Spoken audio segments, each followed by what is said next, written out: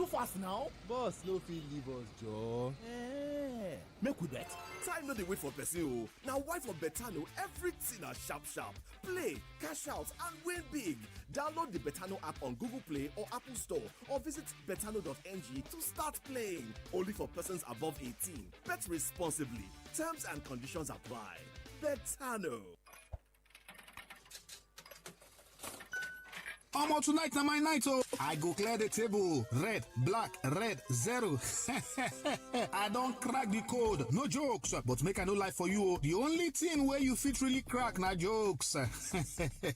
You dey play? Make we bet. If you like casino games and enjoyment, then make I tell you something wey go interest you. You fit win big on top Betano Casino, where enjoyment full ground. Betano give you access to over 5,000 exciting slot games on top Avatar plus mega jackpot every single day. Whether you be person wey just dey try your luck small or you just like the casino experience, Betano get varieties wey fit your style. Everything dey simple, smooth and entertaining. To start playing, just download the Betano app on top Google Play Store or Apple Store, or make you visit betano.ng. E no hard at all. But make we make this one clear, Betano na strictly for persons 18 years and above. Please bet responsibly. No go carry wetin pass you. Terms and conditions apply. So remember, na enjoyment to the talk, na discipline we dey promote, and na premium casino experience Betano dey bring give you. Download today, play responsibly. Betano. Betano, the game don't start. 360 Sports.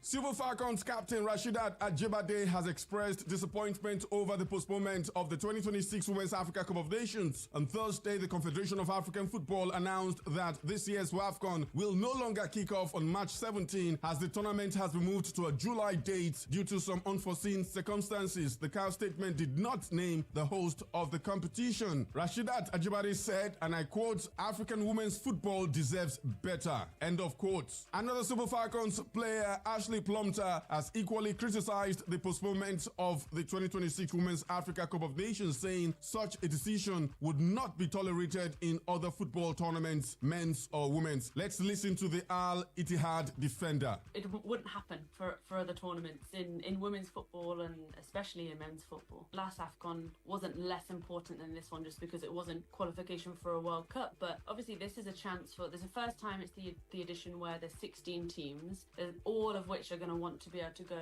and qualify for the World Cup. And this is a big deal for many teams. Many teams haven't even been in the AFCON before, never mind had the chance to qualify for a World Cup. It also helps them financially as well. All I can do, and I've almost probably been forced to be put in this position, is just take day by day and prepare myself in the best way that I can, because there's so many things I've had to get accustomed to, and many other players in African football where you kind of just have to go with it because you have no other choice. It's time to do the Nigerian Players Watch segment on the show. Victor Osimhen was the match winner in the Istanbul derby against Besiktas for a 10-man Galatasaray to consolidate their leadership of the Turkish Super League. Osimhen scored with his head courtesy of a cross from Leroy Sané in the 39th minute, and that proved to be the difference between the two rivals. It was his 11th goal of the league in Turkey this season. In Spain, Akko Adams scored for Sevilla in a 1-1 draw at home against Rayo Vallecano, and that game took place on Sunday. It was Adams' 7th goal in the Spanish top flight this campaign. And let's take you to Czech Republic, where 2025 Africa Cup of Nations player Salim Fago Lawal scored his 2nd goal for Victoria Plzeň as the Czech side secured a convincing 3-0 win over Radek Kralov in the league on Sunday.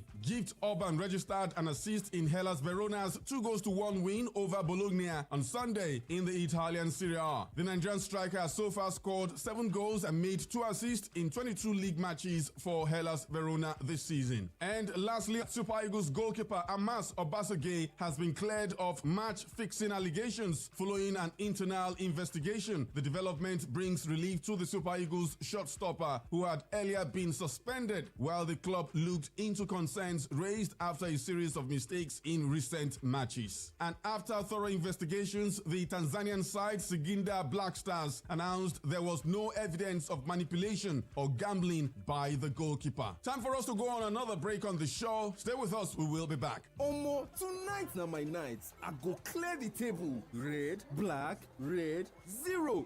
I don't crack the code. No joke. The only thing where you feel crack, now jokes.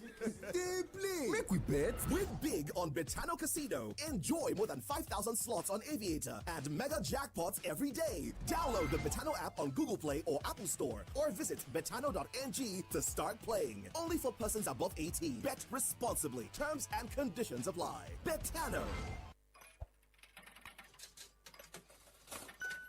Omo, tonight na my night, oh. I go clear the table. Red, black, red, 0. I don't crack the code. No jokes. But make I no lie for you, oh. The only thing where you fit really crack na jokes. You dey play? Make we bet. If you like casino games and enjoyment, then make I tell you something wey go interest you. You fit win big on top Betano Casino, where enjoyment full ground. Betano give you access to over 5,000 exciting slot games on top Avatar plus mega jackpot every single day. Whether you be person wey just dey try your luck small or you just like the casino experience, Betano get varieties wey fit your style. Everything dey simple, smooth and entertaining. To start playing, just download the Betano app on top Google Play Store or Apple Store, or make you visit betano.ng. E no hard at all. But make we make this one clear, Betano na strictly for persons 18 years and above. Please bet responsibly. No go carry wetin pass you. Terms and conditions apply. So remember, na enjoyment to the talk, na discipline we dey promote, and na premium casino experience Betano dey bring give you. Download today, play responsibly. Betano. 360 Sports. Welcome back to the show. Quickly to all the sports in boxing, Nigeria has named its 10 boxer squad for the 2026 Commonwealth Games in Glasgow, Scotland, after the conclusion of the open trials in Surulere, Lagos, and that concluded on Friday. The 4-day event organized by the Nigeria Boxing Federation drew 128 boxers, 121 of them men, 27 women, competing across 10 weight categories. Each champion earned a coveted ticket to represent the nation at the Games. Nigeria will be hoping to improve on its 2022 Birmingham outing, where 9 fighters returned with 4 medals, 1 silver and 3 bronze medals. The 2026 Commonwealth Games are scheduled for July 24 to August 1 in Glasgow, Scotland. And in athletics, let's tell you that Team Nigeria's women's 4x400 meters relay team have qualified for the upcoming World Relays Championships scheduled to hold in Botswana in May. The team achieved this at the Athletics Classics that took place in Calabar at the weekend. Lastly, in other sport, in Formula One, the season got underway at the weekend. George Russell took a comfortable victory in the Australian Open Grand Prix at the start of a new era of Formula One after a brief early scrap with Ferrari's Charles Leclerc. Russell and Leclerc staged a close fight for the first 10 laps with frequent lead changes before Ferrari's decision to stay out during a virtual safety car period took them out of contention for the win. The Britain led home Mercedes teammate Kimi Antonelli, while Leclerc had to be satisfied with the final podium position ahead of Lewis Hamilton in the other Ferrari. Last boss, oh, last boss. Enter with your change, oh. Ah, driver, wait, oh. Tunde, do fast now. Boss, no fit leave us, Joe. Make we bet. Time no dey wait for person, oh. Now why for Betano, everything na sharp. Play, cash out and win big. Download the Betano app on Google Play or Apple Store or visit betano.ng to start playing. Only for persons above 18. Bet responsibly. Terms and conditions apply. Betano. Omo, tonight na my night, oh. I go clear the table. Red, black, red, 0. I don't crack the code. No jokes. But make I no lie for you, oh. The only thing where you fit really crack na jokes. You dey play? Make we bet. If you like casino games and enjoyment, then make I tell you something wey go interest you. You fit win big on top Betano Casino, where enjoyment full ground. Betano give you access to over 5,000 exciting slot games on top Avatar plus mega jackpot sport every single day. Whether you be person wey just dey try your luck small or you just like the casino experience, Betano get varieties wey fit your style. Everything dey simple, smooth and entertaining. To start playing, just download the Betano app on top Google Play Store or Apple Store, or make you visit betano.ng. E no hard at all. But make we make this one clear, Betano na strictly for persons 18 years and above. Please bet responsibly. No go carry wetin pass you. Terms and conditions apply. So remember, na enjoyment to the talk, na discipline we dey promote, and na premium casino experience Betano dey bring give you. Download today. Play responsibly. Betano. Welcome back to the show. Let's get back to football. Pavis Estupinan's powerful strike and AC Milan derby honors as they edged city rivals Inter to reduce the gap on the Serie A leaders to 7 points. Modric played the ball, but Zielinski has found Mkhitaryan. He's got two up with him. Mkhitaryan still going here. Mkhitaryan straight at Maignan, who stood tall and made the save. Tried to dink the goalkeeper when he had either corner to aim for either. Fofana, Rafa Leao, back for Fofana. And through it goes. This is Estupinyan! Who would have thought it? It's his first Milan goal, and he wasn't even slated to start.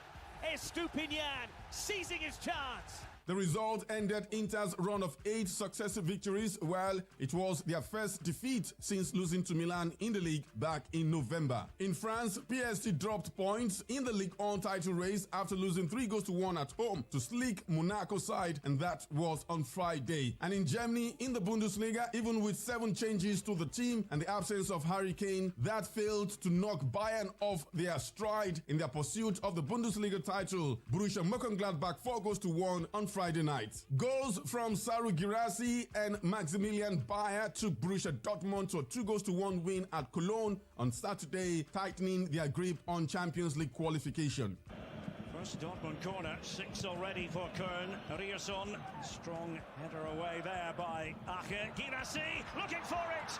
Got the break at that one, Serhu Girassi, and he scored against one of his old clubs.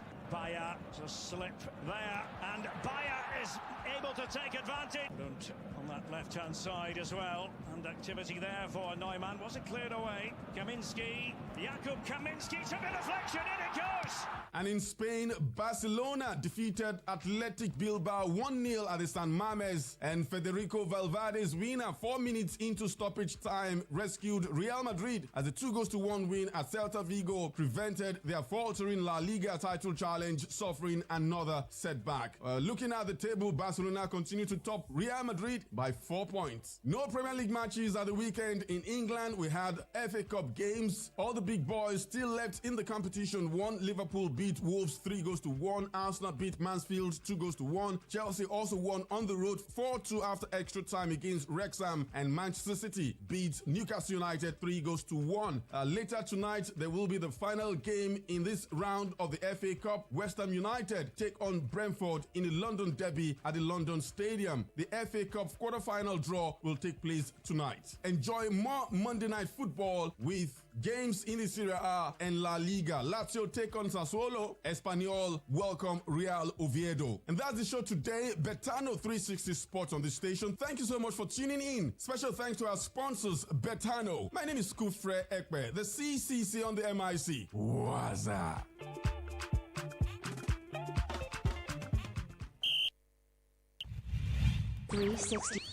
Tune in for a journey beyond the ordinary. Fasten your seatbelts. We are not just a station, we are the station. Today, 95.1 FM, the voice of the people. 95.1 FM, voice of the people. And we're back.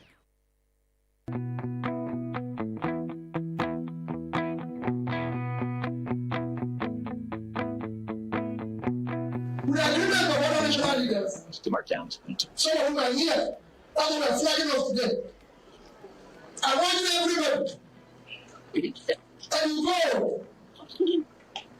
And ensure that you register, obtain your card, and go. Once I want to ready, please. Online. Down. We want to register as many Nigerians as possible. The election in 2027 will be Nigeria against Bangladesh. If you don't let me be against God, I assure you, election 2027 will be Nigeria fighting for justice. Yes. Because people will say, oh, Southeast wants it. Southeast is part of Nigeria. Southeast wants to serve. Southeast, I'm sure, no other zone will claim to be more Nigerian than Southeast. Because every day you go to Nigeria, you see someone from Southeast who has built his own house. He didn't go there for transaction to go back. They live there, they trade there, they do their business there. And we in the Southeast are saying we want a new Nigeria where a child of nobody can be sovereign without knowing anybody. A Nigerian man will put Nigeria out of poverty. Because this security today can't be reduced if you put people out of poverty. The more you put people out of poverty, the more you reduce criminality. So, I want to say today very simple. Go and become teachers of men. Why wouldn't I be proud of the woman? Okonjo-Iweala, Bianca Ono, and so many others have made Nigerians proud. Therefore, I join you to celebrate women in Nigeria. The bill that we are considering to give space to more women in parliament is still on. And my prayer is that the 10th National Assembly will succeed in bringing more women to the parliament. That will create more opportunities for Nigerian women. Intentionally, we must give freedom to local governments in Nigeria by amending the constitution and making it possible for local governments to also develop, just as we are developing the states. I am there. When I make a law, some will smile, some will frown. But each time I see the opposition frown, I get excited that I've made the right law. Because while we are moving around Nigeria, consulting and campaigning, many of them are still trying to form their political party. They have not even finished registration. And they will continue in confusion until 2027 election is over. Instead of them to go and put their houses in order, they are breaking up. You see a man who formed Labour Party, they had millions of votes. Today they can't have 100,000 votes. Because Labour Party is in stress. They have different leadership. Some in the north, some in the south, some in the west, and some in the east. You see the then PDP that used to be one, now struggling to have about 5 different offices in Abuja with about 4 secretaries. Who will sign their form? Who will sign their form? So yesterday I saw one man shouting on television because of the amended Electoral Act. We are likely to boycott election. I said, tell the truth. You are boycotting the election because you are not ready. If you were ready, you will not boycott the election. So I want to congratulate President Bola Ahmed Tinubu in advance for being able to form a party, the APC, and being able to hold on to it with tenacity and being able to organize it to become a formidable force that today has 31 governors on the road and still moving forward and still moving forward and still moving forward. If politics is a game of numbers, can you beat such a man? No. Can you beat such a man? So I joined the women of Akwa Ibom State, together with my governor, to further endorse President Bola Ahmed Tinubu GCFR for a second term in office. Now, I want to start by sympathizing with our landlord. Sympathizing with our landlord. At the same time, which is 48 in the current government area. I want to ask all of you, please don't be violent. Don't be violent, because violence may lead to the death of somebody. So don't be violent. But at the same time, they can't stop us from meeting in our community. They can't stop us from meeting in our community.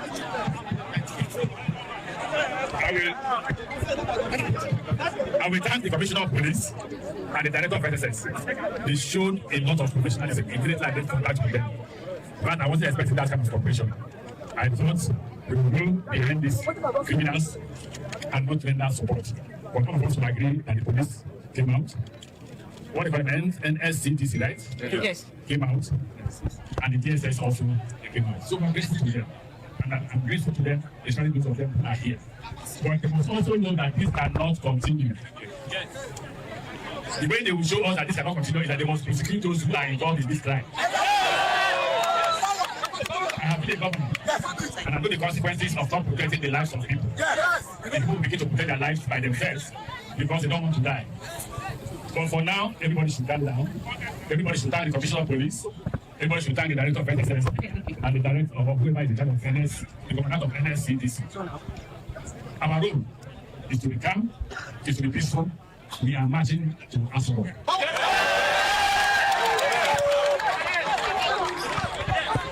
they are doing is a distraction. What they are doing will not push food on your table. We are hungry. If you are not hungry, tell them I am hungry. And they say we should keep quiet. We can no longer keep quiet. ADC River State must register in mass. We must make sure that we have enough numbers to surprise them. On the election day, they will know whether we will vote or not. I continue to tell people that when they say, by this time, APC was hot everywhere when we were in the position. But you forgot that by that time, what they saw as APC was the governor's forum. So the governors were fighting against the PDP and the then president. Now, that allowed APC time to build. So the society must know that we don't have governors that are in power that are fighting with the president. So the focus is on ADC, but they must give us time to build. We have to build a party that is formidable, that can confront the party and the government in power. And I can tell you for free that we think we'll get there. Why do we think we'll get there? Just opening the portal for registration. Individuals without being mobilized with their own money are registered. It is by Monday that I think the party will start mobilizing people to go and register. That's what I think. Are we doing well? The answer is yes. Are we ready to confront the party in power? We will sit and watch the people and the government in power. Why? Poverty, hunger, insecurity. People think insecurity is only in the north. On our way to Ubima, people were shooting. On our way back, people were shooting. So insecurity is not just in the north, it's also here. The difference between that of the north and here is that this one is sponsored. You could see them carry guns. They were not running away. They were confronting the police. So these are issues that you need to address, and this government is incapable of addressing them. They are partisan. If not, why would you see young boys carrying guns at home and you would arrest them? Your immediate successor has said it time and again that it will be difficult for ADC to have a foothold in the River States. How do you intend to come out of that? I want to address my support in this. My commissioners, my chief of staff, all those who work under me, it will be disrespectful for you to ask me a question to answer about them. When God has made me governor, I should respect myself by not talking to those who worked under me, who took directions and directives from me. I will not sit down and talk about them. I was grateful to both the Commissioner of Police and to the Director of SSS. They responded, they sent in security to go with us to Ubima to conclude the registration and out of Ubima. The next thing is I told the Commissioner of Police and the Director of SSS, those who participated in that crime must be brought to book. If they are not, if they don't do that, then the police has taken a position, right? So, and one problem Nigeria has is consequences for action. If there are no consequences, these boys will think that nothing can happen to them. And what does that do? It grows violence, it builds violence, it initiates more violence. And I don't think that's the best way to go. I thought the president said they were popular. I thought those people were asking about said they were popular. All these measures, what they're doing is panic measures. They are scared. If you're not scared, let's meet on the field. Let the people choose who they want to choose. What they're doing is they're trying to force people on the people. They're trying to force politicians on the people. Now, what ADC provides for you is an opportunity to choose who the right person is. What is our countermeasure to intimidation? What is our countermeasure to intimidation will be dependent on mobilization. You must bring out the people. The reason why they're doing what they're doing is they want our party. They don't want you to come out and vote. Because if you come out and vote, you certainly won't vote for APC. If you want to vote for APC, you have to ask yourself, what have they done? Okay, the noise was Lagos Calabar Coastal Road. Where is the Lagos Calabar Coastal Road? I was Minister for Transport. I can show you evidence of what I have done. Itapiwari is there. Lagos, Ibadan. They are using it. APC, PDP, everybody's using it. Kano, Kaduna, under construction before we left. I know where they are now. Kaduna, Abuja. Those are things that we did under Buhari. The seaport in Lagos, the Lekki Deep Seaport. Let this government show one thing they have done, either in the north or in the south, apart from stealing money. Now, what's the message to the River State ahead of 20% January? That they should go and register with this. The more we are, the difficult for them to come after us. Charles, Executive Chairman of the local government. Happens to be that this community I found myself here is my own community.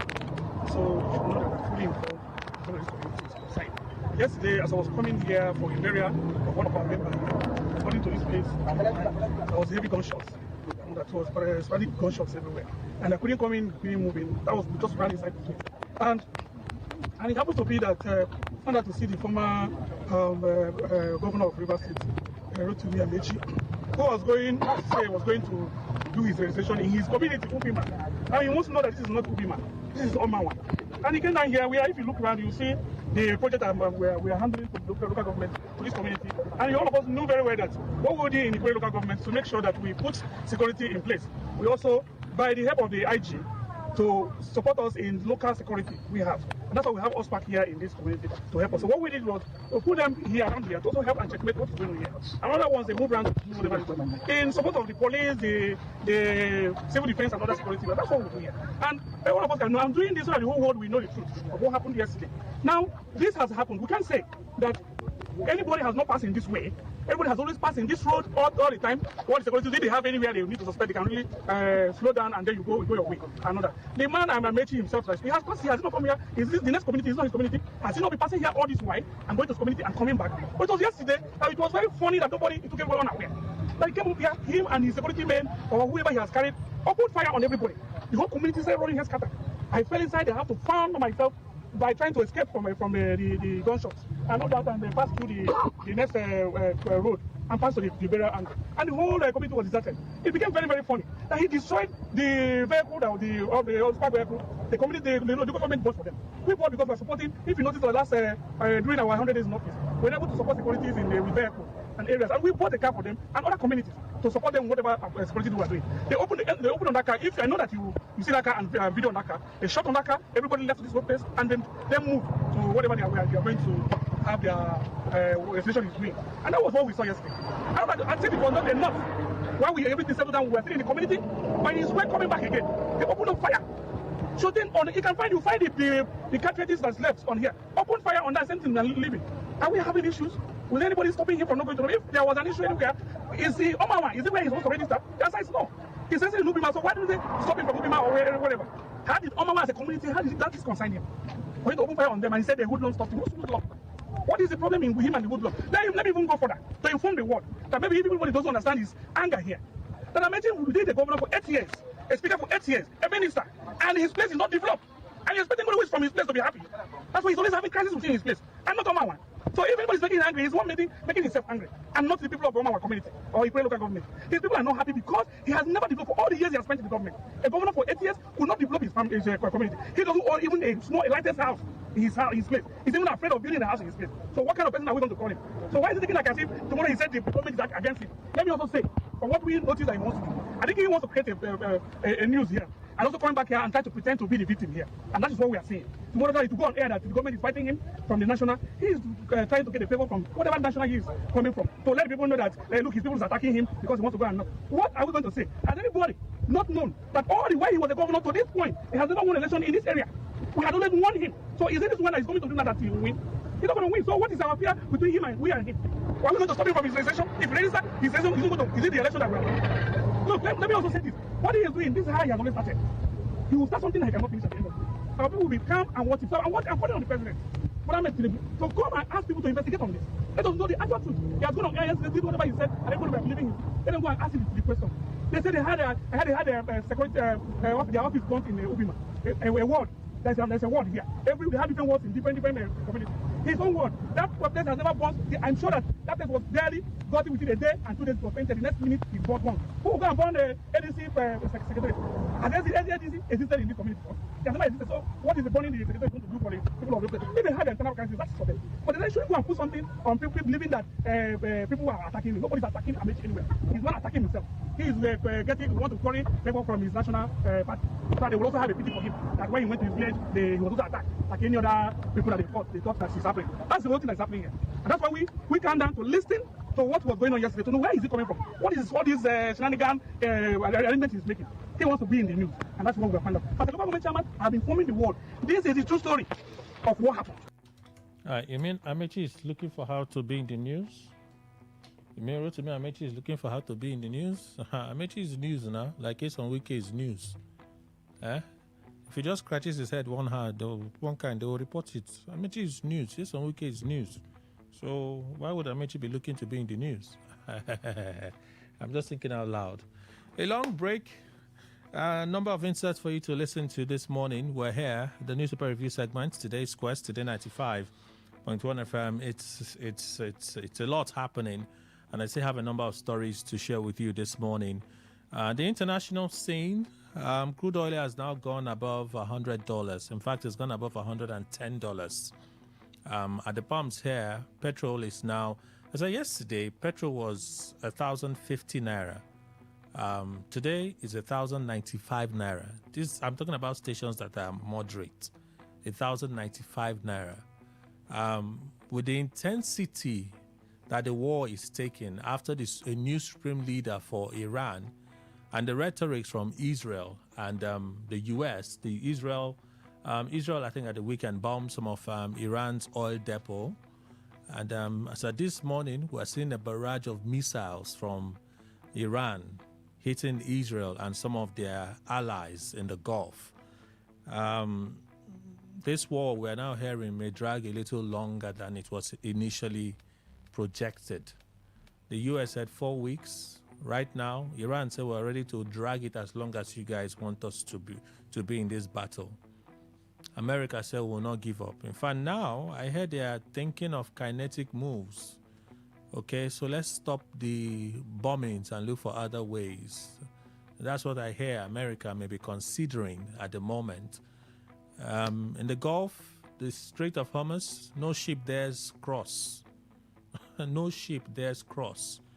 I heard that in Britain, they have 2 days of oil reserve left. If nothing happens between now and then, the UK will go into a crisis when it comes to energy supply.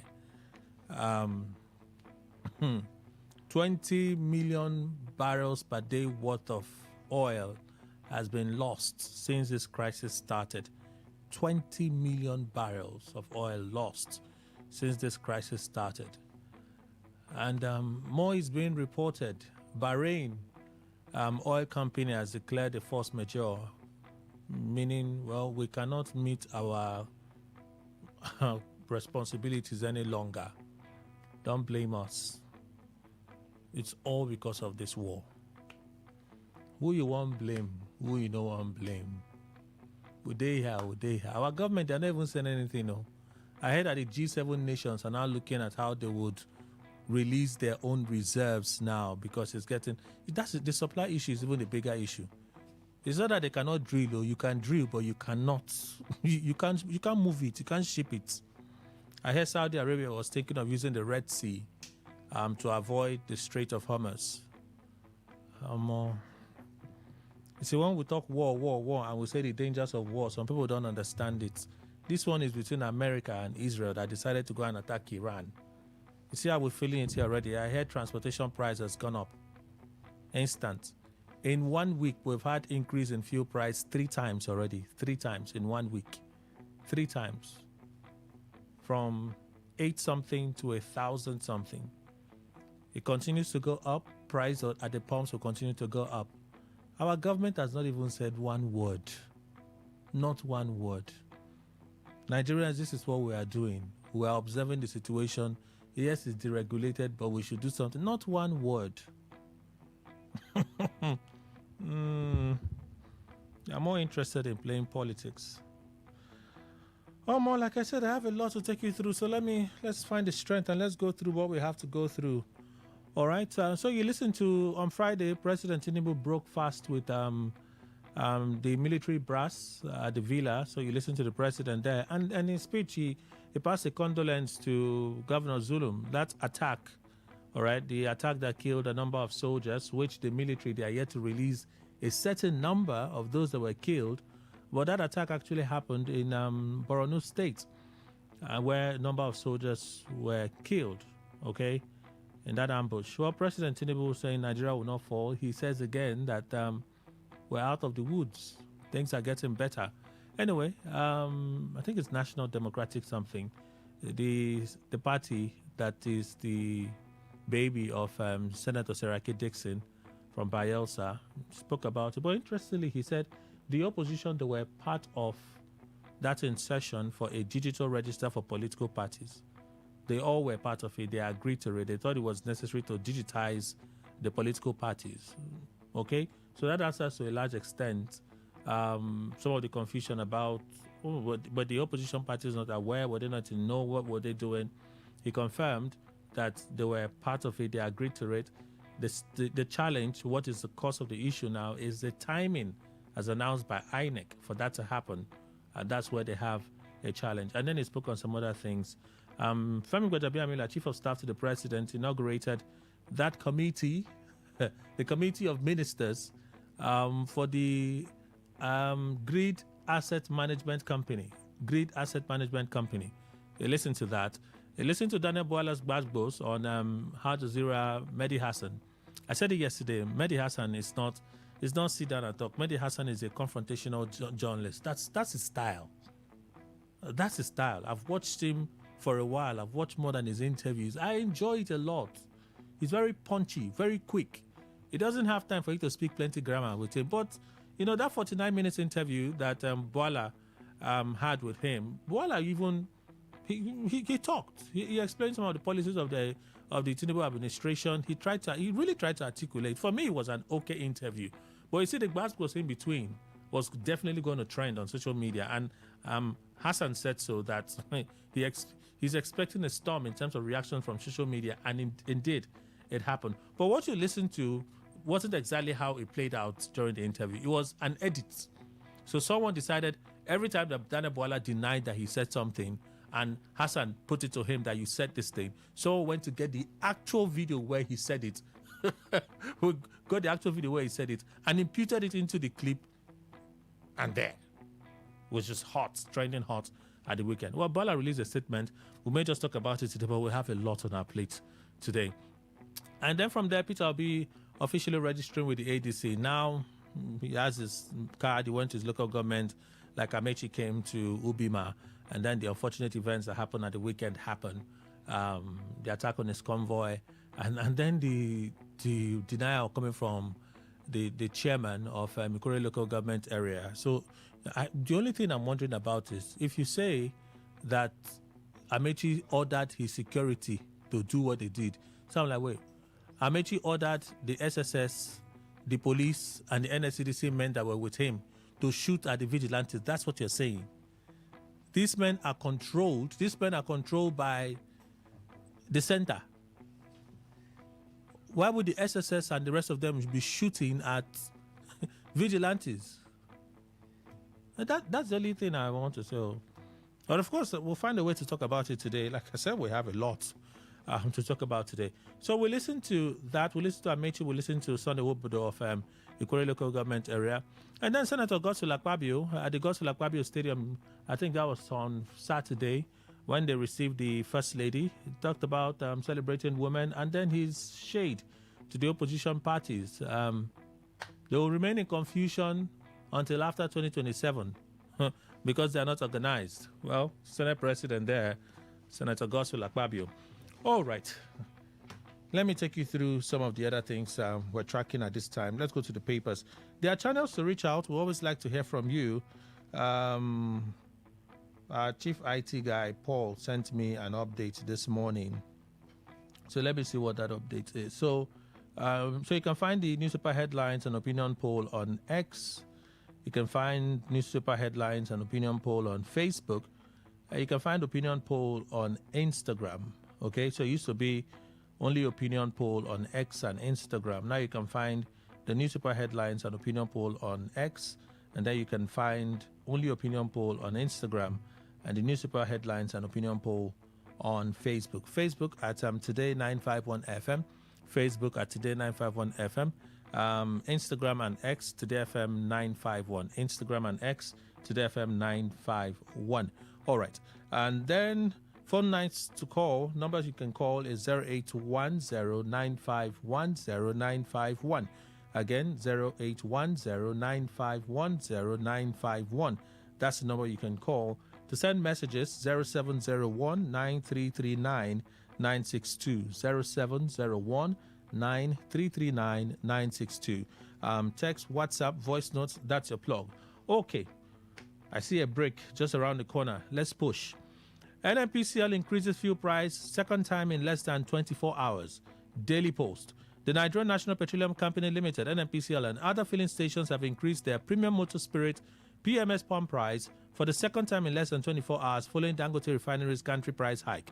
Daily Post reports that the state-owned oil firm on Sunday adjusted its pump price from 967 naira to 1,082 naira per litre in Abuja and its environs, representing a 115 naira increase per litre.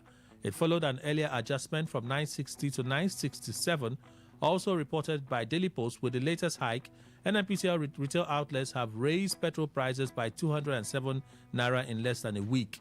Dangote, they've not announced their latest increase, though. They haven't announced it yet. Tribune, ADC flares Akpabio for dismissing opposition's objections to Electoral Act 2026. We'll read this tomorrow, so let's just roll this over. We'll read this tomorrow. Iran names Ayatollah Khamenei's son, Mojtaba, as new supreme leader. Iran has named Mojtaba Khamenei, the son of Ayatollah Ali Khamenei, as the country's new supreme leader, following the killing of his father in U.S.-Israeli strikes on February 28, according to an announcement by state-run media early on Monday. Mojtaba was selected by Iran's Assembly of Experts, an 88-member body of elected senior clerics responsible for choosing the country's supreme leader. The Assembly of Experts has chosen a new leader only once before, since the Islamic Republic was established in 1979. That decision came when Ali Khamenei was selected after the death of Ayatollah Ruhollah more than 3 decades ago. The appointment has already drawn a response from the U.S. president, who said on Thursday that he must be involved in the appointment of Iran's next leader and described the choice of Khamenei's son as unacceptable. The 56-year-old Mojtaba Khamenei is the second son of the late supreme leader. He is widely seen as influential within Iran's political system and is known to have strong links with the Islamic Revolutionary Guard Corps, IRGC, and its Basij volunteer paramilitary force. Despite this influence, Mojtaba is not a high-ranking cleric and does not hold an official position in the government. The cable newspaper, petition not proof of wrongdoing. Ben Kalu denies falsifying NYSC law school records. Benjamin Kalu, Deputy Speaker of the House of Representatives, has denied allegations of certificate forgery leveled against him by a coalition led by the civil society groups of good governance. The coalition had alleged irregularities in the Deputy Speaker's legal training and National Youth Service Corps NYSC records. As at press time, Dominic Ogaku, leader of the coalition, claimed that it was statutorily impossible for Kalu to have completed the NYSC program at the Nigerian Law School simultaneously. Ogaku alleges that records show Kalu, then known as Benjamin Okeze, attended the Nigerian Law School between 2010 and 2011. He said Kalu later claimed that an NYSC discharge certificate was issued him in March of 2011 for a service year that overlapped with his law school program. But the Deputy Speaker, in his response, through Levinus, Chief Press Secretary, dismissed the allegations, saying they were based on a petition that had neither been substantiated nor determined by any competent authority. It is important to recall that Kalu was called to the Nigerian Bar in September 2011 and subsequently enrolled as a legal practitioner of the Supreme Court of Nigeria, a process governed by the Council of Legal Education and the Nigerian Law School with rigorous verification of academic and statutory requirements. At no time since his call to the bar has any competent legal authority invalidated his qualification or professional status. The mere existence of a petition does not amount to proof of wrongdoing, and it would be deeply irresponsible to attempt to convict any individual in the court of public opinion. According to the statement, a youth organization had earlier said no verified official report existed indicting the Deputy Speaker, noting that previous verification exercises confirmed the validity of his NYSC certificate. Well, let's move on. Nigerian troops kill 45 bandits, lose 3 soldiers during gun duel in Katsina State. Troops of the Nigerian Army reportedly killed 45 suspected bandits during a gun battle in Dan Musa LGA, that's local government area of Katsina State. According to Zagazola Makama, a counterinsurgency publication based in the Lake Chad region, 3 soldiers were killed in the operation. Citing security sources, Makama says the bandits had earlier attacked a village in Musawa LGA on Thursday, rustling cattle belonging to residents. The publication said community members, alongside some repentant bandits in the area, resisted the attack, killing 4 of the assailants and recovered the stolen cattle. The bandits said to have regrouped and returned on March 6 with the intent of carrying out a reprisal attack. According to Makama, the gunmen encountered troops stationed at a forward operating base in Danali, located in Damusa LGA. A fierce gun battle was said to have ensued, during which troops overpowered the attackers and killed 45 of them. Makama equally said among those killed are 2 bandit leaders identified as Alti, who is said to be a nephew and second in command to Adamu Aleru, a notorious bandit kingpin, and another commander known as Demale. The publication said Alti had recently assumed a more active role within the bandit network following the death of Kachala Dan Isihu, his brother, who was previously killed by security forces during counter-banditry operations. CBN says 30 banks have met minimum capital requirements. The Central Bank of Nigeria, CBN, says 30 banks have met the minimum capital requirements announced on March 2024.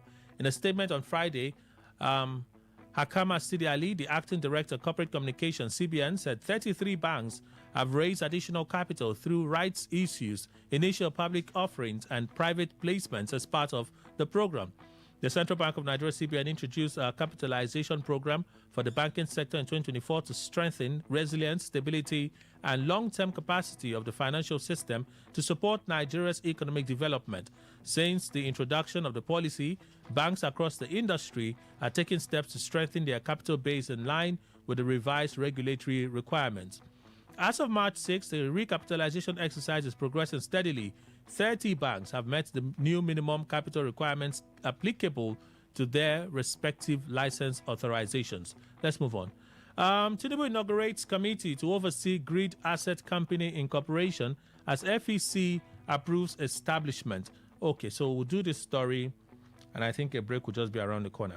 President Bola Tinubu has constituted an 11-member committee to facilitate the seamless incorporation of the Grid Asset Management Company GAMCO Limited. In a statement on Friday, Bayo Nanuga, presidential spokesperson, says the committee was constituted following the Federal Executive Council approval for the establishment of the company at its Wednesday meeting. According to the statement, the committee will be chaired by Femi Gbajabiamila, Chief of Staff to the President. Members would include the Attorney General of the Federation and Minister of Justice, as well as Ministers of Power, Works and Finance. Others would include Ministers of the Ministers of Communications and Digital Economy, Science, Technology and Innovation, Aviation and Aerospace Development. The Minister of State for Petroleum and Chairman of the Nigeria Revenue Service, and Yemi professor and energy expert, are also part of the committee. You mean only one? Only one expert. John Ezeamama, the Permanent Secretary of the Cabinet Affairs Office, will serve as the committee secretary. In proposing GAMCO, President Tinubu hopes to fast-track a quick-fix solution to the endemic problems of stranded power, grid management, and transmission in the country's electricity sector. Gbajabiamila, who conducted the inauguration on behalf of the President, said the company is designed to optimize and transform power generation with a particular focus on grid and transmission sectors, urging committee members to align with the President's vision in establishing GAMCO and to adhere strictly to the committee's mandate. Gbajabiamila added that the committee will carry out a comprehensive review of existing laws, regulations, policies, institutional framework governing the entire electricity value chain, including generation, transmission, distribution, and market operations. Well, according to the statement, the committee will examine the implications of the Electricity Reform Laws 2025 and associated unbundling arrangements on asset ownership, management, and regulatory oversight. It will identify areas of conflict, overlap, or inconsistency between the proposed GAMCO framework and extant legal and regulatory instruments. The committee will also assess the legal status, ownership structure, and contractual obligations of the Niger Delta Power Holding Company and National Integrated Power Project assets, including the Omotosho, Olorushogo, and other power plants which GAMCO plans to use for its pilot phase. It will evaluate the interface between GAMCO's proposed mandate and the statutory functions of the Nigeria Electricity Regulatory Commission and determine the fiscal, financial, and market implications of the proposal, including subsidy exposure, market liquidity, and revenue framework. The presidency says the committee will assess if GAMCO's setup requires changes to laws, subsidy rules, or executive directives. So there are other things here, but we'll watch and see what would happen. Am I due for a break? Looks like I'm due for that break. Yes, I'm due for that break. So this break will take us till 10, and then at 10 we'll go 9, Take us till 9. We'll pay some bills after 9. Return. I may just have to roll some of these stories over, or I just take 5 minutes, look at a few more stories after that break at 9. And then we'll get into the issues. Please stay with us.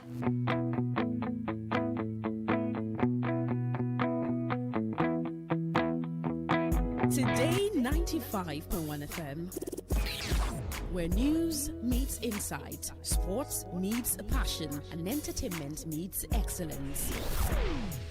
Expert analysis from seasoned professionals and our top analysts, informing, educating, and entertaining you. Your voice, your station. We are the voice of the people.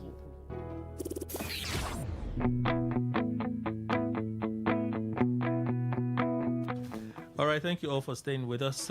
We're in the markets. We have Maureen from Non's Luxury Homes joining us at this time. Hi, Maureen. Good morning. Good morning, sir. Welcome. Thank you. All right, tell us what you do at Non's and the special message you brought today. Okay, my people, we don't carry better gist. Come meet now. This morning from Non's Luxury Home Limited, don't carry Obongo promo. When go sweet you for Bele Waka come this morning, we dey introduce Non-Flourish Estate. Non-Flourish Estate when they for Imogu near Cattle's Filling Station, Omagwa, with a fantastic promo price. This promo now fantastic promo price of 1.8 million naira. Yes, now 1.8 million naira for attract payment. This land na correct land when be say na correct investment because na correct investment. People dey rush to buy am because quality no dey show himself. This land na complete dry land, nothing like say you buy am today, tomorrow problem go dey. No, we dey give you better insurance, say nothing like that go happen for future. This land when you go buy, you go start to dey build immediately because na better land and you no go see anything like harassment. So make I call this our number, make una come see where this land when I dey talk about dey.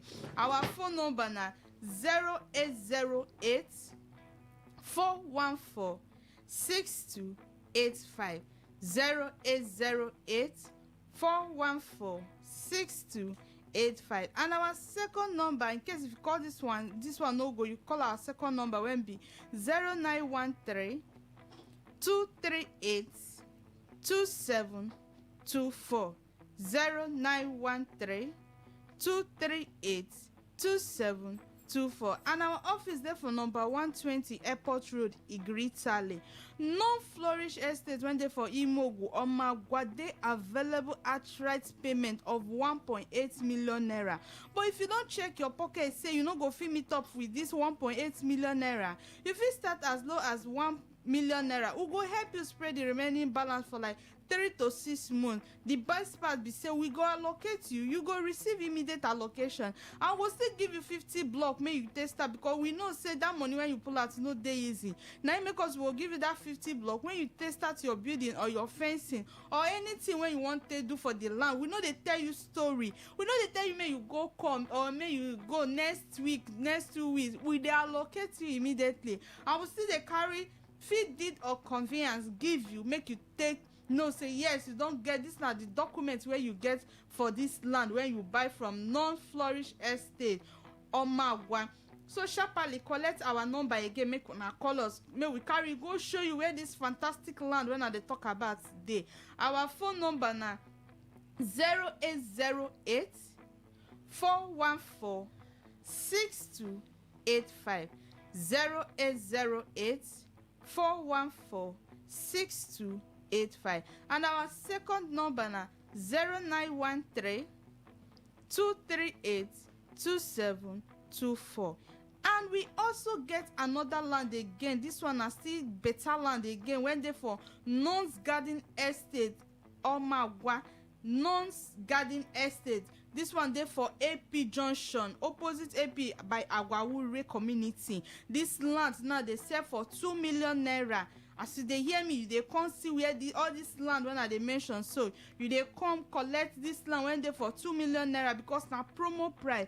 But if you don see yourself say you no go fit meet up without 2 million, if you start as low as 1 million naira, we go help you spread the remaining balance for like 3 to 6 months. But that one be say wetin you go come pay na 2.2 million naira, no be 2 million naira again. I go still help you spread am for 3 to 6 months. You no need to fear anything concerning us because we sure for you and we value you well well. This land when you buy from our hand no go enter water because we be family real estate. We dey take you like ourselves, so assurance cover you. Sharply call this number make I carry you go show you where this land when I dey talk about dey. Our phone number na 0808 414 6285 0808 414 6285, and our second number na 0913 238 2724. We dey provide feed deed or conveyance and we dey allocate you immediately.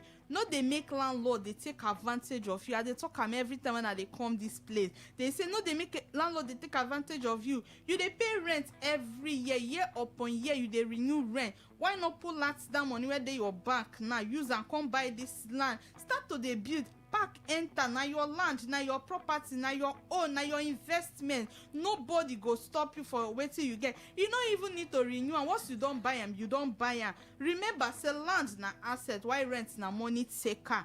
And our inspection days na every day from Monday to Saturday from 10 a.m. to 4 p.m. We go carry you go show you where this land dey. The land when you buy today fit increase within just 1 month. This land when I dey talk about when dey for non-flourish estate and non-garden estate, nothing like hidden fee. No hidden fee, no community wahala, no bush entry, no drinking money. Just come with 1.8 million naira for non-flourish estate. We go give you the land. Of now the one when they for non-garden estate when they sell for 2 million naira, we go still give you the land. But if you no still meet up with this 1.8 million naira or 2 million naira, you fit start as low as 1 million. We go help you spread am like 3 to 6 months. For the 1.8 million, wetin you go come pay na 2 million naira, no be 1.8 million naira again. And for the one for 2 million, wetin you go pay na 2.2 million because na instrumental payment na you do. Sharply collect this number, may you come see where this land when I dey talk about today. Our phone number again na 0808 414 6285 0808 414 6285, and our second number na 0913 238 2724 0913 238 2724, and our office there for number 120 Airport Road, Igritale. The longer you wait, the more time you dey lose this precious land. And remember say land, this our land where we dey talk about now, just 5 minutes drive from airport roundabout to where Omagwa. And this land where you buy today na better network, na better good road network. Nothing like say you no see road take go where your land dey. Nothing like say I need to clear am first before I go enter my land. No, just sharply come see where this land dey, na better road na e dey. And no dey let soap enter your eyes. Come buy land for better land, for better place when be say dem go give you land, dem go allocate you. This land when I dey talk about na good land. No flourish estate na 1.8 million naira, and no garden estate na 2 million naira for promo price. This promo na just 1 week promo na e dey land. So come make you come see where this land dey, because better soup na money killer. So sharply collect this number, make you come see where this land dey. And as we dey carry dey go show you where this land dey, we no dey tell you make you use your transport, take transport yourself. Now we go transport you go show you where this land dey. Our phone number again na 0808 414 6285 0808 414 6285, and our second number na 0913 238 2724. So sharply come see where this land dey. All right, again, your phone numbers and your physical address. Okay, our phone number na 0808 414 6285. 0808 414 6285. And our second number na 0913 238 2724. Our office there for number 120 Airport Road, Igritali. Thank you so much, Maureen from Nonce Luxury Homes. The news update next. Please stay with us.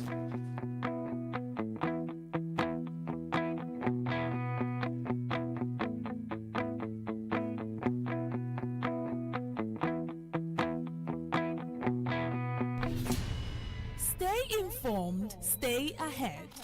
Tune in to Today 95.1 FM for the latest news and exciting sports updates. Your trusted source for everything you need to know. Today 95.1 FM, the voice of the people. Whether it's happening in Port Harcourt, South South, Nigeria, or around the world, we've got you covered. On air, online, delivering balanced news and unbiased analysis. Today, 95.1 FM. Today, 95.1 FM, Port Harcourt. News update.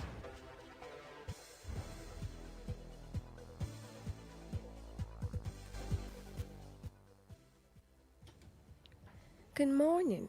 Here's a news update on Today 95.1 FM. I am Miracle Emmanuel. Operatives of the National Drug Law Enforcement Agency (NDLEA) have arrested Sheleru Olalikon, a former councillor in Lagos State, for alleged involvement in drug trafficking. The 45-year-old, who previously served as a councillor in Ibeju,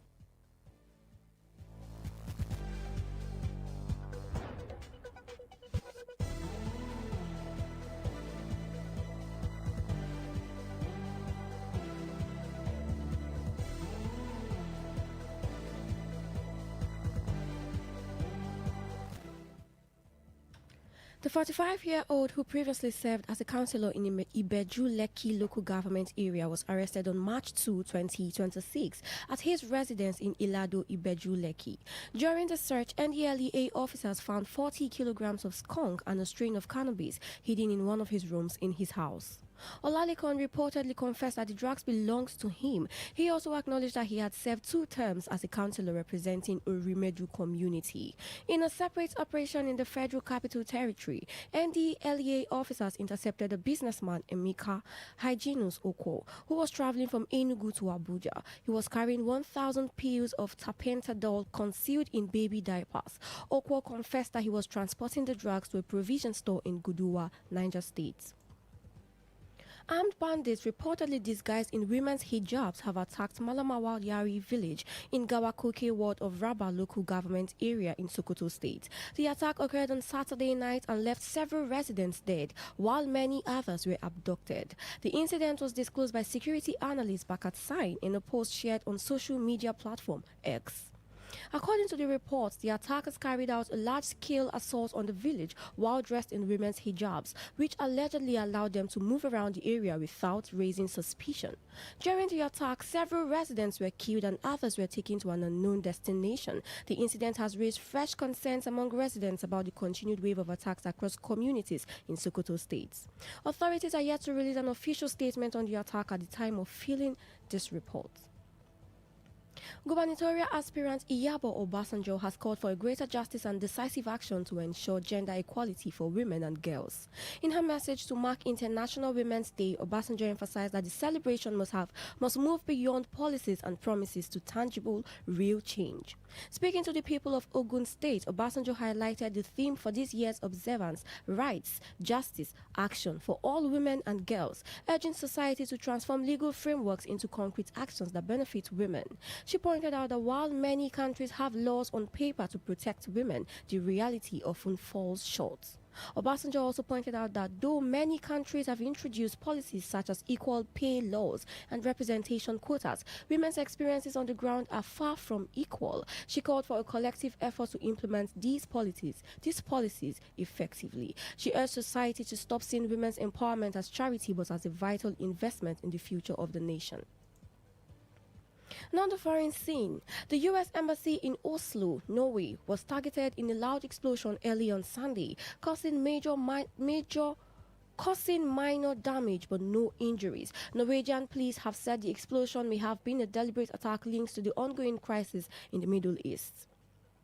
Police are investigating the incident and suspect it may be terrorism related, although they are exploring all possibilities. The blast occurred at around 1 a.m. local time, sending thick smoke into the streets by the consular section of the embassy, and authorities are working closely with the embassy to investigate the incident.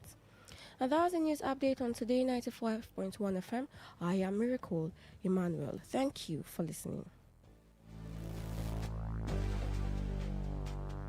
Today's news, today's entertainment, today's sports, today's issues. Today on Today 95.1 FM, Port Harcourt. Please listen to this infomercial.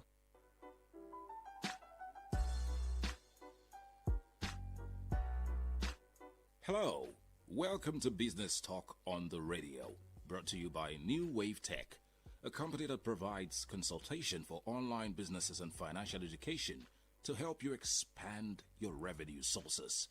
In today's edition of the program, we'll be discussing leveraging the money game to multiply your income. Our guest is an online entrepreneur from New Wave Tech, a woman who holds esteemed certifications, including one from the University of Sydney in innovation through design, and this shows her commitment to progressive methodologies. She has accreditation in economic capital markets from the Corporate Finance Institute and in digital marketing from the California Miramar University. As head of partnerships at Nigeria's premier brokerage firm, she orchestrates pivotal collaborations for business success. With over 5 years of consultancy in the online business space, her expertise is both seasoned and refined. She is a graduate of Obafemi Awolowo University. Our guest is no other than Princess Ubo. Princess Ubo, thanks for joining us today. Thank you so much for having me in the studio with you today. Okay, for first-time listeners, here's a brief introduction about New Wave Tech. New Wave Tech is a revolutionary online academy dedicated to empowering entrepreneurs and businesses with the knowledge and skills to succeed in the digital age. Their cutting-edge training programs focus on online business strategies and AI integration, helping you maximize profits and stay ahead of the curve. Okay, so we're looking at a very interesting topic today, leveraging the money game to multiply your income. Can you explain this to the listener? Let's start that way. Okay, leveraging the money game to multiply your income simply means making in one day what you will make in 5 years. The average rate of $1 to Naira is about 1,400 currently. This means if you save 1 Naira per day, you will need to save for about 5 years to get $1. Now, let's turn this around. If every day you make $1, which is 1,600 Naira, this means you make in one day what you would have taken you 5 years. And that's leveraging the money game. Interesting math there, Ubo. So how can one leverage the money game? Well, Klaus Schwab said something. He said, in a new world, it's not the big fish which eats the small fish. It is the fast fish which eats the slow fish. The reason your income is where it is, it's because you're on the slow currency. This simply means in this fast-changing digital world, success is no longer determined by size or power, but by agility and adaptability, which brings about stability. When I talk about leveraging the money game, it's not only in Nigeria, but definitely it is global. Some people play it smart, while others don't, and find it difficult to scale through. Now, in short, as a Nigerian, playing the money game simply means instead of earning in Naira, you earn in dollars. Earn in dollars instead of Naira. Exactly. What exactly is this money game you're talking about, Princess? Well, Lekon, rich people play the money game to win. Poor people, they play the money game not to lose. And because they play not to lose, most times they lose. Do you know why? This is because the money game is a financial strategy that you can use to multiply your current income by over 1,000. For example, an average man works for a salary of about 100,000 naira per month to pay bills and feed his family. Now, this is just his primary goal. And while it seems like it's a bit harsh, if that's all you want, if all you need is to merely pay the bills, that's most likely what you're going to get. Now, the goal of the rich is to multiply their income through different financial strategies, which now includes leveraging digital innovation. Okay. So, digital innovation. Yes, digital innovation. Do you know that the same data people use in watching movies, chatting endlessly on social media is the same data the rich use in making millions? Same device, but different value given. So, what are the businesses that one can do to multiply their income? There are varieties of business that one can do, but I'll focus on just 3 for today. We have a sector of e-business, we have e-commerce, and we also have online trading. Now, for e-business, the E here stands for electronic business, which is just simply putting your current business online to increase visibility within and even outside your locale. Now, a typical example of this business can look like an event planner, okay? Staying fixed in a particular location limits that client potential that you're going to be getting, as against having an online platform where there's no limit to the potential of clients you can interact with, which in turn will definitely boost and change the money game for you. Another example we have is e-commerce. Like I said, the E stands for electronic, but this e-commerce is just buying and selling of goods and services over an electronic network. Primarily the internet, as we all know. It literally is an online market that unifies both buyers and sellers, which means you don't have to look for buyers to buy your item once you display. Now, a typical example of this is what we call drop shipping. Drop shipping, as we all know, is a form of retail business in which the seller accepts orders without having any inventory at hand. However, the drop shipping I'm talking about right now, it's not the generic one we always hear about that don't give adequate results, and it's also hard to actually start being a Nigerian. But what we'll be showing us is a Nigerian-based dropshipping system with a good track record. For me, the biggest and most profitable of them all is e-trading, which is also called online trading. It's the buying and selling of financial instruments like stocks, bonds, and currencies, all in the bid to make profit. It can be done on your mobile phone or computer or from anywhere in the world. Amongst the instruments that can be traded, let's take gold as a case study. I'm using gold because it's something that most persons can relate to. Do you know that from January this year till now, the price of gold has appreciated from $2,000 to about $2,651? That is about 7,060 points increase in the price of gold. If you had bought gold as of January this year at $1 per movement, by now you would have made over about $7,000 in profit just on gold alone. Now, that's the power of earning in a fast-paced currency. Now, imagine if you're trading at $10 per movement in that same price of gold. You would have made over $70,000 in profit. Convert that to Naira. That's a lot of money. That's a lot of money. To make it even more interesting, you can trade several instruments such as silver, US dollars, euro, Apple, Amazon, and the likes. This is sounding so good. But how can Nigerians who are interested join to learn these things? Because somebody has to learn to do this thing. So how can Nigerians who are interested learn? That's why we're introducing the biggest conference where you can have an opportunity to learn these things and make sure you get every information you need to kickstart. Okay, now the New Wave Conference is the biggest and most important educational event in Nigeria as of today, and we will be hosting in several cities. It is time for Nigerians to leverage the money game in order to multiply their income. At this conference, we will be informing and equipping you on the businesses available to help multiply your income with fast results throughout the year. We're going to be looking at strategies on dropshipping, e-businesses, e-trading, and lots more. We'll also help you open an e-trading account and set up free profitable softwares to boost your trading abilities. Okay, so it's getting more and more interesting. All these are quite informative. Now, who are the people that are qualified to attend this conference? Because it sounded like there are certain people who should be a part of it. Oh, that's actually the most interesting part. This conference is one of our most powerful events, and it will be absolutely free for the first 100 persons to register. So if you're a businessman, employee, an investor, a retiree, a job seeker, or even a housewife. As long as you are interested in earning in dollars, then you must be at this conference. You don't have to be a computer literate to attend. With an internet-connected device, you're good to go. Okay, great. So it's free, and all you need is just an internet-enabled device. Exactly. A phone or a laptop. You can be a part of this conference and learn how to play the money game. Yes. Okay, so tell us the date, time, and venue of this conference and how people can register to attend. This event will be happening for 2 powerful days in the city of Port Harcourt, and based on popular demand, it will be happening live at 2 major locations, at Aba Road and the area of Uniport. At Aba Road and the area of Uniport. And the time is from 10 a.m. till 2 p.m. From 10 a.m. till 2 p.m.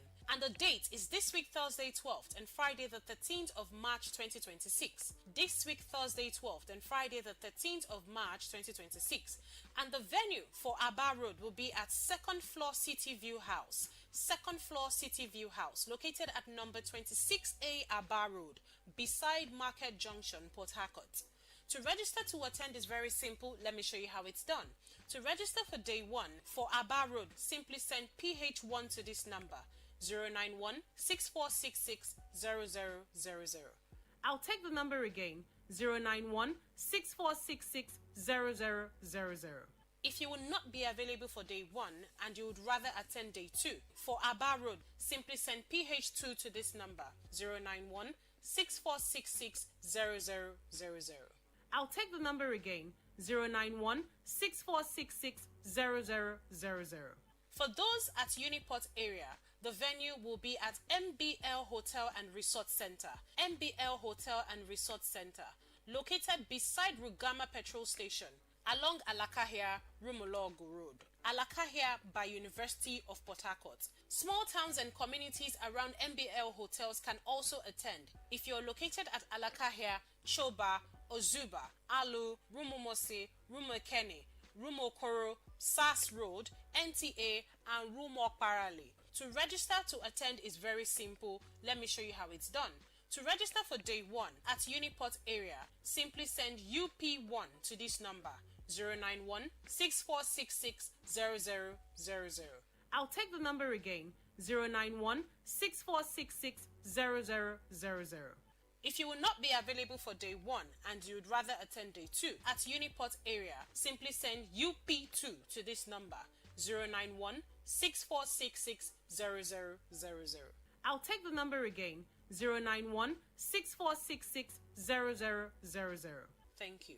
All right, so what else would participants be getting at this conference? Well, being at the event alone is power-packed with so much benefit for you, but I would like to take it up a notch. Now, participants will be gaining 3 things by attending this event. For the first 100 persons, they'll be getting a comprehensive conference material and resources. Also, our partnership broker who will be present at the event will be giving participants up to 125% bonus in your trading account, only for those that will be starting the business of trading. And finally, for those that will be delving into the automation aspect, we'll be giving you training consultation and then the software, which is the AI that would help you do the buying and the selling, and you get your returns constantly. Wow, this sounds so good. Too good to be true, Princess. Can you tell us again the dates, time, and venue of this conference, and how people can register to attend? This event will be happening for 2 powerful days in the city of Port Harcourt, and based on popular demand, it will be happening live at 2 major locations, at Aba Road and the area of Uniport. At Aba Road and the area of Uniport. And the time is from 10 a.m. till 2 p.m. From 10 a.m. till 2 p.m. And the date is this week Thursday 12th and Friday the 13th of March 2026. This week Thursday 12th and Friday the 13th of March 2026. And the venue for Aba Road will be at 2nd floor City View House. 2nd floor City View House, located at number 26A Aba Road, beside Market Junction, Port Harcourt. To register to attend is very simple. Let me show you how it's done. To register for day 1 for Aba Road, simply send PH1 to this number, 091 6466 0000. I'll take the number again, 091 6466 0000. If you will not be available for day 1 and you would rather attend day 2, for Aba Road, simply send PH2 to this number 091 6466 0000. I'll take the number again 091 6466 0000.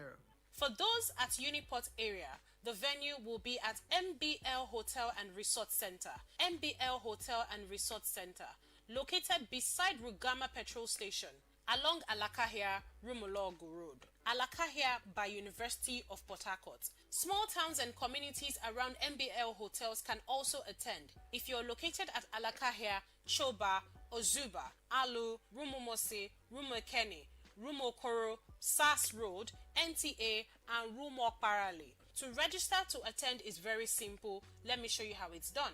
To register for day 1 at Uniport area, simply send UP1 to this number 091 6466 0000. Stories from the weekend. I'll read this one, another one, and then we'll get into our conversation.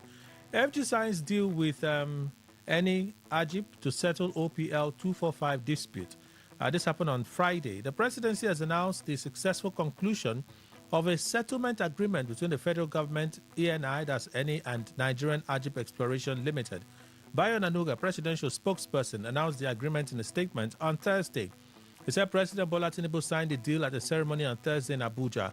The president announced today the successful conclusion of a historic settlement agreement between the federal government of Nigeria, ENI, and Nigerian Ajib Exploration Limited. The announcement was made at the meeting in his office, attended by the Chief Executive Officer of ENI, Claudio, the Chief Operating Officer, Brusco, the Head of Sub-Saharan Region, Mario Bello, Managing Director of Nigerian Ajib Exploration, Fabrizio Bolondi, and the Special Advisor to the President on Energy, Vehijan.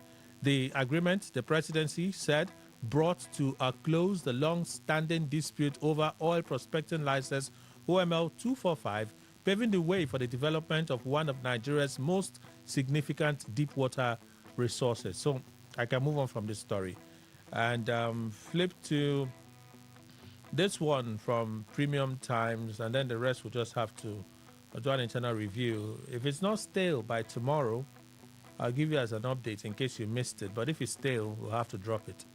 Akwa Ibom State deletes video of Enos insult against critics. You know that one that he said, I'm not your receptionist. I'm not your receptionist. I'm the governor. Why are they deleting it?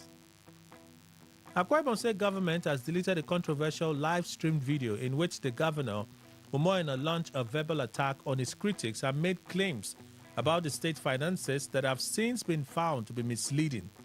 The video, originally streamed live on March 1 on the official Facebook page of the Akwa Ibom State government, captured the governor making a series of remarks at a prayer meeting that triggered public debate and intense media scrutiny. In the footage, Mr. Eno dismissed criticisms directed at his administration and questioned why some individuals expected him to personally respond to phone calls. The Lord of Akwa Ibom State. That's what I like to call him. Lord of Akwa Ibom State. That they should not call you. Because you are governor, they should not call you. They should not call you. And he has deleted his share. If he's stroking someone, let him come out to say he's stroking someone. That statement is highly inappropriate. I beg, let's start celebrating this nonchalance in our nation. A governor is a servant, the servant of the people. It doesn't mean that everybody should just pick their phone and call the governor. No, it doesn't mean that. There are stakeholders in the state that should be able to have access to the governor.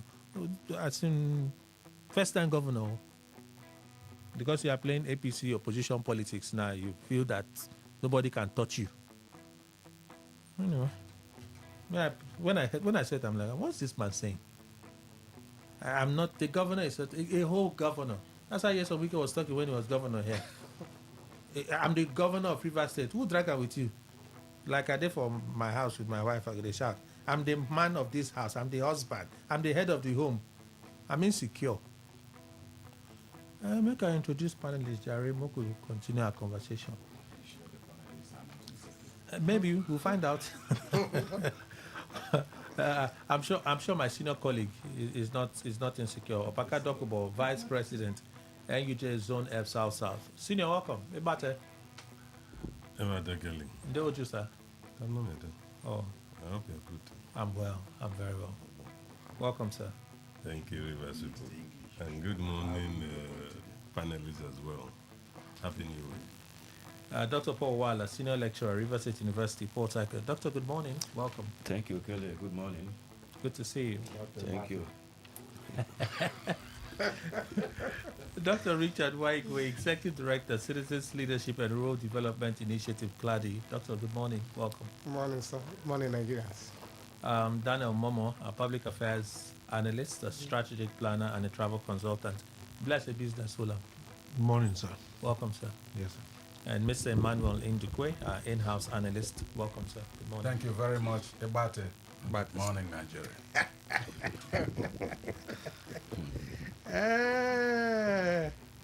So let's begin with this. There have been many of them now, but this one, let's start off from the international front. While rockets are not dropping in Nigeria, at least not yet in any African country, the world is responding to this America and Israel war on Iran. Trump, short-term oil prices, which will drop rapidly when the destruction of the Iran nuclear threat is over. It's a very small price to pay for USA and the world, safety and peace. Only fools will think differently. Only fools. See, it's in caps here. So he's shouting at us. Only fools will think differently. President Donald Jr. Trump. I think that's the other now. Yes, he's Junior now. J is Junior, right? Uh-huh. Dr. Wala,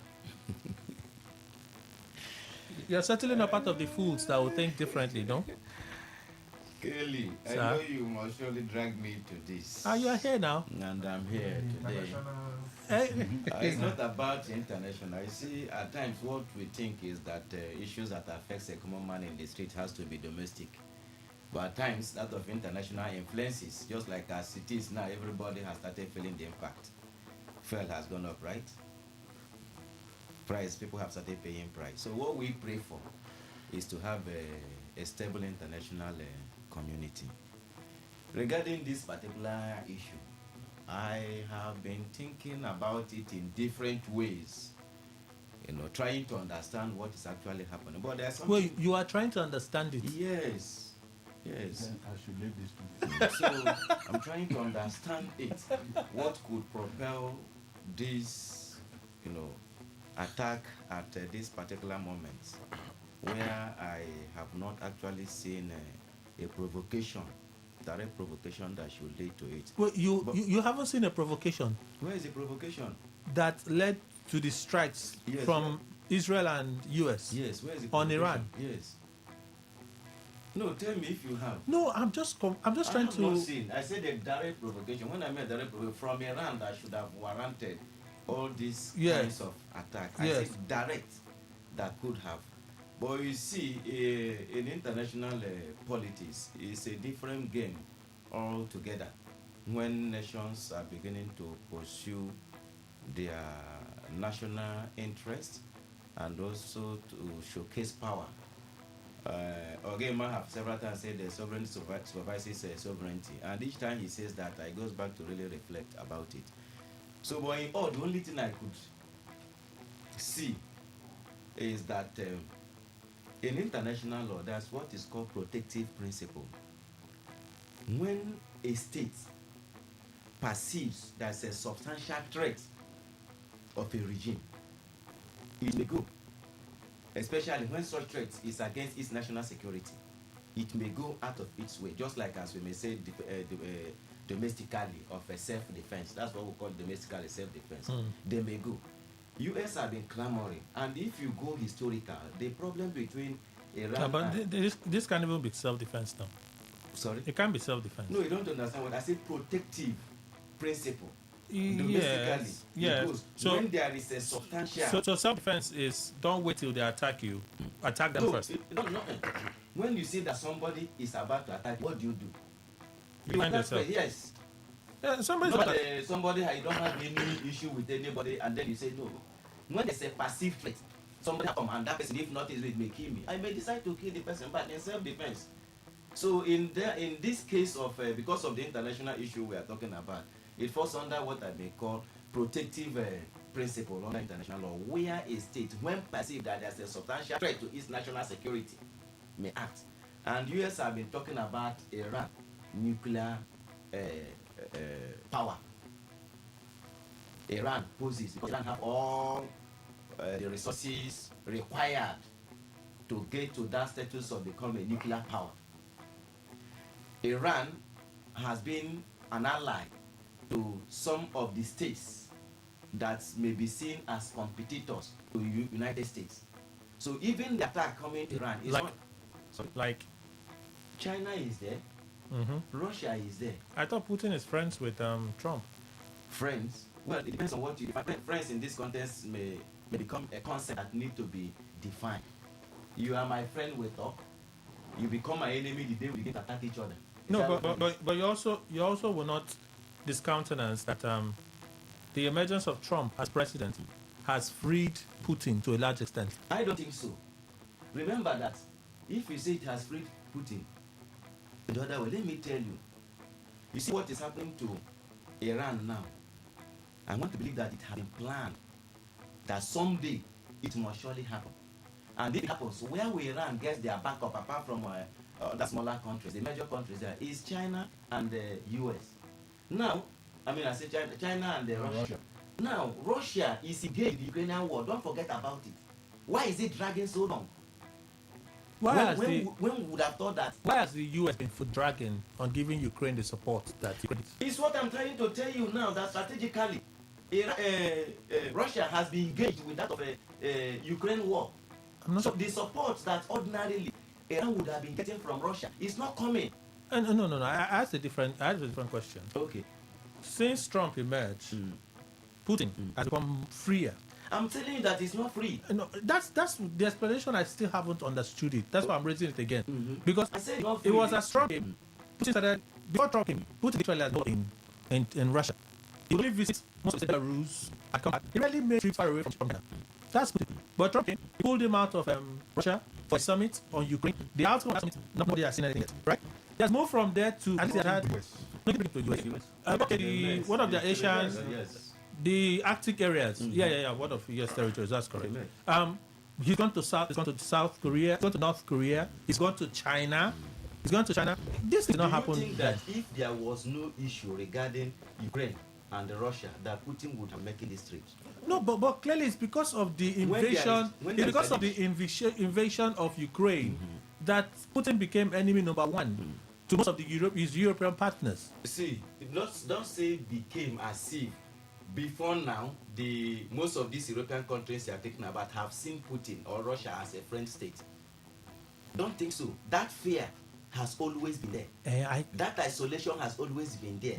And that's the reason why you see, even at the outbreak of this particular war, many Europeans have been running around Ukraine. Who are those providing them with arms? It's for them, I don't provoke attack.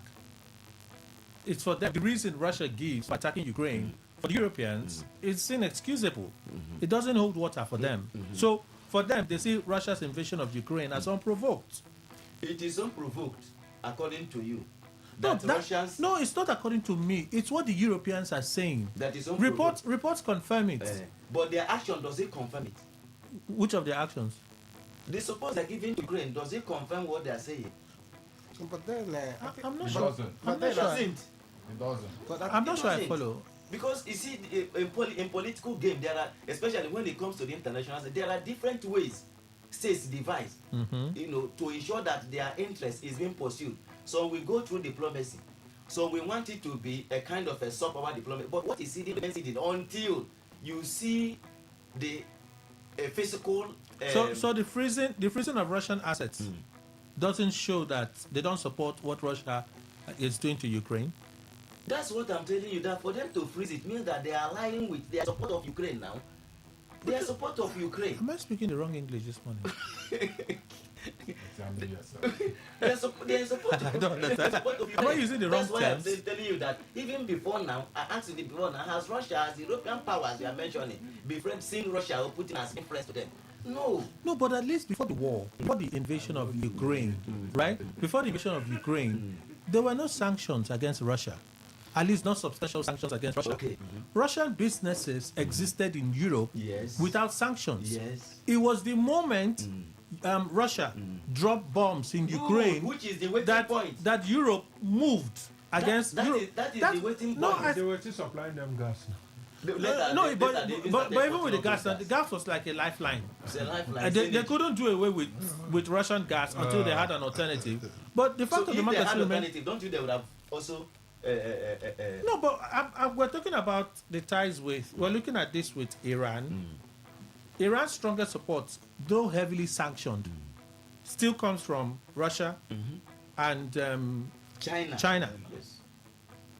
We've also heard from reports that Iran supplies Russia with some of the ammunition that they've been using in fighting the drones and so on and so against forth. Ukraine.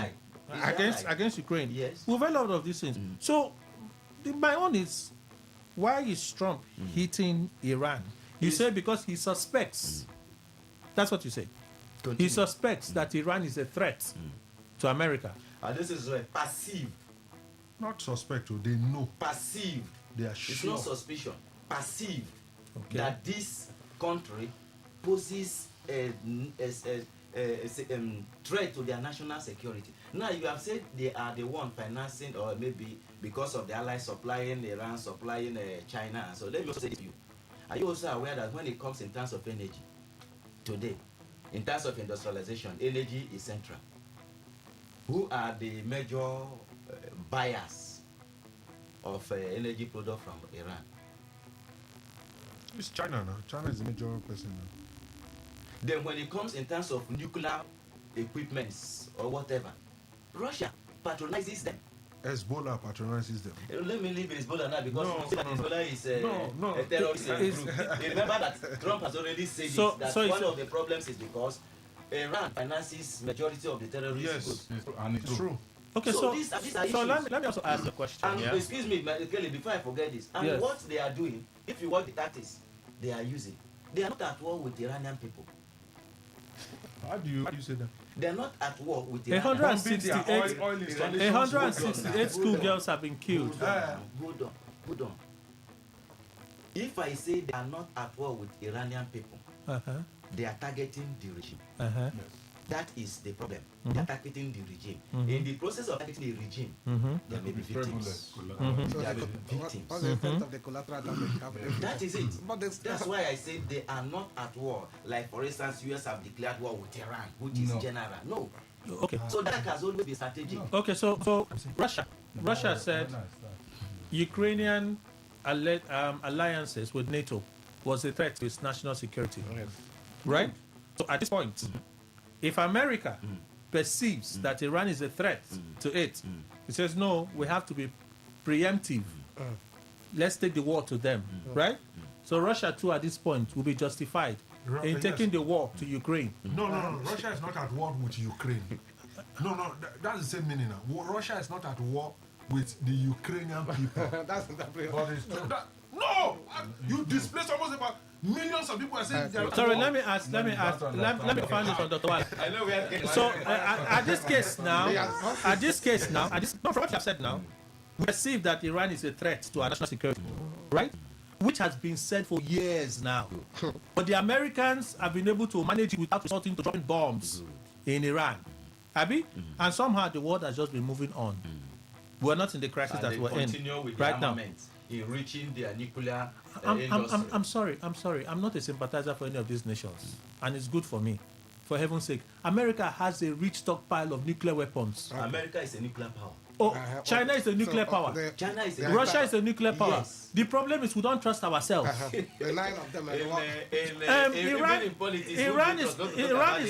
Iran as a nation is under heavy sanctions. America is not under any sanction. America has the right to develop its weapons. Iran doesn't have. Europe is doing the same thing. Iran can't even fortify its military. They can't even do that. Israel is getting close support and partnership with America. So everybody is a suspect. They are using their means at this point. So I ask the question again as I move on to the next person, right? Russia said your business, your close relationship with NATO is a security concern because you're just in our backyard. We don't want you joining NATO in our backyard. Ukraine said, you know they call it special military operation. Ukraine said we are going to join. I don't know about that one. You should know Ukraine, they call it special military operation. Ukraine said which later led to full-blown invasion. Ukraine said we must join NATO. They still have not joined NATO till today, right? Russia at this point will remain justified in attacking Ukraine, right? No. How would they be justified? I'm asking him now. You say America perceived that Iran is a threat. See, America perceived that Iran is a threat. So America has dropped bombs in. Yes. Now, when that perception, when it has to do with that of Russia came, Russia called it special military operation. Mm-hmm. That was what it was. What does it mean? But as it continues, no. Special military operation means that there is a particular target, not that they are going into a full-blown war. Okay, in action. Now, what did you see? But as it started and continue moving, it has to now expand to the point that we are seeing a full-blown war between Russia and... What did America call the attack in Iran? Operation Epic Fury. Okay. Has it generated to that of full-blown war? What are we saying now? What are we saying? It has not. He has a mic now. Are you part of the fools? You know it's your senior now, so you don't want to. Are you part of the fools? Trump is talking about. People think that what he's doing is not. Yes. So anybody who says what he's doing is not right is a fool.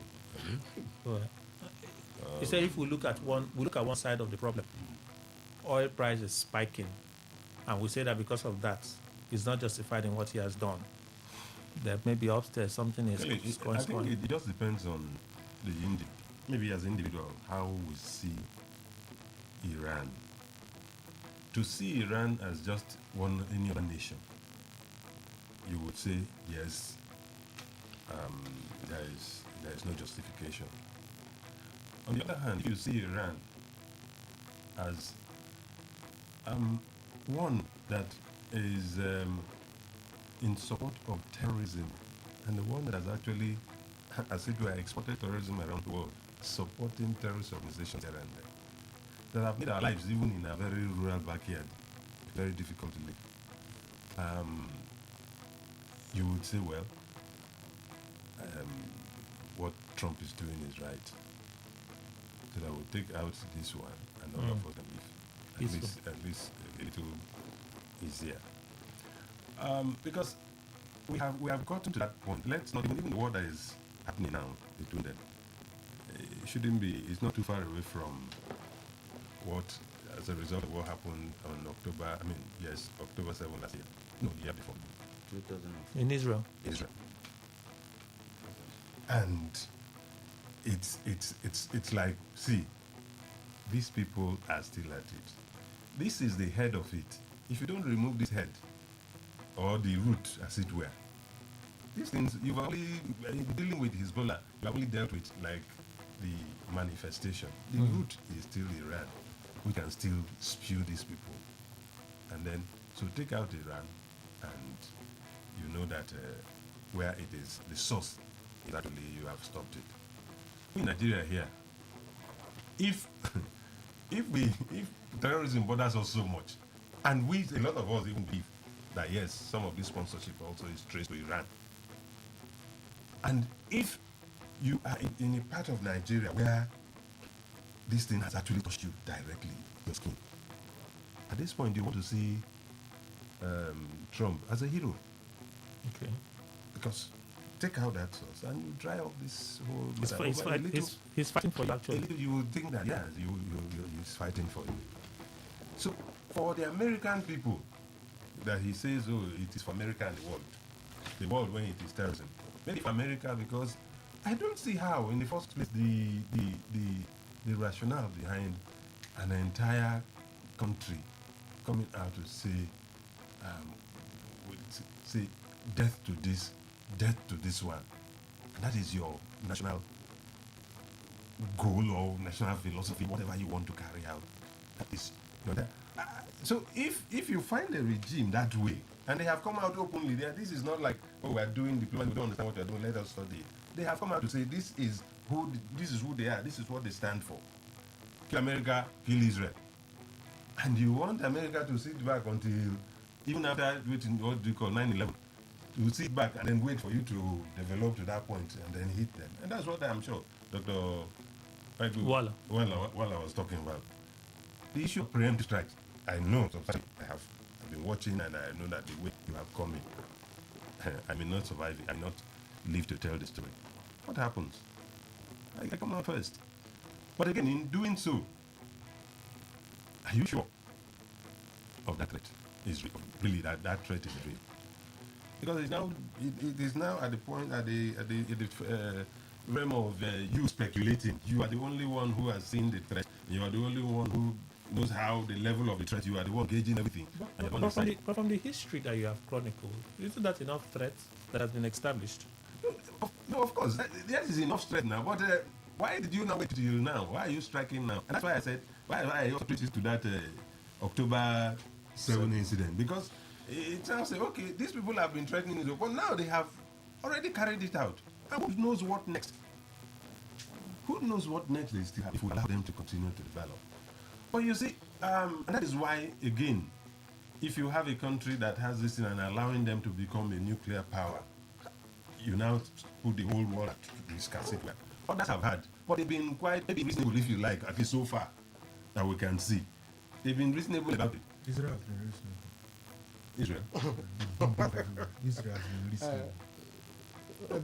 We're saying, as Israel bombed you, until they feel that you have become a threat. But Netanyahu threatened that they may come here now. Because of what has happened, because of this whole the terrorism happening here being linked to Iran. Okay, it's linked to Iran. The supplies, of course, you have said reports from certain reports that we get. Some of these people have the support is from these terrorist organizations. So in all of this arms proliferation and movement, America has no hand in it. America is completely innocent. America cannot be. When you say innocent, America says, see, don't bring. America wants to be like you are the godfather. You are the biggest brother. You are the one to work this man. That's what role they have given to themselves. And the work policeman, the one who can. Trump now says he wants to have a what's it called? The peace. What's it? About a peace. That board. That board. This Nobel Peace Prize I should be given to him as a peacemaker. Well, he has not shown because he's previous of the administration. No way. Norway, you'll go and bomb them. And insulted the hell out of them. So, this is. I just think that giving themselves that policeman status of the world is again how you put it out there. I'm not sure it is by coming out to announce to the world, this is who you are, and this is what you want to do. Can I ask a question? Has the UN been ineffective? Well, I think so. Clearly. I think so, yes. In all of what is happening, have we heard of the UN? No. Before Trump, has the UN been ineffective? Before Trump, yes, the UN had actually been effective, I would say to a very large extent. They've been effective? Effective. As much latitude as we have come to find out now, as much latitude as the US, the big one of all them all, has allowed them to be. So now that we say a Trump that doesn't give two cares about the UN, he really doesn't give two cares about the UN. He feels, and he said it before, that I'm not guided by international laws, I'm guided by my conscience. Trump said it's part of international law. I'm guided by my conscience. If I feel it's necessary to do it, he's been pulling America out of a lot of these alliances and treaties that America is on to with all bodies, right? The UN right now, they can't even shout. They can only just release a statement. They know that Trump doesn't care. So when you have a Trump and you have the United Nations where US is a member of the Security Council, where they would have sat, and of course they had constant meetings reviewing some of these things, they would have intel, real-time intel to tell them, oh, this is what Iran is doing. This is how we can reduce what they can do. This is what the president in the White House says, no, I don't care about all of those long dialogue. The same thing that they just said, that legislation is important.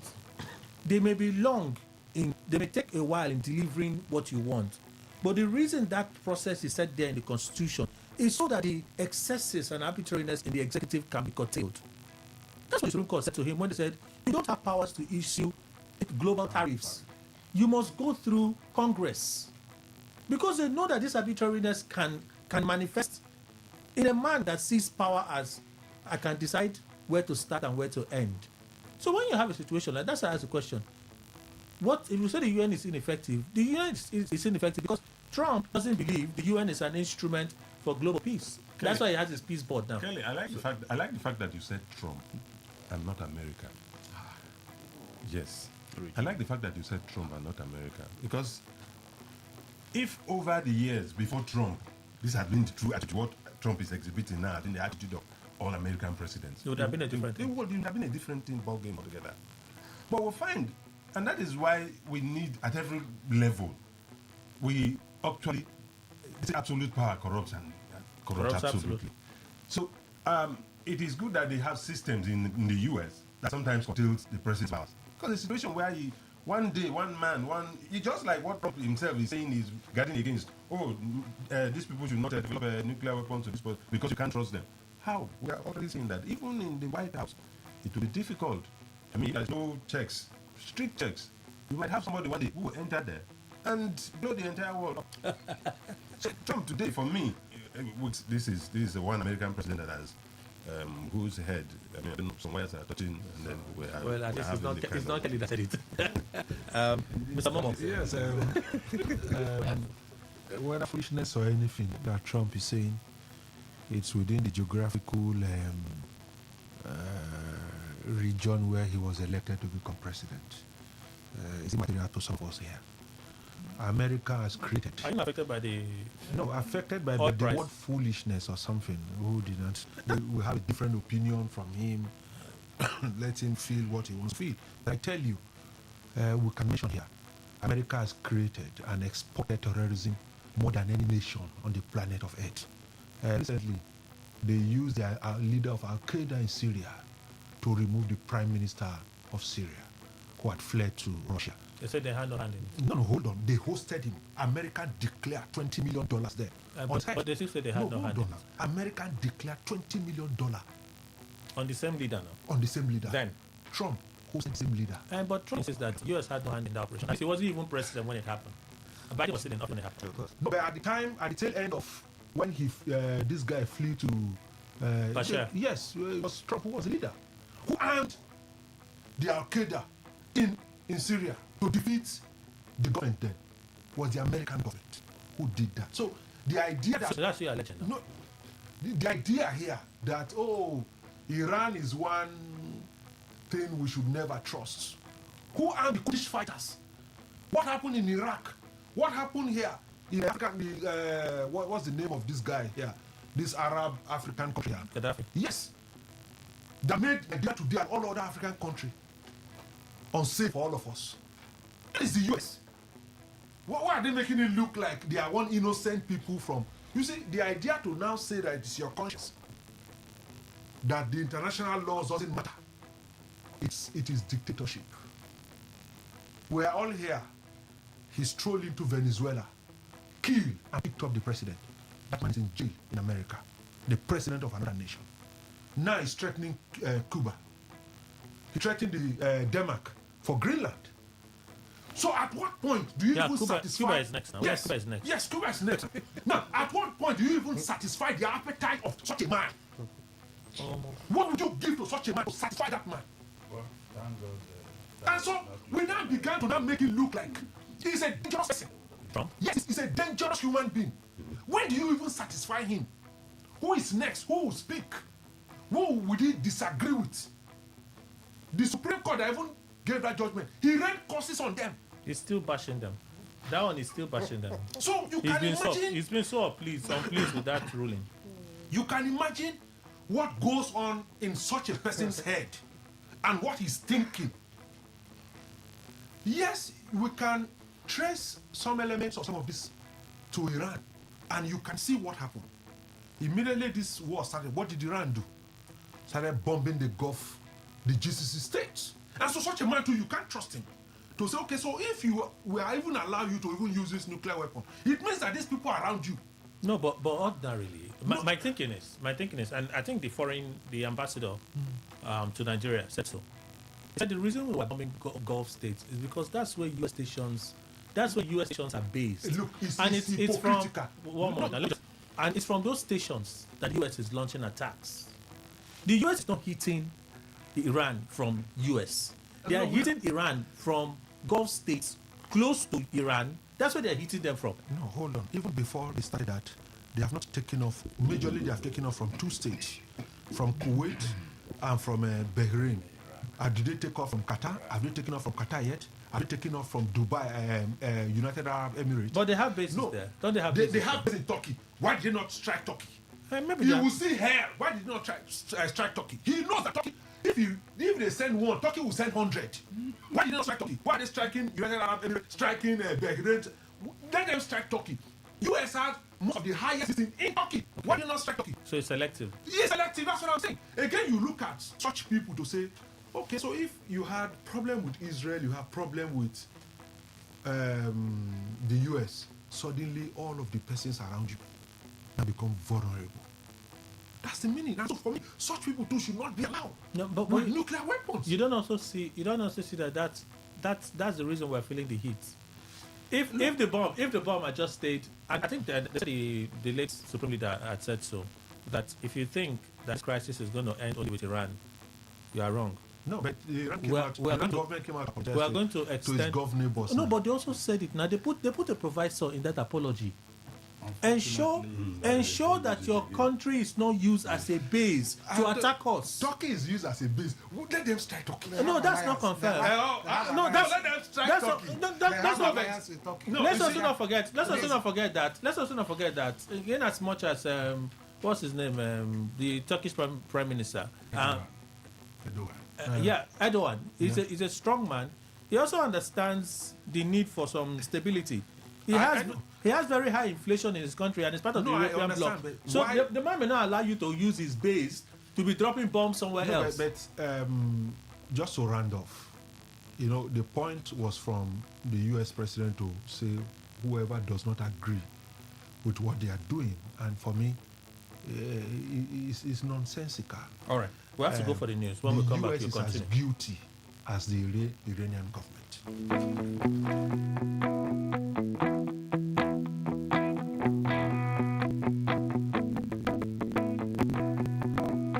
Whether it's happening in Port Harcourt, South Sound, Nigeria, or around the world, we've got you covered. On air, online, delivering balanced news and unbiased analysis. Today, 95.1 FM. Today, 95.1 FM. Port Harcourt. News update.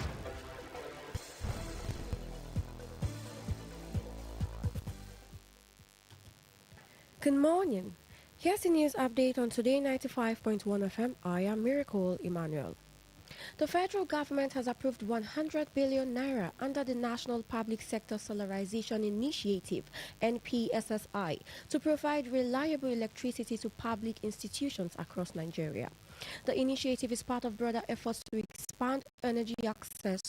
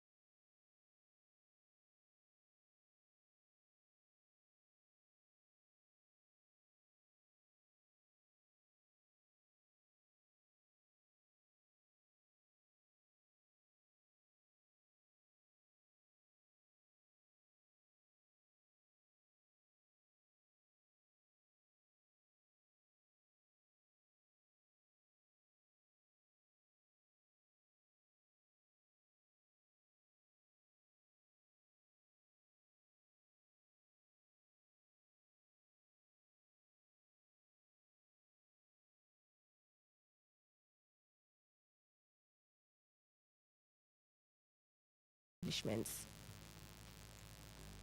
The Minister of the Federal Capital Territory, Nyesom Wike, has approved the confirmation of appointment for 1,659 staff of the Federal Capital Territory Administration, FCTA.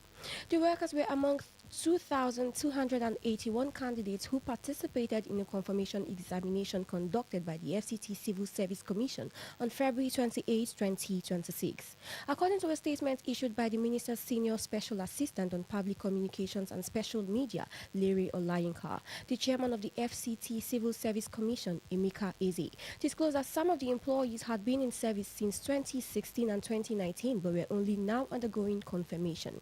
Eze explained that 2,512 candidates were invited for the examination, but only 2,281 appeared, while 224 failed to show up. The absence of the affected officers has raised concerns that some of the names on the payroll may be ghost workers within the system. He also noted that while some of the staff were employed several years ago, others were recruited shortly before Wike assumed office as FCT Minister in August 2023. The confirmation process is part of ongoing efforts to strengthen accountability and proper documentation within the civil service. The Court of Appeal has upheld the conviction and sentencing of former Group Managing Director of Nigerian Army Properties Limited, NAPL, Umar Mohammed, for stealing and misappropriating funds belonging to the company. In a certified true copy of the judgment, the appellate court dismissed Mohammed's appeal challenging the jurisdiction of the Special Court Martial, Nigerian Army, and the validity of its verdicts. Mohammed was earlier convicted by the Court Martial on October 10, 2023, on charges bordering on stealing and criminal misappropriation of NAPL funds. Following the ruling, he was dismissed from the Nigerian Army, sentenced to imprisonment and ordered to refund $2,099,700 and 1.65 billion naira to the company. Dissatisfied with the decision, the former general filed an appeal on February 12, 2025, arguing that his conviction lacked sufficient and credible evidence. However, a three-member panel of justices dismissed the appeal, ruling that the evidence presented during the court-martial clearly established the offences. And on the foreign scene, Iran's clerical establishment has appointed Mojtaba Khamenei as the country's new supreme leader days after the killing of his father Ali Khamenei in joint US-Israeli strikes that escalated tensions across the Middle East. The decision was announced by the Assembly of Experts, the powerful clerical body responsible for selecting Iran's supreme leader, which said the 56-year-old had been chosen by a decisive vote despite the ongoing conflicts. The announcement comes 9 days into the widening regional war involving Iran, Israel, and the United States. In a statement, the Assembly of Experts said it did not hesitate for a minute in naming a successor, condemning what it described as brutal aggression by Washington and Israel. Mojtaba Khamenei is widely seen as a conservative figure with close ties to the Islamic Revolutionary Guard Corps, a key pillar of Iran's military and political power.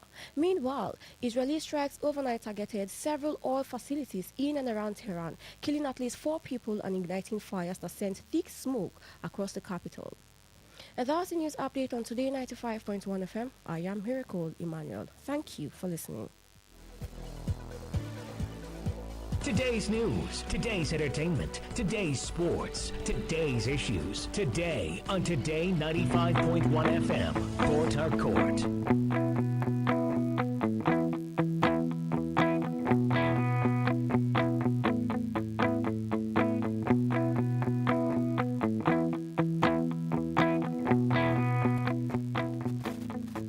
All right, thank you. Let's continue our conversation. Let me go straight to Mr. Momo. You concluded, yes? Yeah, so just so you know, each time I hear things like this, there is a saying here that I learned here that rings in my head, is what Mr. Emma said then, that sovereignty supervises sovereignty. You know, one would come to agree with such thing, but unfortunately, that's our reality. Dr. Waigwe, Trump's statement, those that can't endure join in this sacrifice because of the price of fuel, well, maybe it's coin the warrior now. Mr. Kelly, it's unfortunate. I think it was Socrates who says insult becomes a tool of a loser when the argument is lost.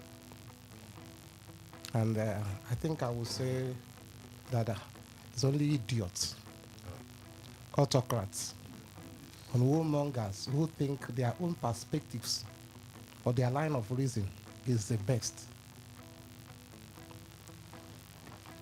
In any argument, you can come from any angle. That's your own view. In academics, at the lesson, they allow, even when you are speaking something that is somehow stupid, they will allow you. Even when people are committing fallacy, you don't insult them. You don't use the word a sort of to appear to be insult to them. Even when you know that the line of deciding whether you're making a point is sound reasoning, that is not there. You are committing a fallacy. You still don't go to the point of allowing them, to insult them. So there are different perspectives for any argument. But to go to Dick's point we are talking about, I think I've said this before, that the coming of Trump, no matter his power and the rest of them, for me, even before 2016, I said it would be so bad for the world to hand over a power to such a person. Because without seeing him and already understood the personality of him. So, fortunately, unfortunately, he lost the second bid, gave all sort of excuse. But the second one, I just looked at America. If actually it's democracy, where you have enlightened people to vote. You have seen this man, not just you heard about him, you know who he is, and you have scholars who must have understood or studied him. Yes, ideology and the rest of them, but you know that giving this person power is going to be a threat, not only to that nation, but it's going to be a threat to the entire world. If you have heard about the history of Second World War, First World War, how they started, and the collateral damage that happened, Hitler and the rest of them, how Hitler started, even when he was trying to, the injustice melted to him, and he said from 1939, and how he started. If you have had a history, to bring such a person and say, now, in a similar world where you talk a unilateral power, give it to this man, you must know the implication. You must know the implication. For a sound country like America. So, what am I saying? The point I'm making is that Trump is a very strong personality. And I don't even him of that. But to give him that power, sometimes he wants to bully. He wants to bully. The realists said, particularly the structural realists said, the world is anarchical. That is, there's no leader. Anything can happen. Anybody can come up with anything as long as you have accumulated power. And the social constructivists said no, that the world is not anarchical as you say it. It is what the state makes out of it. The idealists said no, if we must talk about what? Politics of interest, whether domestic politics or global politics. And it is only when there is people to govern, it's only when there is peace for you to talk about maximizing power. And particularly in the global level, we need to create what? A level of what? Stability. Everybody is what? In the process of becoming because of their interests. So there must be law. Whether you name it what? Domestic law or what? International law. They say no. At the international level, there is no law anybody can do. And the question the idealists have been asking them, the realists. So if you do not create a sort of a structure, a collaboration, or a civil law that everybody must agree to a point, how do you now maintain the stability of the international system? You have created sovereign nations, and after 30 years war, you say, okay, we call the Westphalia Treaty. Now, sovereign nations has to be on their own. Now, over time, after the Second World War, particularly was it the American president saw what happened. He said, let us now decide to. The failure of the League of Nations, we couldn't manage it. Now, the United Nations have been created. America rallied around under, was the president, rallied around the whole world. They formed the United Nations. as a structure to determine or to fix, at least let us create a level of norms that will can create peace. Let us create a level of structure under the United Nations. And through the United Nations, we'll say at least there will be peace. Even though nations can protect their interests, you can still, the realities, you can still build power. Okay. But this time you can be conscious of how you build power. Okay. And who determines who is an aggressor. I am coming because I'm not in class, but I think, but who determines who is an aggressor? Because this accusation has been to Iran and the rest of them. Okay. So Iran is the what? If we allow you, you are going to destabilize our nation. You are going to destabilize the nation. Who decide that? Is it America to decide? So this is an innocent country. Just you said it to now. You say they are against our interests. Who decide that? The body you created have not said that. Unilaterally, you are going to that, and you say preemptive war. Preemptive war. You should only know the rule, the Caroline rule, for it to be a preemptive war. So you are the one to decide, and on top you are insulting people. Anybody who disagree on you, that means that's the highest level of insult, because you have the power. You can kill it. Can you kill the entire world? Well, one nuke will do it. Kelly, you see, one nuke will do it. You see, I am not an expert in international diplomacy and associated disciplines. However, I say what I do with the experience of what I have watched in the world. Trump, in some aspects, to a great extent, is right in what he's doing. It may sound very strange, but that's the truth. If a fly decides that it will not hear anything, a fly, you bring a corpse, everywhere it comes down, they'll keep quiet until they dump the casket. It goes into that place, still, and they'll cover the ground. It dies there. That's what is happening to Iran. See, Pakistan is a nuclear power. America did not go there to bomb them. The American ally. Relax, please. Just leave me. Let me. You people want to go to White House and draw. See, India is a nuclear power. They didn't go there. And whoever was American president, they didn't welcome it. They also came out blisteringly talking against them, but they never go there to drop a bomb. North Korea has acquired nuclear power. Not yet. No, see, if you don't know, no. Even Trump. You see, Trump he might be the way he's behaving, but he has also a very wise way of bringing out those that will give him headache. Yes, and lobby them as it were. When Clinton was the president of America, it was far from when Trump became. It was at that time that even Clinton was threatening the North Korean president. Was it? I can't remember the name of that one. That one died, and this one came over. And that is it American B2? Is it 12 or whatever? That is stronger than anyone. So if you think there's anyone that will threaten it, they will use it and come to your airspace, and there's nothing you can do. It was when North Korea was gathering its own nuclear arsenals. It might not be complete like all the other ones, but the issue they are making moves. What I want to tell you is that let Stephen Osito Sadebe, a high-level musician of note, said that whoever you see that people are pointing at, there's something that particular person is. Iran only has become too much. It has become too much. Now, as they are bombing American allies, Israeli allies, and all that, let them bomb, this Lebanon. They will not. Any place. No, they are bombing Lebanon. Who? Iran? No. Iran? No, it's not Iran. Israel. I'm talking about Iran. About Iran. See, they will not, because Hezbollah are there. Is their ally. They are the people sponsoring them. Let me tell you, Kelly.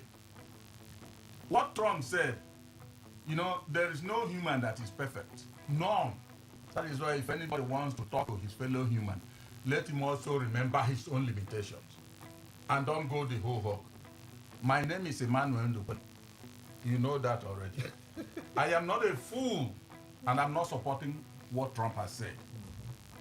But the truth is that in a bid to do the right thing, he's using foul language. And he's known for that. There was a time, whether in Nigeria or any other place, he said, shithole country.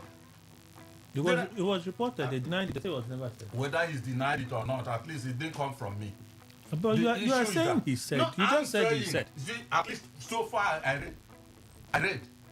Now, you see, Kelly, what I always believe in, whatever I read, I'll mark that and keep.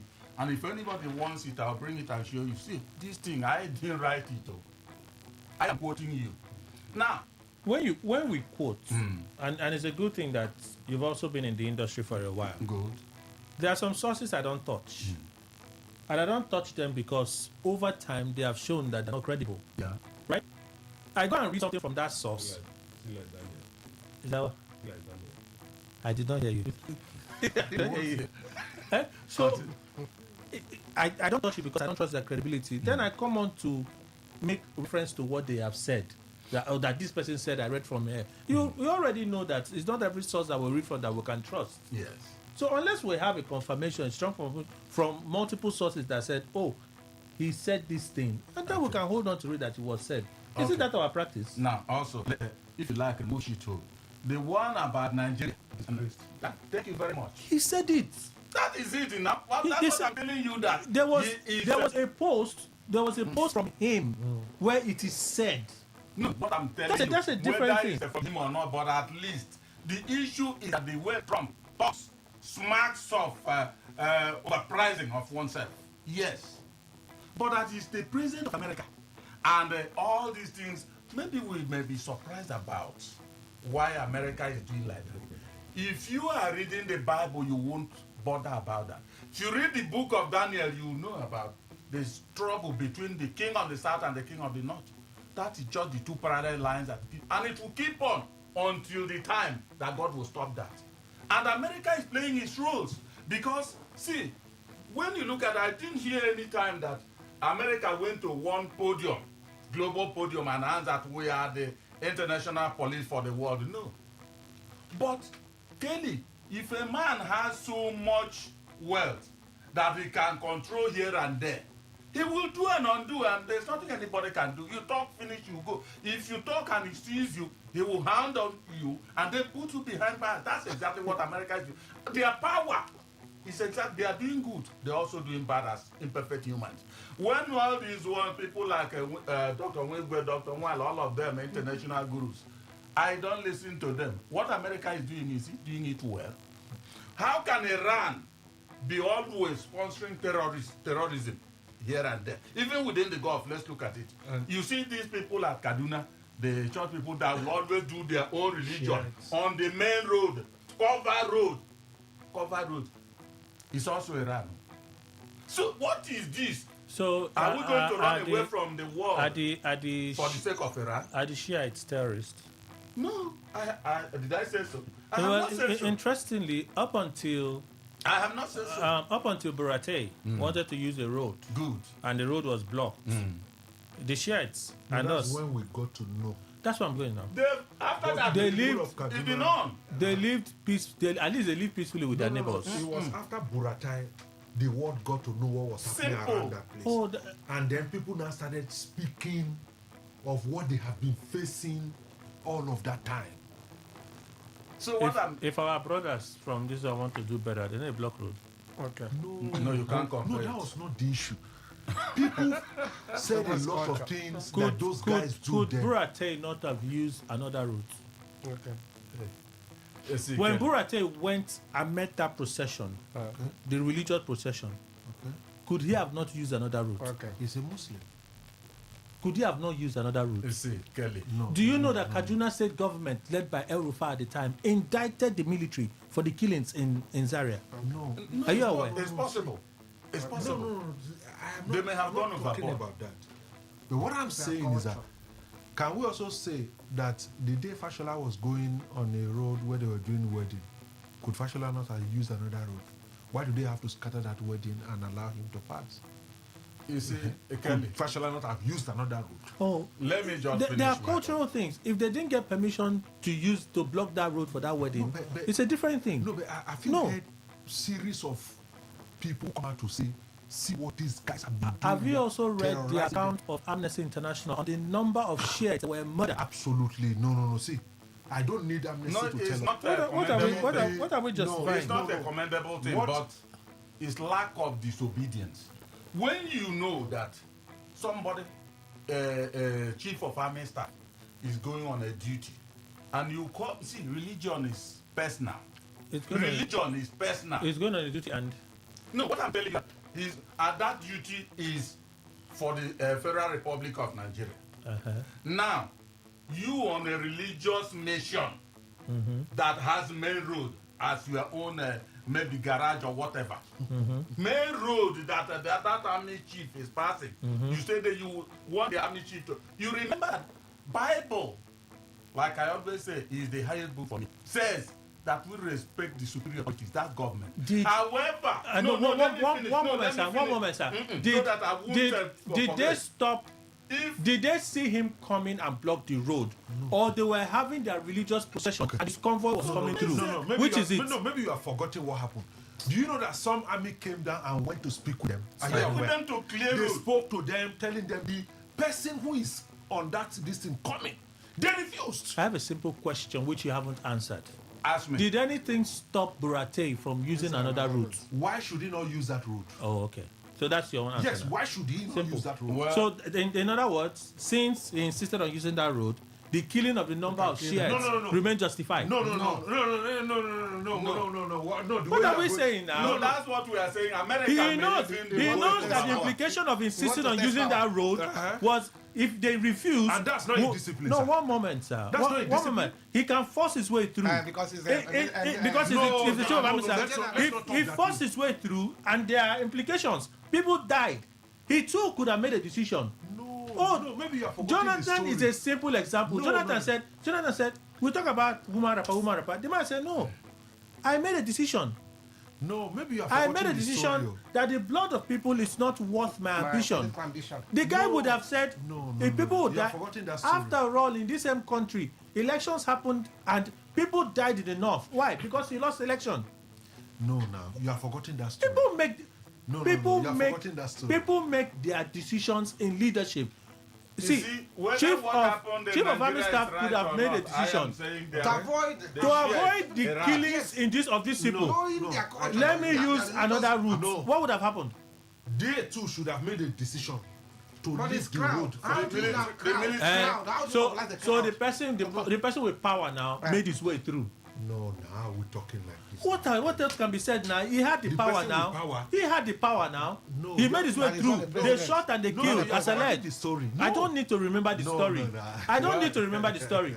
Kelly, you are citing the share. If I will be allowed to finish, what I'm only saying is that the confrontation between Israel, Iran, and America will continue.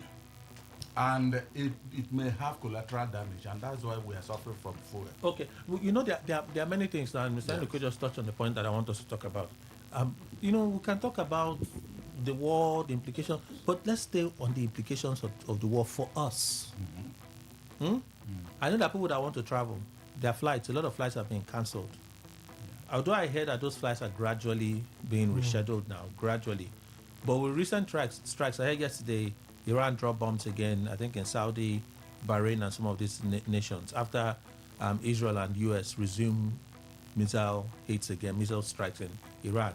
But here, so right now it's above 1,000 naira for petrol, 1,095. Nigerian government has not said nothing, not a word. Should we expect them to say something? Or it's all part of the sacrifice we have to pay for a stable world if America succeeds in reducing the nuclear capabilities of Iran? Dr. Wala. Well, if our governments have done what they were supposed to do in the energy industry, maybe the impacts we are feeling wouldn't have been to this particular point. It's unfortunate that at times when issues happen, we begin to look for where to, bring our defense from. So to me, if our energy industry, especially refineries, have been working effectively, I don't really think that this particular impact would have been much as it is now. So let our government have it in the mind that if similar things are happening in the Gulf, these are what may be the resultant in Nigeria. How about US? How about US and Europe? And we are talking. Ask the question is in Nigeria now. No. You said if the government, if we had perhaps built more refineries, this is something I've been hearing, and every time I hear it now, one of the things that made Trump say what he said is because at the pumps in US, price is going very high. Very.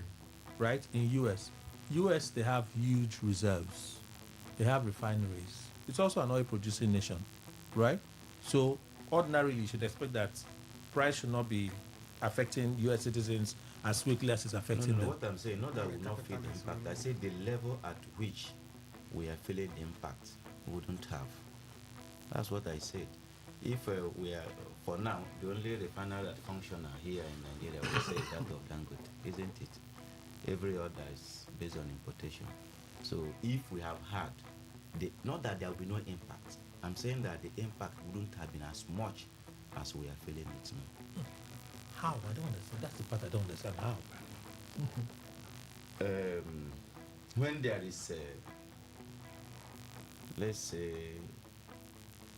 much availability, okay, when there is much availability locally, we are producing, okay? I don't foresee the issue of the Gulf problem affecting the oil industry. So Dangote tells us he has huge reserves. That's what he said. That's what Dangote tells us, right? That's what he said. But then this theory, which some persons disagree with, I think for the white will disagree with it, right? Okay, prices on the international stage changing. The government has not told us. The government has not told us that we're capping the price for you to supply locally. So we're supplying to you in naira, right?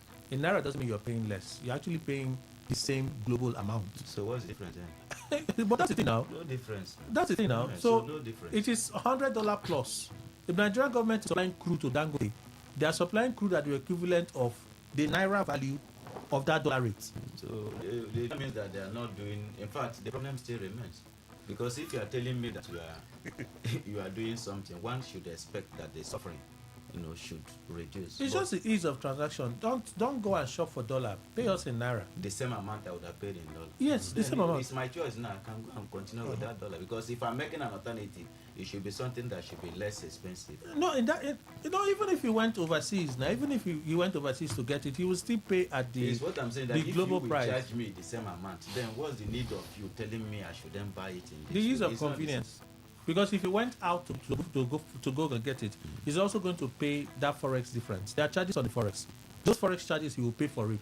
So all of those charges, not for anything, they've been taken off. Paying naira, I will give you the product.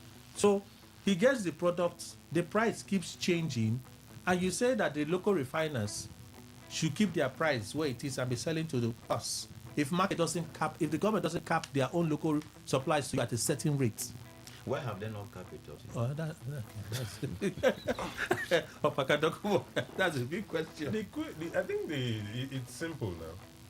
Subsidy is gone. Straightforward. This is where we would have, as ordinary citizens, benefited from subsidy. Because whatever money you are making now from the excess of crude, that's because if it was $80 before, now you are $100. You're making a lot of money. We would have been seen that Nigeria, we're making money now. But we're making money now. Fine.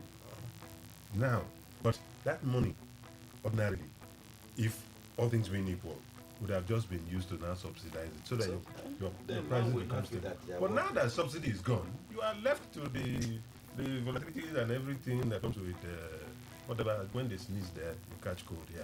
It's as simple as that. There's nothing we can do. All that would have probably questioned it is subsidy. And since we're not subsidizing anything, so be it. So we're on our own like this. That's what it means. Because see, it's just as simple as that. There's nothing you can do. Before now, because from the very word go, I started wondering, how can we have good oil here? We are producers. And yet, whatever happens internationally, they say, oh, it's international product, it's a product, this one, and this is the way it is. I don't understand it. I have yam. I want to eat pounded yam, and I can't eat it to my satisfaction because somebody somewhere says this is how. This is you must eat only one every day, and therefore, the one that I have, I can't eat more than one every day. If I have to eat more than one, then I will have to go and appease somebody or pay something else. I don't. It just doesn't. Sometimes I don't understand it. But then, what would have made it easier for me is subsidy. Government says, look, no matter what happens, whatever happens, they will use it to cushion it, such that you are protected. Or talk about a protective word or capping. That is what you would have used to defray whatever would have come above that capping level. But now we are lived there. But if the government was supplying Dangote the crude he requires, at this point, the Nigerian government will be making a lot of money from our population. NNPC has raised. That's what I was saying. It's still the same supply, right? If NNPC, they are also getting NNPC, the refinery is not working, so one that maybe they're importing, right? I said maybe they're importing, maybe. But at least Dangote says the crude naira for crude deal is still in place. So if the Nigerian government through the JVC, right, is supplying a certain portion to Dangote at this point, as these prices are changing, the Nigerian government is making money. Kelly, wait. If Dangote is buying, and at that international rate, why are you not giving him as much as he wants? Are you not selling? It's not a product. No, but from what Kelly is saying, it's like they're not giving as much as. No, they are giving him at the rate they sell at the international. That's what I'm saying now. So he's going to also sell at the rate he's receiving. He's receiving. But I think that there is a bit of confusion, and the states are quiet because the states will go to the bank. They'll be smiling. Yes, because that money is to the federation account. The excess, Yes, not the federal. The windfall now, so the federation account, not the federal government account. So they can come together under the body as neck to now advise the government. Because, for example, now let's just use two states now. Abia might say, I want to use my money to subsidize transportation. Rivers might say, let's use our own money to subsidize ABCD. So it will be pretty difficult to say now that these governors and the federal government would agree to go and subsidize the pump. They would prefer to have the money first to themselves. Rather than allowing that thing to say, okay, federal government, because again, how many of the states trust the federal government to do that on their behalf? How many of them? But it would have benefited us more as a people. As a people, if they agree from the pump. If the subsidy was effected from the pump. From the pump. But how many states would agree? Because that money is the money to the federation account, not the federal government. So it is when they now share, you now say, okay, what does Ada want to do with his own? What does Edo want to do with his own? What does Kano want to do with his own? But I tell you, sir, quietly, these governors are happy. Because there is more money now to them. Dr. Wideway. Mr. Kelly, your question is there anything the government, the Federal Republic of Nigeria, under our able president can do? That's your question. Let us assume that this is an emergency situation because of the condition, the global system. It's very simple. Okay, you said subsidy is gone. Subsidy in the downstream sector or in the upstream sector. Let us know. Subsidy is gone under the words crude price or petroleum prices. As it is now, let's say we are selling 70 naira. Now the price has gone to 110. You can decide to say, okay, you are giving the Dangote since NPC cannot refund. Because there's also diesel. So we can now give you. That's the point. We can now, instead of the ones we can sell based on the international price, you can buy 190. No, the federal government can't decide that by the governors. Why can't they do that? They cannot. Why? It's illegal. What makes it illegal? The Do you know that with the what makes it illegal? You know that with the PIA. That's for the federation. No, but you know that with the PIA and the way they set up NPCL, right? The federal government is more of a controlling partner. No, why did the federal government issue the decree? No. You don't see what I'm saying. What I'm saying is intentional. Executive Order 9. That's the question we asked. Was it last week when you supported it? Yes. Executive Order 9 is supposed to correct the defects in the PIA. No, that's Executive Order 9. Okay. The PIA is a contentious document here. That's an act, right? It's an act of parliament. For me, I feel, why not go and amend the PIA? You don't need an executive order to correct what is an act of parliament. No, but once you realize something is illegal, it's illegal at that point. I've not taken it to court, but if lawyers challenge Executive Order 9 in court, like they challenge Executive Order 10 of Buhari, right? It will fall flat. Because there's an act of parliament. And I told you that I think my answer they don't have any point. You said if anybody is dissatisfied, they should go to court. They should go ahead because it's the Supreme Court that will I'm just saying that the PIA as it is now, right? The states don't have ownership in the NNPC. No, what I'm saying from what Doc said is that the federal government solely cannot determine to give somebody crude oil without without now, I am not. That's why I raised. That's why I brought this part, right? If the NNPCL is the sole operator for the Nigerian state, the federal government, through the Ministry of Petroleum Resources, own major shares in the NNPCL. They own those shares in trust for Nigerian people. The federal government can go through that instrument to tell the NNPCL, well, please, buy at this price, sell at this price. That is what is in the PIA. Yes, with the condition that you can reduce the price. That's what's in the PIA. No, but that fund, let's get something clear here. That fund, who owns that money? The Nigerian government. Is the federation account. Yes. Not the federal government. I didn't say the federal government. So let's get this clear. This state will not allow it. Because every state wants to get their own resources. This state will not allow it. The states, I'm sorry, Dr. Waigwe. Please. The states in and of themselves, they know that they don't have shares in the PIA. The PIA it's not written in such a way that allowed states to take ownership in the NNPCL. Right? Some of the governors tried to protest when Buhari assented to the PIA the way it was. They said, how do you sign a document like this and you shut out the states? But they did not take it to court. They didn't challenge it. Majority of the APC. They did not challenge it. So at this point, that's why when Saraki, I think it was Dixon or so that came out to say, we support, I think South governors, we support Executive Order 9. That Tinubu should take the next steps in seeing that the defectious parts in the PIA are amended so that it can reflect the realities of our country today and the states can take ownership in NNPCL. That's what the Southern governors are saying. And I'm saying that the fastest route to what is happening today is for the president to just call the governors. Fastest. Let's see how. Because if he take that alone, he cannot. See, this windfall now. Do you know how many states? What they are calculating would enter into their boss? Allow me to finish up. Mr. Daniel, sorry, sir. Out of them are APC governors. Mr. Daniel, not take them to court. No, that's why he's saying that the fastest thing would have been for Tinubu to call the governors. Mr. Daniel, without calling them.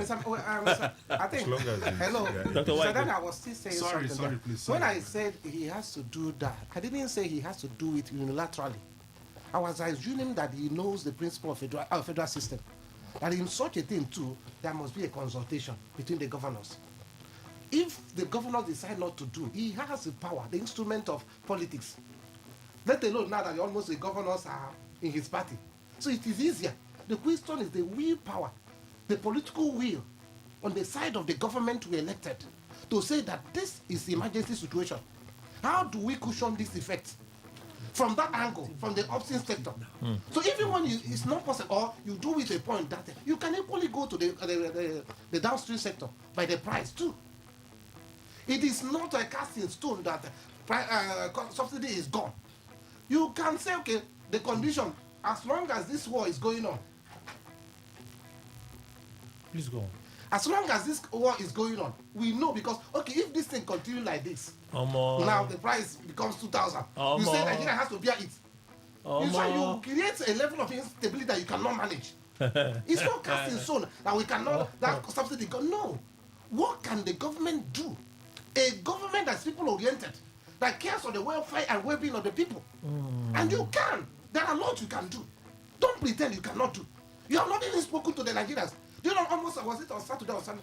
A girl nearly just insulted me. A child. So what happens?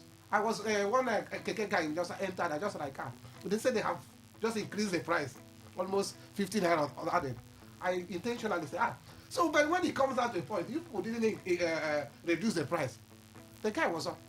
The next thing the child, the girl told me, she was whispering to herself, if I don't like it, I should go and buy my own car. You know, even the people you just want to talk about protecting their interest. But what we're saying, that is what people will be doing. Any little addition now, they will increase their own. You think Nigerians can bear this thing? But when Dangote reduce, everybody the impact, price of petrol, that's what we're looking at. The impact of the war. And how the Nigerian government seems to be silent so far. That's the character of Nigerian government. You know, I was which year was it that we had also something about, I don't know what is there in the Gulf for the Americans in the Gulf. They had a Gulf War that against Iraq, when they said, they claimed, which has proven them to be also people that are not squeaky clean. I'm talking about America. They didn't see any weapons of mass destruction up to today. Okay. Now, at that time, I think after it, was it Nigeria sold greater number of the higher. But I think, was it $12 billion or whatever they said? Yes. Under IBB. Several times, what is named this fiery lawyer, Ganifa yes, went to court, challenge IBB. Where is the money? As you and I have not heard, or if you've heard that money was finally found, I don't know. But at least we recorded that. So, Kelly, the issue is that Nigerian government will always keep quiet in such things. Even though it's creating, because is there any time, no matter the price, even if it goes to the sun, if it can reach them, is there any time Tinubu's cars will roll out and then fuel won't fill them? Okay. It's difficult. So you and I that will be suffering that. And always I say, Nigerian governments don't feel for the people. That is why it will remain. I think yesterday, while we were going to that thing I said, we bought 1,050 a liter. This today it may have gone higher. It's 1,095. Can you imagine? Okay. That? So and Dangote has not announced his new price. See the count. Okay. Dangote has not announced his new we price. don't know how long. Yes, that's why it's gone up to the Gulf War or the Iranian American-Israeli war will last. We don't know. Okay, so, no, right now they're saying the last 4 weeks. That's what we're hearing now. And this is just the second week. This is just the second week. Yeah, going second week. I hope they will account for it. It's not captured in the budget. Let's come to River State. The attack on Amechi on Friday. Alleged attack on Amechi's on Friday. Amechi clearly said that it took the presence of the SSS, the police, the NSCDC to push those that were shooting away. And he was calling on the Commissioner of Police and security agencies to apprehend them and prosecute them, to show that we're still in a society ruled by law and order. Local government chairman, Korea local government came out and said, no, that's not the case. So Amechi ordered the security men to shoot at the vigilantes that were stationed there. I'm asking myself, understand. Amechi ordered the SSS to shoot at the vigilantes that were there. Why? That he shot his way in, shot his way out, because he knows that he's not popular. I beg. Is it not too early for this violence? It's not too early. Shooting gun. And the man wants to go and register in his party in Ubima. What? Allow him to go and register. Yes, the party, the Ubima office of ADC was set ablaze. Who set them ablaze? Why did he set them ablaze?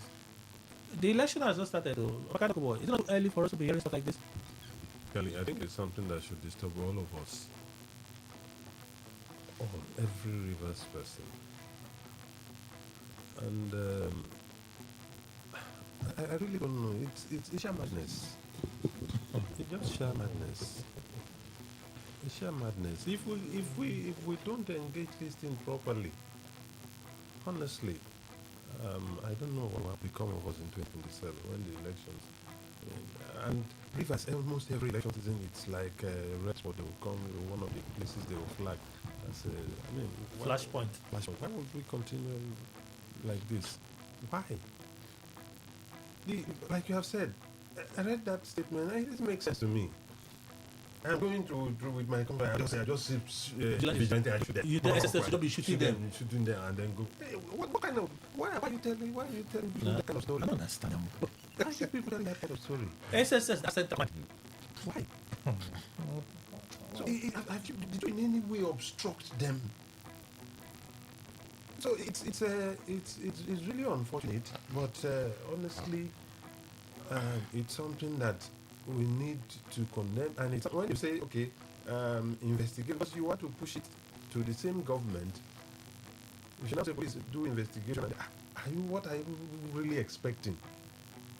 Are we sure under the kind of system that we have now, you are sure that these people will go in and come out and with a true a report that is representative of exactly what nearly what happened? So it's something that let everybody who is acting know or realize that one way or the other, if it doesn't affect you this way, it will affect you the other way. So it is not as if because you are in power, you are in office today, you are insulated from all of this.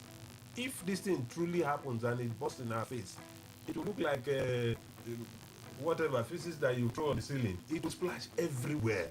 It consumes everybody. That's me poo-poo. It will consume all of us. So it depends on the kind of poo-poo. So you know the difference. It is something that will not speak well for us. And just because some people want power or they want to retain their power, it doesn't just like what we are saying. It doesn't matter how many lives. It doesn't matter who. It doesn't matter what happens to who. Is it really worth it? If you were to turn the table and you are on the other side, would you really love this? And that is not to say it has not happened before. People that are at the receiving end now have not probably done some similar thing when they were on the other side. But just look at it. What is happening? Justify that and say this should continue. Please let all of us get sense. Clearly, when I read and heard also about it, I think it's uncalled for. It should be condemned. Rotimi Chibikamechi is a personality, a former governor of the state, former minister, going to his village, and people are talking about issues of attack. He didn't go with the secret bodyguard, but a DSS, which I'm sure was approved for him to move it. And his coming was not a secret movement. It was known that he was coming. Ordinarily, if it is where we are to hold our leaders responsible or accountable, is the local government chairman, not the chief secretary of that particular local government, that should have ensured that the safety of a person like Amechi. In fact, in this case, I wanted to even say that maybe we'll excuse him, but he said it's the vigilantes that he set up. The vigilantes he set up, and he's been providing logistics for. That Amechi ordered his men to shoot at. So that clearly tells us that the people that Amechi alleged were shooting at him were the same vigilantes. So ordinarily, is that supposed to be what a chief security officer of the local government should have said in some kind of incident? I think we should tread with caution. You see, before you know it, they will say it's weak or no weak, but you can see that at times people give him power to get to, they can abuse the usage of that power. And it's coming out at this particular time that there was also another one I heard that I heard is it Ahoda West? Cheta? Yes. Cheta? Yes. The local government chairman? Yes. Those are Ahoda here. Student. Cheta and Win. So we should know that our states, when it comes to security matter, is a bit fragile, and we are praying that God should help. Let us have peace. All right. From the political differences, at least reconciliation have taken place at the state level. So at the local government level, that is not a very good report. Nobody will hear it and will believe. And Mechi coming with DSS and they start shooting vigilantes that he, the executive chairman, set up. So he's not defending the action rather than condemning what have happened, assuring that there's investigation should be carried, the truth should be ascertained. Because if we allow this to continue, if it can happen damage, which means ordinary citizens will not be safe. Dr. White? I think it's very unfortunate. And when you tell them that most times that democracy is very fragile, democracy is very fragile, and I would say the beauty of democracy is opposition. If we begin to play politics of violence, anybody can intimidate. And most times, it is also the government who use threats, using violence, maybe scale the opposition group so that they can surrender. But it's unnecessary. See the distance. We have not started. You are seeing such a thing. It doesn't portray us as a civilized country. Fortunately, unfortunately, the guy, I think you just mentioned, this is a very gentle guy I know. Who is that? The chairman. Wobodo. I know him as this. If ask me tomorrow, say a very gentle guy. Maybe his system can change. There's been a system I know, I think it was in August State University. And maybe the system can change you. For you to come up, this thing you put up now that he was shooting, how many people will believe you?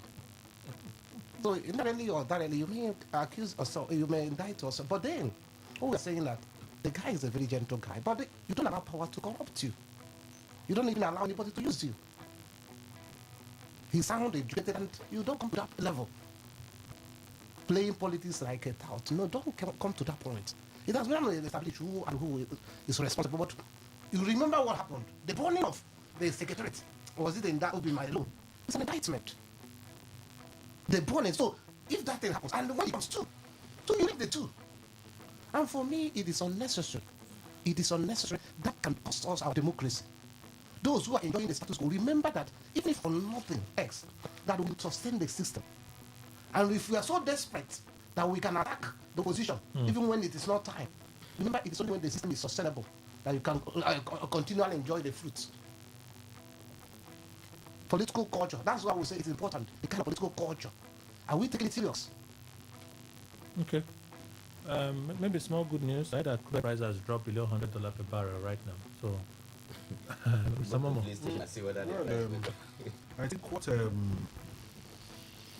the US is also trying to do to also see how they can be the one in control of the Straits of Hormuz and the other parts where the Saudis are looking at alternative route to.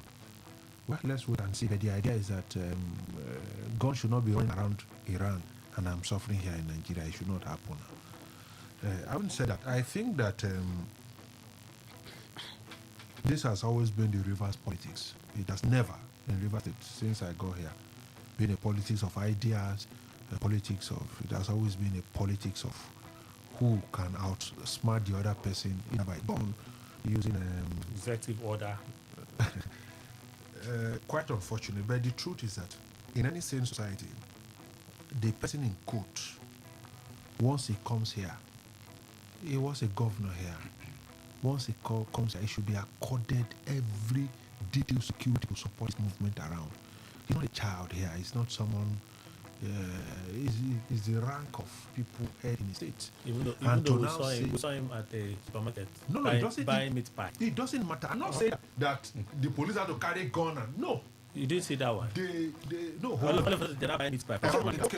Okay. No. See, the truth is that let's not lie to ourselves. Don't they eat meat pie? It's just that we don't see some of those things. They eat meat pie. What is these stones they eat in their house? No, it's because you saw that one. They allow them to film them when they enter the supermarket to buy meat pie. What we do not see. And they now said go and register and be part of ADC. No, they did not hear that part. If you see, there was a day we were discussing something where I was analyzing Amechi. I heard something about Buhari. Somebody was saying he didn't talk, and I say, why is Amechi talking now? But if you analyze the kind of Amechi's person, even before now, Amechi used to have one of those. outings, you will see him. When he was governor, there was a time they came with a bike. This.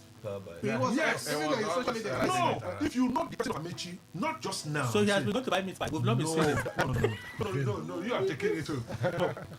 Yes, I'm not ruling out politics, but if you know Amechi very well, for those of us who have seen him around when he was governor here, there are times there are places people don't expect. You just see. No, but you are part of his executive team now, so I'm not surprised. I'm not part of the executive team. No, were you not one of the senior consulting individuals for one of those projects that year? No. It's only people. It's only people that were very close to Amechi that were speaking like this. You people were always noticed. So you saw him when he came down for those power bikes and all of those places. Like the time there's one thing they had, was it explosion that rocked around what's his name now? Elios. He came there with Nika. I don't know if you see. He came with Nika t-shirt, and you will see. No, okay, he came to see what was happening, the fire. Is that it? No, see. I'm saying that it's difficult, for example, okay, now. That's not an Odili style. You hardly will see Odili. That's not an Odili style. Okay. That's not a wicked style. That has always been an Amechi style. Yes, there is politics. You are not terming that, but I'm telling you that Amechi has that character of. That's how even when he was governor. Okay. Sometimes he appears in places. So when they start selling corn, I will see him going to buy corn. And it's allowed. It's allowed. Okay, you want to finish now? You can direct. I thought you were interested in this one. Oh. No, yes, no, but you're breaking my line of thought. So I think that it's like saying that Goodluck Jonathan is attacked when he went to Abuja. No one should hear. Same way, Amechi should not come here. I'm not talking about Amechi as a person. Or we see an Odili and they say he was heading to his village and some people somewhere. What are the police saying? They're investigating it. There's a statement from Irunge Koko that they're investigating it. The bomb blast that rocked the River State House of Assembly. What has happened? They're still investigating. The bomb blast that rocked the APC secretariat. Is it the APP secretariat? And the one in close to that hotel. Presidential. Yes. Investigation is going on. So you see, you've not heard. I think it's unfortunate.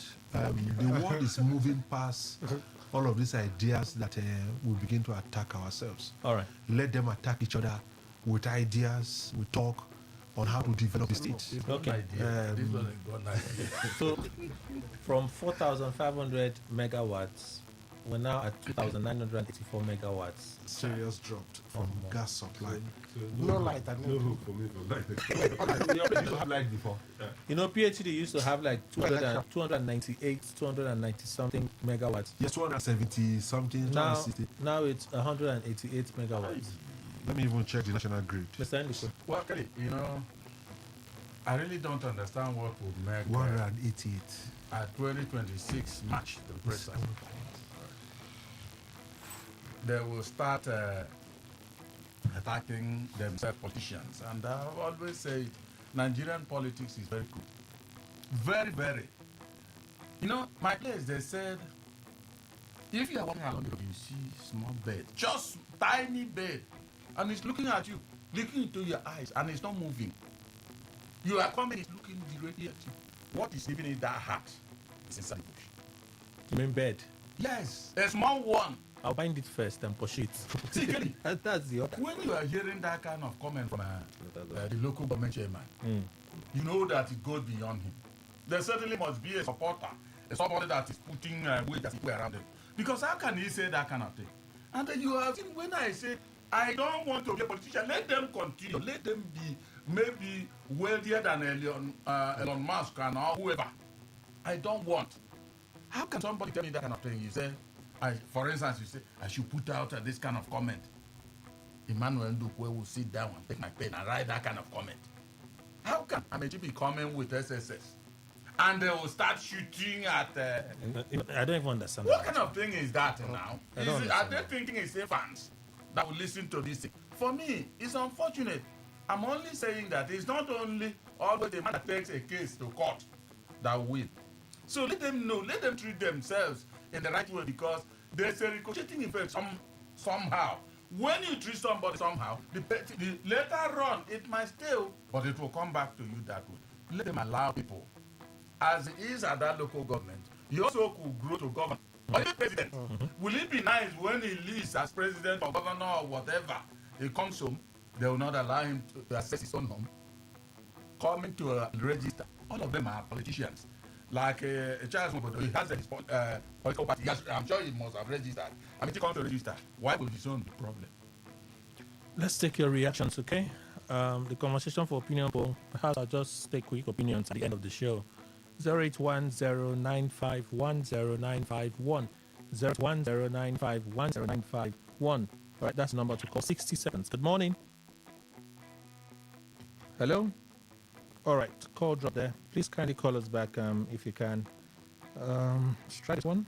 Good morning. Today 95.1. Hello, good morning. Morning, sir. The kind of politicians we have in River State, they are not helping the state at all. But the whole ability is coming to his own state, his own community, and he was attacked.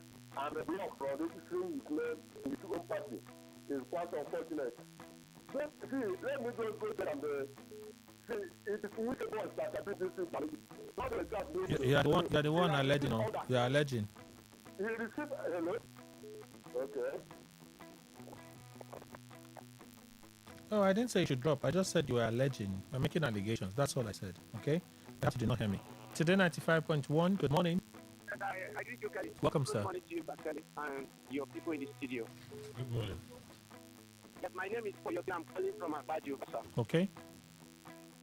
Mr. Guy, about Amici and the people that I think it's black people when it's sitting local government chairman is making such comments as if maybe talking to children, maybe all the people are in this state, we are all children and we have never gone to school, we don't know what they are doing in the state. I mean, there has been one governor that no governor that have ruled River State have been able to replace or to rule like him.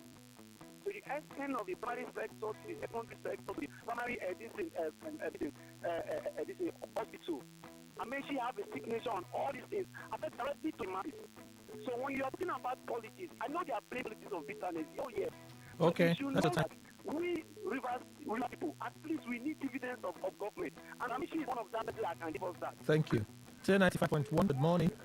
Yeah, we're finding my brother. Welcome, sir. All right,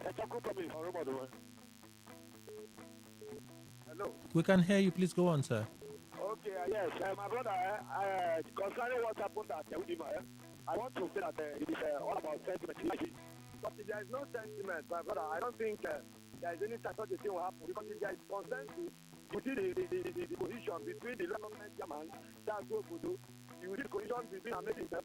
Thereby, local security will be there. So even make sure they contain whatever before his arrival. And again, I see that even there is this national interest I give from his people as well. Because if there is a man that has the right of rule, the people will rejoice. So I don't know, but let there be cohesion.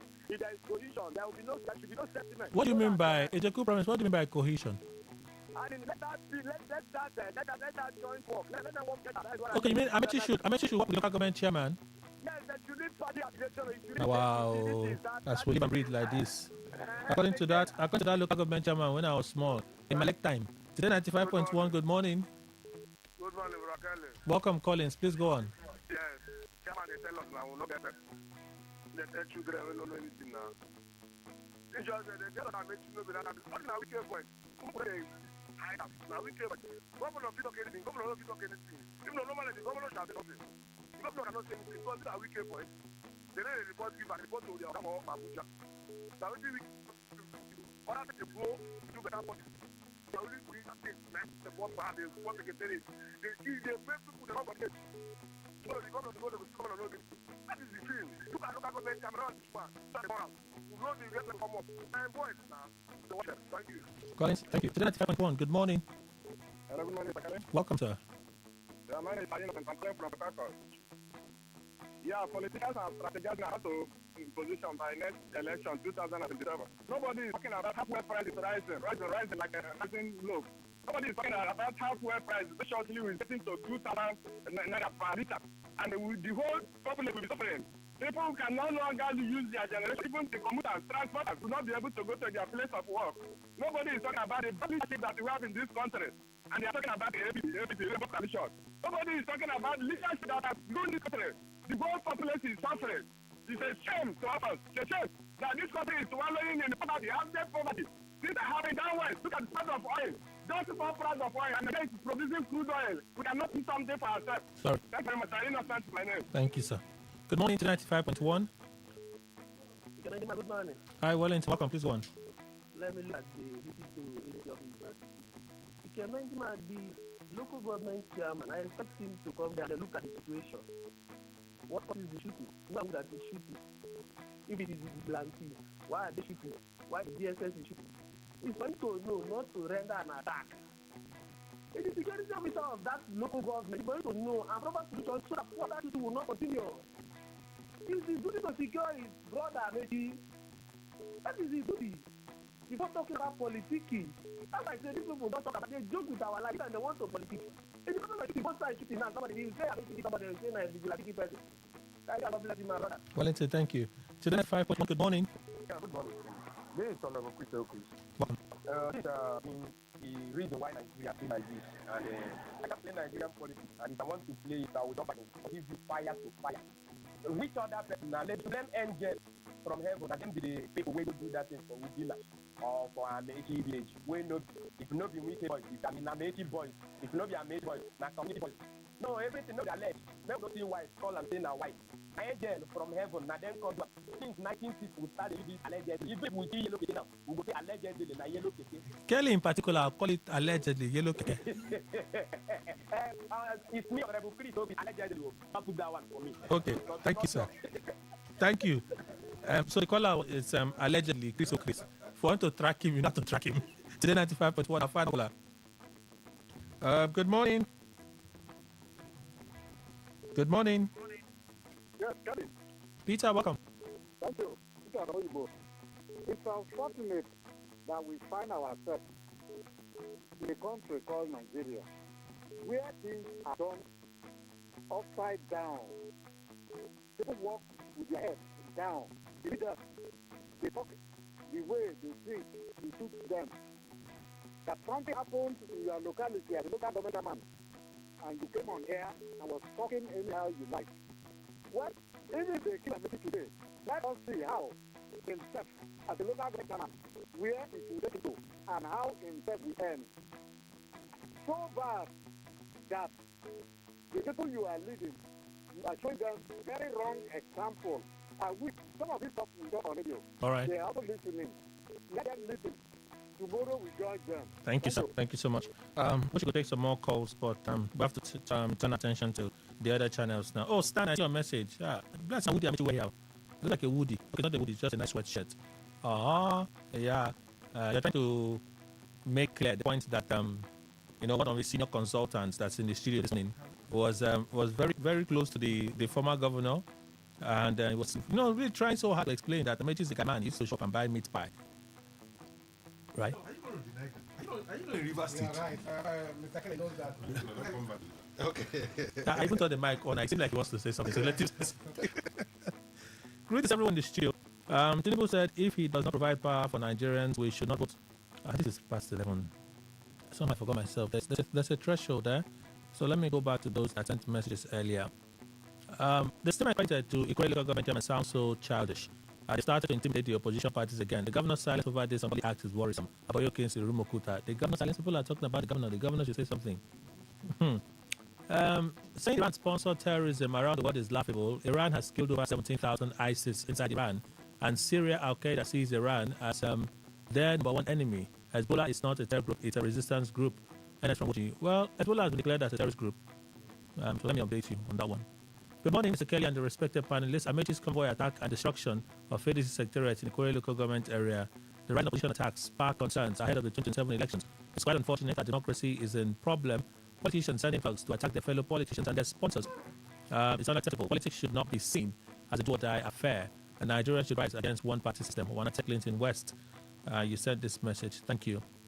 Kelly, are you surprised not hearing a comment from our government? Those countries you hear comments is because the leaders care about their citizens. Here, the rulers care about themselves and their families, how to remain in power. And the people are not part of the equation. Soldiers are killed, innocent Nigerians slaughtered. The government is telling you that they are winning the battle. Fine, John. Thank you. So voice messages here. Let's listen to them. Then we migrate to the other platforms. Okay. This one first. This is the first one for today. This one. Mr. Kelly, good morning. Good morning, gentlemen of the studio. I took time yesterday watching the interview of Mr. Bwala and some of his voices being played to him. And this man still insists saying he is not the one. He can never be the one. You see, this is what ABC has done Nigeria too. And this is international journalists, not even Nigerian journalists. You see how they are ridiculing us, making us look as if we are liars. May God help us. ABC is no way and no way forward. Mr. everybody. Mr. My name is Ezekiel. I appreciate the good work you are doing in the studio, and I must you are not like the woman that I pray that one day, but I wish I want to join you in this audition one day, and I'm trying my best to get there. So I pray that God will help me. So Mr. Kelly, Mr. Obi officially joined the APC. That's a good one, but you should know that does not guarantee him winning this election. I'm not saying he can't win. He is more like the 100%. In a better place to win this election, but you know what is going on in the country. He himself is a movement. He should form a party and mobilize people and start his own, journey. He should leave all this to the main party alone. Kelly, my name is Kelly. I've said it before, I'll say it again. The US is not bombing Iran because of the US interest or because of Israel alone. They are bombing Iran because of the entire Middle East, spread across Asia. The Saudis, the Dubai, the UAE, the Qatar, all these Arab nations that are allied to the US need US support, and they are support of this bombing in Iran because these people know the Arab brothers as radical Islamic, and they don't want them to acquire nuclear. If not, the entire Middle East, stretched across Asia, will be under their control, and they don't want it. That's why they want from them. The reason why the UN and the European countries that are condemning this because the US is going alone without their consent. Meaning that any sharing formula, you know that as the US is bombing and the US is not doing it for free, they will give resources, money and everything. The US is going to get 100% for going alone. But the US going to acquire their consent, meaning that they will share the money. Either 70, 40, 80, 20, all those 60, they will share the money. It's not as if the UN and the European countries don't know what Iran is doing and the risk to the Middle. All right, thank you. You know your message is allowed 60 seconds, yeah? So that way you speak, someone else will listen to you, okay? And then when you're done speaking, someone else, you will not have to listen to someone else. That's the order, yeah? Good morning, Kelly and the panelists. The arrival of your soldiers in Nigeria is not effective, if I may judge, because the claims are still on the rise. These cancelled them in River State are not helping matters in the state. Why are they full of lies? It's not healthy for the state. Some Kudams try to stop Mechi, and you're denying it. God help us. Mr. Dennis, thank you, sir.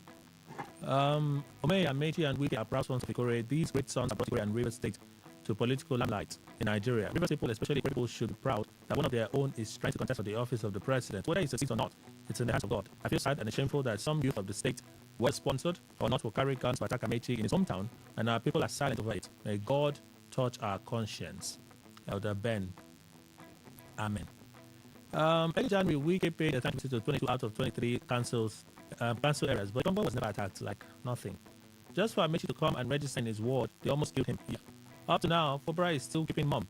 We know where all these are coming from. Rashid Lawak from NTA Road in Goba. About the US-Israeli war, US-Israeli-Iran war, my reaction last week was I wouldn't snowball into a third world war. It is gradually growing and expanding in other frontiers. We wish and pray it doesn't go beyond where it is now. Emma Anna, you've sent that message. Thank you. For Trump to succeed in his mission in Iran, he should erase the country from the world map. If you burn down the Iranian nuclear plant, have you also cleaned out the raw materials buried in the boil of the earth? Mutually assured destruction, aka MAD, that is MAD in international law, and diplomacy is in itself a checkmate to belligerent leaders across the world, including the US. In other words, if you nuclear me, I nuclear you. That's the essence of MAD. Right, Dodo. You the fourth. Send that one. Last one we can take from here. Okay, you said the account given by Korea local government chairman is not pleasing to your ears. Mr. Law, I have rewritten what you said. Thank you. Let's go to X now. So that conversation for opinion poll, which we don't even have. Flyboy on X. I think the ruling party are working overtime for the 2027 bid, but we didn't have to work this hard. Also on SCN, hello Kelly, the statement shows that we have daycare children as legislators. It's unfortunate what we found ourselves as a nation. Opposition will continue confusion till 2027 election is over. Akpabio. Well, that's the focus for opinion poll this morning. Let me go to Facebook so we can take some of those reactions from Facebook. I see them. Opinion poll is 11:25, so we'll be very quick here. Ijere Hassan, Nigerian politicians be like anywhere below face. I'm serious. I didn't say you're joking. Thank God I be that table. Man, when a confused man picked up the confused man, I don't try. If I'm Fred, good morning. Sometimes I'm asking, are these leaders or bully? Okay, one day the youth will rise and God will rise with us. Okay. Senate President Akpabio knows there's a political master plan that they're executing against the other political parties. It's very unfortunate that these political parties are playing into their hands. Akpabio, Wiki, and Co. are consciously instigating crisis in other political parties and then motivate their members to defect to the APC in paradise. Hello, John. Good morning, Kelly and the panelists. Yes, the Senate President's statement is only not a boast or calculated, but I want to also add insensitive of leadership in Nigeria. God will judge them all in due time. Opposition will continue to suffer. Akpabio's statement is challenging them to wake up because they are yet to play the role of opposition well at the print. Yimo, good morning, Kelly and the panelists. All progressive scholars know that they don't have anything to use their campaign as achievement because they have failed in all ramifications. So all they do is to destabilize the opposition. What goes around comes around. All right, thank you. We have to go. We just have to go. We're out of time. It's 11:27. Forgive me for those that send messages on general post. We are out of time. Dr. Richard Whiteway, Executive Director, Citizens Leadership and Rural Development Initiative, Cladi. Thank you, Doctor. Thank you, sir. Opaka Dokubo, Vice President, NUJ Zone F South South. Thank you, Senator. Really, thank you. Dr. Paul Waller, Senior Lecturer, Rivers University, Port Harcourt. Doctor, thank you. Really for me. Daniel Momo, Public Affairs Analyst, Strategic Planner, and Network Consultant. Thank you, sir. Thank you for having me. And Mr. Emmanuel Indukwe, in-house panelist. Thank you, sir. Thank you very much, Kelly. Thank you, Nigerians. That's our show. Hola. Are you ready? Today, 95.1 FM, the voice of the people.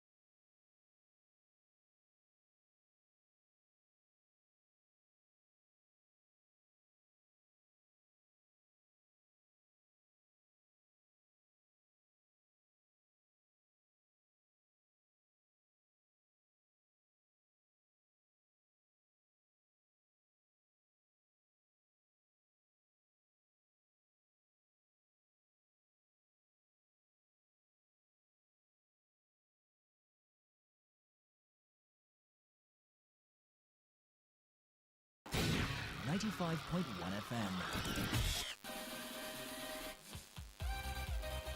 Get ready to turn up the volume and dive into the heartbeat of entertainment. From the hottest celebrity gist to trending music, movie buzz, viral moments, and behind-the-scenes drama. This is where the fun never stops. Tuning to Entertainment Today, only on Today 95.1 FM, Voice of the People, your station for pure entertainment. Weekdays, 11:30 a.m. Entertainment Today, where your favorite stars and stories come alive.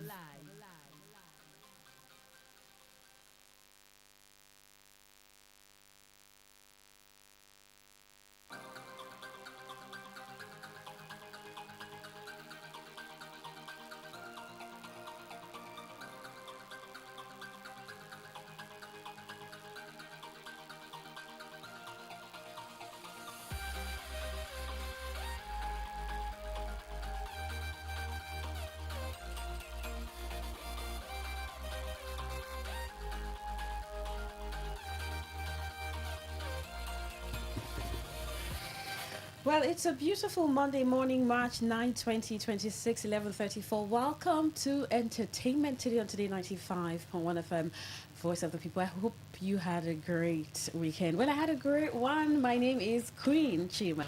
I am Anastasia Benjamin. I am Miracle Emmanuel. This week is going to be a great week. You know why I said that? You know, we usually have issues sourcing stories after the weekend. But this week, we have tons and tons of them. A lot happened over the weekend. So much happened. From Tonto DK conducting a deliverance in a secondary school to Bam Bam and Teddy A. Finally. Finally. Like, it's looking very... She's no longer wearing the ring. Yes. To Bam Bam and Teddy A. To VDM calling out Tonto DK. To Tonto DK's colleagues asking God for help. You know, she typed in she typed speaking in tongues, like she typed.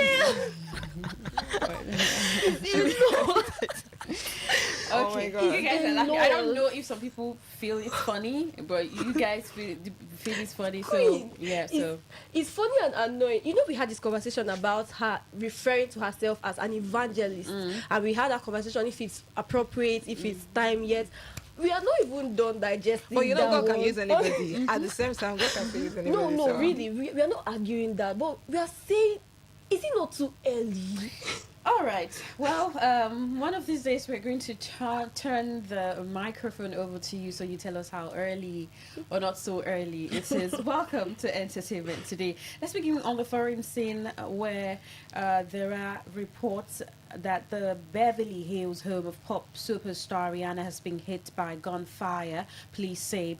Officers from the Los Angeles Police Department responded to reports of gunfire at 13:15 local time on Sunday. So suspect was located and taken into custody. A police official told the BBC's U.S. partner CBS News that the home targeted belonged to Rihanna and that assault rifle casings were found at the scene. No one was injured in the incident. Rihanna was in the mansion at the time, a law enforcement source told the Los Angeles Times. Police say the suspect, a woman in her 30s, stopped in a car outside the home and fired 7 shots before speeding away. Her vehicle was located about 8 miles, 12 kilometers away from the singer's home, where the woman was taken into custody. She has not yet been publicly identified. Last September, the star gave birth to her 3rd child, a girl, with partner A$AP Rocky. The couple, who also share 2 sons, Riot and Reza, announced Rihanna's latest pregnancy at last year's Met Gala. The couple's baby news was not the first time they made headlines in 2025. In February, A$AP Rocky was found not guilty of firing a gun at a former friend at a trial that saw Rihanna bring her 2 sons to court.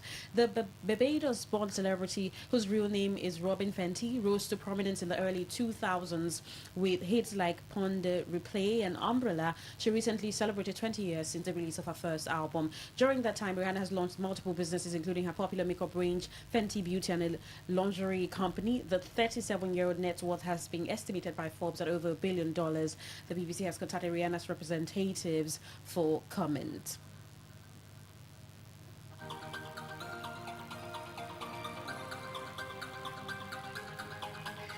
Well, in Nigeria, where the Lagos state government has cautioned Nollywood actress Sarah Martins against cooking and disturbing food, distributing food on public roads in the state, saying the activity violates environmental and public order regulations. The warning was issued by the Commissioner for Environment and Water Resources, Tokumbo Wahab, in a post on his official X handle.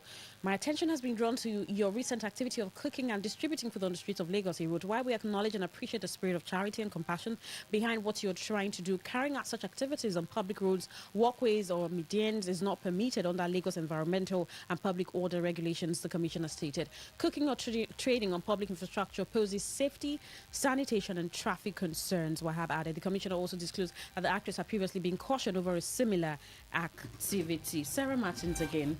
You know, it was last year now. Yeah, last year. Yeah, she was arrested, and most of her cooking utensils were. I think she was attacked by some people. Was she?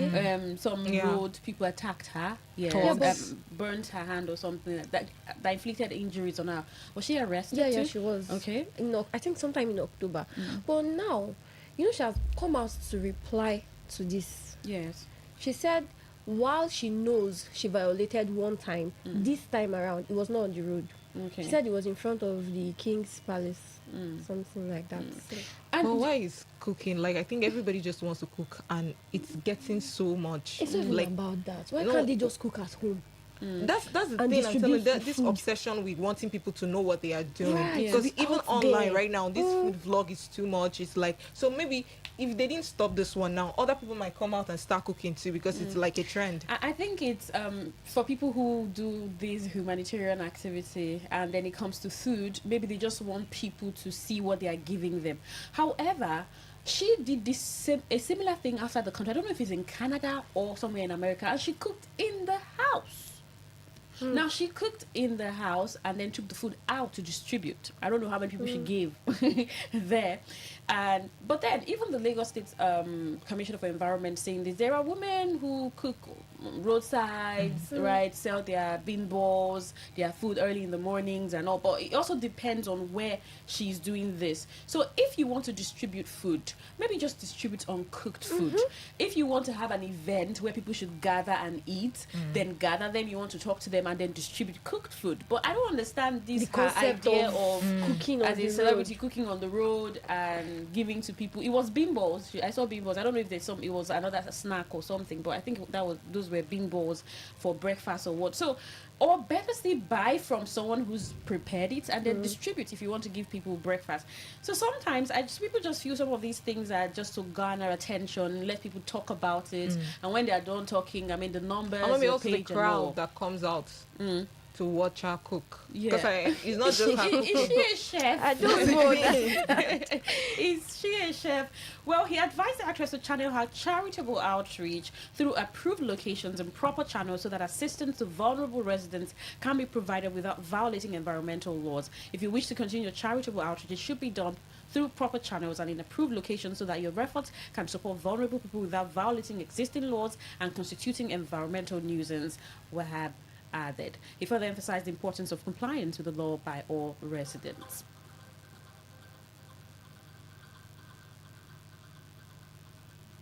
Well, in a similar development, actress Sarah Martin has clarified her recent street cooking activity in Lagos, saying it was an emotional gesture to reconnect with vulnerable children, not a deliberate breach of environmental laws. Now, following a caution from the Commissioner for Environment and Water Resources, Tokumbo Wahab, regarding cooking on public roads, Martins issued an open letter clarifying her actions. I'd like to respectfully clarify that I did not cook on the walkway or on the main street. The meal was prepared in front of the King's Palace under the supervision of security personnel, and the activity took place very far from the main road, ensuring that it did not obstruct movement or create any public nuisance, she wrote. She stated that her recent activity was an emotional reconnection with vulnerable children and occurred in a controlled environment rather than on the main street or walkway. The visit was simply born out of an emotional moment. I had deeply missed the bond I shared with the vulnerable street children in that area, she explained. Now, this reminds me of some pictures that begin to appear of our politicians, trying to connect with vulnerable people. Pictures of where they are buying corn, where they are eating suya yeah, buying food from the woman, and then those pictures are just circulating on social media. Now let's move away from that, where talent manager and publicist Omotola Slasher has expressed concern that many emerging creatives in Nigeria's entertainment industry are not adequately prepared for the pressures that come with sudden fame. Slasher spoke during an interview with Popori, where he shared his views on the evolving landscape of Nigerian talent, the influence of social media, and the realities many creatives face behind the scenes. Assessing the current state of Nigerian talent, Slasher said the industry is witnessing a generation that is redefining what success means, largely driven by digital platforms and direct audience engagement. You know, I asked on social media if you get to prepare. We had that conversation. You can never be prepared for fame. Like even if you think about it and be like, oh, I know what I'm doing. When you get to that point, you just keep doing it might things not even like be what you imagined it to be, and it will be very difficult to control. Because the idea of fame that is in your head is not what you're going to expect. True. Because you'll be like, oh, this is what is going to make me famous, and then this is it. So you can't really. I watched an interview where Vicky James said she knew she was going to be famous. Do you think if you know, then you can prepare for it? I mean, the way you carry yourself, the way you do your work, the excellence you give to your work, the dedication that you give to whatever you're doing, especially in this time and age where it's this, and you're blown up. By blown up, I mean everyone on social media knows you. I mean, people know you on the streets of Instagram or Facebook. I can imagine how many million Nigerians, let's say Nigerians, know you. So isn't it possible to prepare for fame? Has she been able to curtail it very well? I mean, people are still complaining about her, so you can't fully prepare for fame because you don't know what you're doing, like what's gonna trigger some other person. You understand? So. Yeah. Well, he says that Nigerian talent today is operating in a very different landscape from even 5 or 10 years ago. My only worry is that social media has presented and promoted people that, though are not the most creative, but are famous and command attention, he said. According to him, one of the strengths of the new generation is its ability to bypass traditional industry gatekeepers and build audiences independently. The good side to the new generation is that they are not waiting for traditional gatekeepers anymore. They are building audiences directly through digital platforms and using that influence to create opportunities for themselves, he said. He noted that the definition of success in the entertainment industry has evolved significantly over the years. But what do you think? We asked that question is on Facebook, Today95.1 FM. You can check the post there. Do you prepare for fame? Is it possible to prepare for fame? Let's get your comments in the comment section. You can send a text or WhatsApp message to 0701 9339 962. That is 0701 9339 962. That's the number. You can send a text or WhatsApp message. So you're still listening to Entertainment Today on Today 95.1 FM, Voice of the People. There's just so much to talk about. Just stay with us. Let's have a great time. I think Mondays, but it's going to be quite lighter for Monday morning. To stay with us.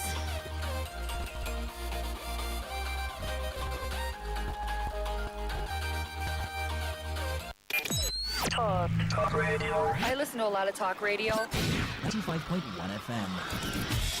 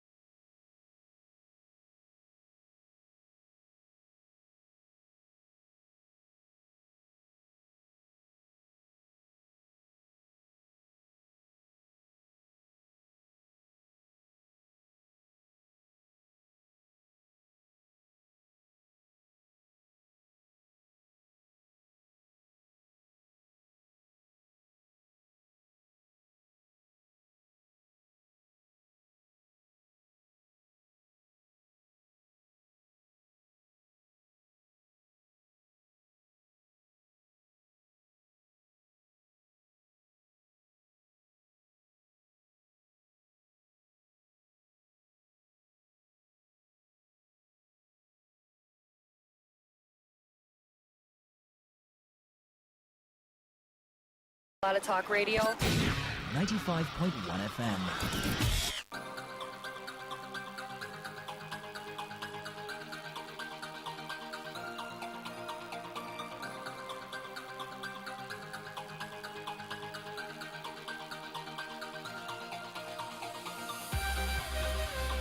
Well, entertainment today on Today 95.1 FM, Voice of the People. Thank you so much for still staying with us. Now, keep the messages coming, text messages, WhatsApp messages, and drop a comment on Facebook. Do you think that you can prepare for fame? All right, just drop your thought there and let's get to see what you think. I was underpaid in entertainment industry, says Beverly Osu, actress, reality star, has said she believes she should be a billionaire by now from how hard she worked. She claimed that her portfolio in the entertainment industry should be enough for her to be a billionaire in every African currency. The movie star lamented that, however, that is not the case because she has been underpaid over the years. Speaking in the recent episode of Gacha's podcast, also said, I have worked so hard. My portfolio is enough to make me a billionaire, not just in Nigeria, but in Africa. I'm a very humble person, but I know that my portfolio is enough to make me a billionaire. So I'm fighting for better wages. I've tried different facets of the entertainment industry, from being a luxury model to video vixen to reality TV star, and now actor. I have paid my dues. People should know their worth. If you know your worth, you won't take certain pay, and then you won't come to complain like you're being underpaid. So you think it's a worth thing? Yeah. You know because your it's giving desperate. Yeah, for every single it's time you giving take up a desperate. role or take up any gig, you're indirectly saying anything goes, right? Yeah. So at the end of the day, you can't come and complain that you're being underpaid. She took those roles. So another thing is, I mean, an angle could be picking one or two things to do in the industry, because I mean, being a vixen, being a model, being an actor, I mean, trying all of these at the same time, sometimes it takes people's attention away from what area of expertise you have, right? So are you a better actor compared to a vixen or compared to a model? I know there are people who diversify in the industry, but I think sometimes they get to gain ground on one part first before they begin to try other areas. This could also be a challenge, but I mean, life also happens. Sometimes it takes patience. There are people who have been there, and when Kemi Adetiba did To Kill a Monkey, and this lady who acted, what's her name now, the lady that played the role of the wife to the villain, Stella Damasus. No, not Stella, the not villain, Stella. the other girl, The slim dark Lilian Afebai. I mean, yeah. Lilian came up, she was also a reality TV star, or she is rather, and she came out talking about how the industry has actually overlooked her for a while. I mean, that role just brought she killed that brought role. the fact that she could do a lot and that she's talented. So, and I also think that Beverly is a talented actress. I think she's a better video vixen. Okay, Yeah. So that's the thing. So it's about picking one to pay more attention to. Probably that could just help her gain some level of ground. Now, away from that, I'm still talking about reality TV stars. We know Big Brother Nigeria Level Up season Fina has opened up about her difficult childhood, revealing that she was given the name Blessing by her parents, a name she says she has grown to dislike. In a recent interview, the reality television star said the name feels disconnected from her early life, which she described as lacking the blessings it implies. Fina recounted facing emotional hardship while growing up, noting that she often found herself seeking love and acceptance from family members, friends, and romantic partners. She said those experiences frequently left her feeling rejected and verbally criticized. Describing her upbringing as crazy, the former housemate said she missed out on several opportunities that were available to many of her peers. I mean, Fina never lacked an opportunity to talk about when I watched that podcast, I was like, I'm starting to understand her. You know, she was this kind of person, like everybody was like, oh, what kind of winner of BB Niger is this? Like, she's so uncultured. You know, people had so many things to say, but ever since I watched up, I'm like, oh wow, I could see where this girl is really coming from. So that's a whole lot. Like, I'm rooting for her big time. And you know, parenting is, let's not go here, but then yes, she talks a lot about her upbringing, and I think parents should always take it as a matter of importance to do better with their kids, with their children. Try your best. Don't make one because more important than the other. Yeah, it takes a lot to raise children. I know I don't have one, but I think, I mean, I have parents, so I had parents because I have a mother now, and I think it's a lot of work. And even being an adult, I mean, you look back at what your parents, what they do and what they have done, you think, it takes a lot to actually to nurture a child. However, some people don't even put in enough work. But we're giving our parents enough grace, because that could also be a thing. Somebody said, like, your mom is also a girl. Like, you know, so while you're busy complaining, you understand. That's also an angle. However, whatever you're preparing for, you also have to prepare adequately for it. Exactly. Yeah. So, and some of them didn't know better. If they knew better, they would have. But the circumstances that make you put children in a particular situation where they have to suffer or have to go through emotional pain. I was watching a video of a girl who was hawking oranges, and then she was complaining. And do you know what the girl said? She said, "I hate my father." That's such a terrible word to come out. And then there was another one I saw on TikTok that came out, was like, if she had money, she would arrest her parents for bringing her into this world. Like, people are very vocal about this. Now I really want to watch that Biodun Stevens film on Wednesday. Talking about children rejoicing that their parents are getting a divorce. Oh, goodness. Veteran Nollywood actress Omotola Jade has revealed that her commitment to personal values prevented her from becoming a billionaire. This just sounds like Ike saying, I didn't take certain brand deals because of my faith. Now, this celebrated actress made this disclosure during an appearance on the Afropolitan show, where she reflected on some of the difficult decisions she made throughout her career. If I wanted to be a billionaire, I would have been it easily, because I have been in situations where no one would have known. What is Omotola saying? She's not a billionaire. You know, can we pause? Can we pause on that a little? I mean, think about it. Where is the billion coming from? Is it the acting? But wait. Coming from? Really? I mean, hold on. I had a different angle to this. I mean, okay, justice for the girl child, because she said certain situations where she had to compromise her principles to get money. But then, what are you saying? Are you saying you regret not taking those deals, or it would have been those deals that would have made you a billionaire? She took a car. Someone gave her a car. You understand? So we don't really understand. So I have a problem with that line. It's a lot, and it's giving me the vibe of, I know to get money, my film day for cinemas. You guys should go. That's true. You guys should go.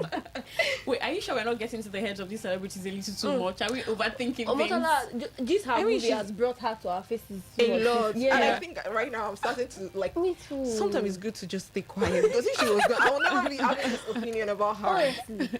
Are we not getting into their heads too much? Because right now, when I say celebrity do certain things, I'm just almost in their head, like, is this cheap publicity? Is this real? Maybe it's because of the nature of our job. Because we ask a lot of questions, right? Do we have any messages, text messages, or comment on Facebook? Let's quickly take that. There are no comments on Facebook. Wrap up. All right, so you decided not to say anything to us today. Did you not have a great weekend?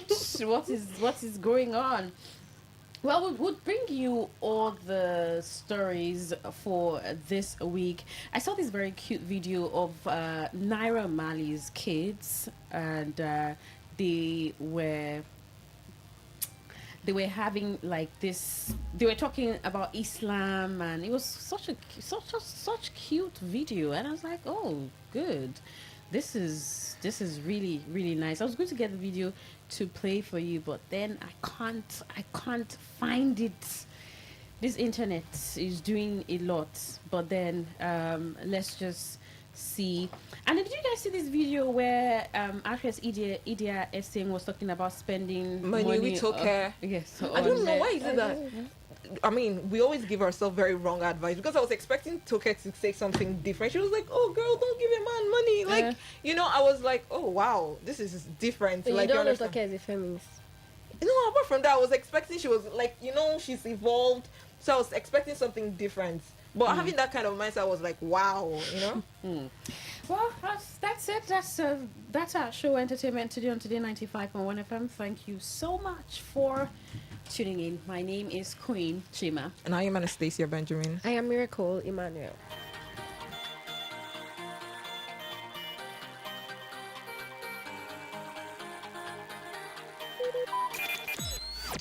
Talk radio. I listen to a lot of talk radio. 95.1 FM. Whether it's happening in Port Harcourt, South South, Nigeria, or around the world, we've got you covered. On air, online, delivering balanced news and unbiased analysis. Today, 95.1 FM. Today, 95.1 FM, Port Harcourt. News.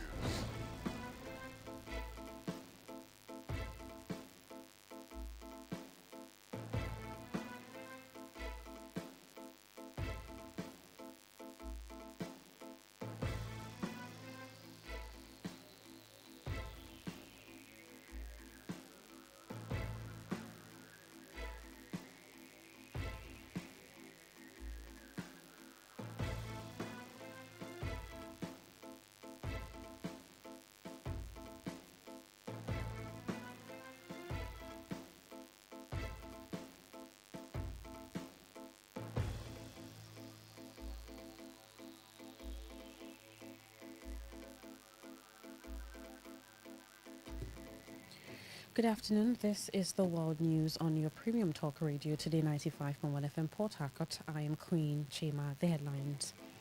The federal government approves 100 billion naira solar initiative to power public institutions. Senate committee rejects NNPCO explanations over 210 trillion naira financial discrepancies. Appeal court dismisses PDP appeal over Ibadan Convention on the foreign scene. Kenya floods kill 42 following torrential rains in Nairobi and surrounding counties. Now the detail. The federal government has approved 100 billion naira under the National Public Sector Solarization Initiative (NPSSI) to provide reliable electricity to public institutions across Nigeria. The initiative is part of broader efforts to expand energy access through renewable solutions and reduce dependence on unstable conventional power supply. The managing director of the Rural Electrification Agency, Abba Aliyu, disclosed this during a visit by the administrator of the National Judicial Institute (NJI), Babatunde Adejumo, to the agency's headquarters in Abuja. He said the program is designed to support the initiative approved by President Bola Tinubu has already begun in several key public establishments. He added that the REA will conduct an energy audit at the National Judicial Institute to determine the appropriate capacity of the solar mini-grid system required for the facility. According to him, the audit will guide the design of the mini-grid and the distribution network to be deployed at the institute. The chairman of the Senate Committee on Public Accounts, Aliyu Wadada, says the committee is not satisfied with explanations provided by the leadership of Nine Trillium Company Limited (NNPCL) regarding alleged 210 trillion naira discrepancies in its financial records. Speaking during a television program, the lawmaker said the explanations presented by the company to adequately clarify the issues raised in its audited financial statements. According to Wadada, the company recorded about 103 trillion naira as accrued expenses on their liabilities without providing a detailed breakdown of how the figure was derived. He stressed that audited financial statements should clearly reflect a company's financial dealings, including both assets and liabilities, and that the lack of supporting details raises serious concerns about the credibility of the figures presented. The controversy stemmed from the Senate Committee's review of NNPCL's audited accounts covering the period from 2017 to 2023. During the probe, Wadada described the amount as mind-boggling, noting that such a huge figure is difficult for any reasonable person to comprehend without proper documentation. The committee has also summoned former NNPCL Group Chief Executive Officer Mele Kyari and other past officials to appear before lawmakers to explain the discrepancies. The Nigerian Midstream and Downstream Petroleum Regulatory Authority (NMDPRA) has explained that fluctuations in fuel pump prices are the result of market dynamics under Nigeria's deregulated petroleum sector. NMDPRA spokesperson George Ita clarified that price changes are driven by supply and demand forces, not by regulatory actions. In an interview with journalists in Abuja, Ita responded to concerns over rising fuel prices, particularly the impact of the ongoing Middle East crisis. Independent marketers are currently selling fuel between 960 naira and 1,000 naira per litre, while Nigerian National Petroleum Company Limited (NNPC) stations are offering prices starting at 960 naira per litre. Ita stated that the NMDPRA does not control fuel prices, but rather ensures that market forces set the rate. He assured Nigerians that the price variations are a natural outcome of the global economic landscape, especially in the wake of geopolitical tensions affecting crude oil supply. He further explained that under a deregulated market, price is expected to fluctuate based on prevailing market conditions. Despite this, NATA emphasized that the NMDPRA monitors the markets to ensure fairness and transparency in fuel pricing. The Court of Appeal sitting in Abuja has dismissed an appeal filed by the People's Democratic Party (PDP) challenging the October 31 judgment of the Federal High Court, which restrained the Independent National Electoral Commission (INEC) from recognizing the outcome of the party's national convention scheduled for Ibadan on November 15 and 16. In a unanimous judgment, a three-member panel of the Appellate Court resolved all four issues raised for determination against the PDP. The court held that the appeal lacked lacked merit and affirmed the earlier decision by Justice James Omotosho, who had granted all the reliefs sought by the plaintiffs in the original suit. The appellate court also rejected the PDP's argument that the Federal High Court lacked jurisdiction to hear the case on the grounds that it concerned the internal affairs of the party. According to the court, the plaintiffs had the legal standing to institute the suit in order to protect their democratic rights. While the panel further ruled that the PDP was not denied fair hearing as alleged in its appeal, the court consequently awarded a cost of 2 million naira against the party, describing the appeal as frivolous.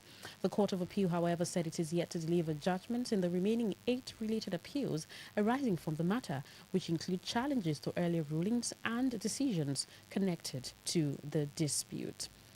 The Court of Appeal has upheld the conviction and sentencing of former Group Managing Director of Nigerian Army Properties Limited, NAPL, Umar Mohammed, for stealing and misappropriating funds belonging to the company. In a certified true copy of the judgment, the appellate court dismissed Mohammed's appeal challenging the jurisdiction of the Special Court Martial, Nigerian Army, and the validity of its verdict. Mohammed was earlier convicted by the court martial on October 10, 2023, on charges bordering on stealing a criminal misappropriation of NAPL funds. Following the ruling, he was dismissed from the Nigerian Army, sentenced to imprisonment, and ordered to refund $2,099,700 and 1.65 billion naira to the company. Dissatisfied with the decision, the former general filed an appeal on February 12, 2025, arguing that his conviction lacked sufficient and credible evidence. However, a 3-member panel of justices dismissed the appeal, ruling that the evidence presented during the court-martial clearly established the offences. The Inspector General of Police, IGP Olatunji Ruwan Disu, has approved the appointment of Deputy Commissioner of Police Anthony Okun Placid as the new Force Public Relations Officer, FPRO. The announcement was made by the outgoing Force Public Relations Officer Olumiyiwa Hundeyin on Sunday. Hundeyin, who served as the force's spokesperson since 2015 under IGP Kayode Ebetokun, is passing on the baton to Placid, a seasoned officer with extensive experience in administration, intelligence, operations, training, and international peacekeeping. Placid hails from Mbiokoro, Nsit, Akwa Ibom State, and holds an educational background in geography, regional planning, law, and diplomacy. You're listening to the World News on Today 95.1 FM, Voice of the People. After the break, more news, foreign and sports stories. Do stay with us. Every day, every hour, when the big stories break, depend on our 24-hour news team to bring you the latest. Today, 95.1 FM.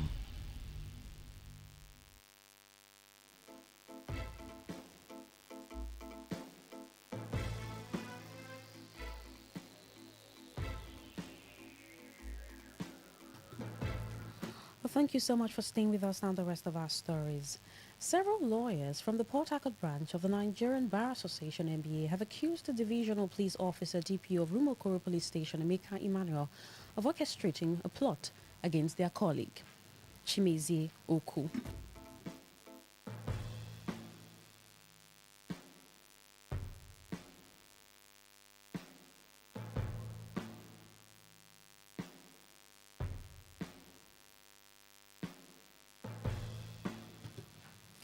The accusation stemmed from an alleged assault on Oku by a man named Ibimira and 2 others in February 2026, which led to a report being filed with the River State Commissioner of Police and the subsequent arrest of one of their assailants.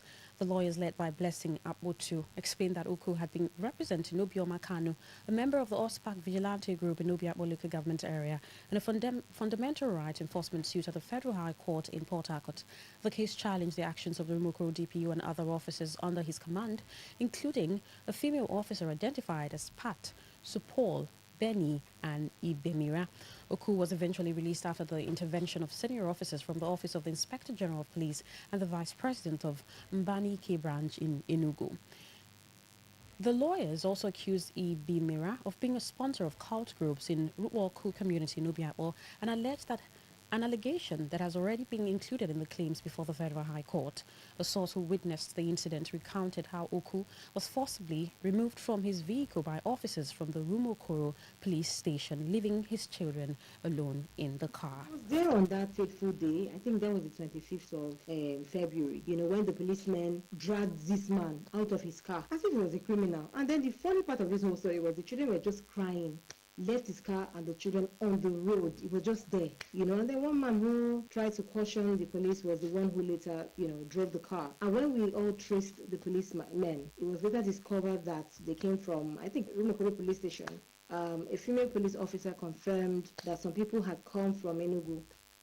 When contacted for comment, the victim, Chimzie Oku, detailed the events surrounding the matter, explained how his client, Kanu, was coerced into withdrawing the lawsuit against the police, and described how it was later discovered that the petition which had accused him actually named a different individual, Emeka Ajoao. You came to River State to come and claim that you're arresting somebody. The petition that you have in your custody is against another man called Barrister Emeka Ajoao, which I am not. You came here with the person to Enugu State, if not for the calls that came from the IG's office, their office, and for the calls from the Attorney General of Abia State and Enugu State respectively. These people had concluded plan with this man, thinking that they had collected somebody that they could easily just do anything with and nothing will happen. That is exactly what they believed. Because of the suit in court that you people have been forcing the claimant to withdraw. When the claimant boss came to my house to beg that I should just withdraw, that they have already put a false allegation against his employee. That matter was to come up in court on the 11th of February. You know, make an appeal. An educationist, Jackie Jacobs, has called on the River State government to establish a special agency to monitor the activities of public school teachers across the state. Jacobs made the call during an interview with Today FM's Priye Izogo. According to him, the standard of education in the state has dropped significantly, especially in rural communities where some teachers are not fully committed to their duties. He said the absence of effective supervision has contributed greatly to the decline in quality of learning in many public schools. Jacob stressed that regular monitoring and evaluation of teachers would help improve teaching standards and ensure greater accountability within the education system. Obvious that a lot of schools are not doing well like before. The standard has dropped. Teachers are not taking the work serious as it used to be because they believe that nobody is monitoring them. They don't have a particular government agency that is assigned with that responsibility to monitor the activities of teachers, especially in the public schools. If government can come up with idea of scaling up to that responsibility, maybe an agency to be set up, apart from the normal monitoring of the board and the post-primary schools board agents that will go to school once in a while to check the activities. Other agencies can be set up that will spearhead these monitoring activities. Speaking on allegations that private schools extort parents through multiple charges, Jacob said most private schools do not deliberately force parents to pay double tuition or purchase extra books for siblings. He explained that parents are often required to buy new books for their children because government frequently reviews school curricula, which leads to changes in recommended textbooks. He also noted that in some cases, textbooks previously used by older siblings may already be damaged or outdated. I think it should be noted that some schools are doing their best. They give tuition fees once in a session, in a term, and about books is just something that is done once in a session. Students cannot be asked to pay for books and pay again.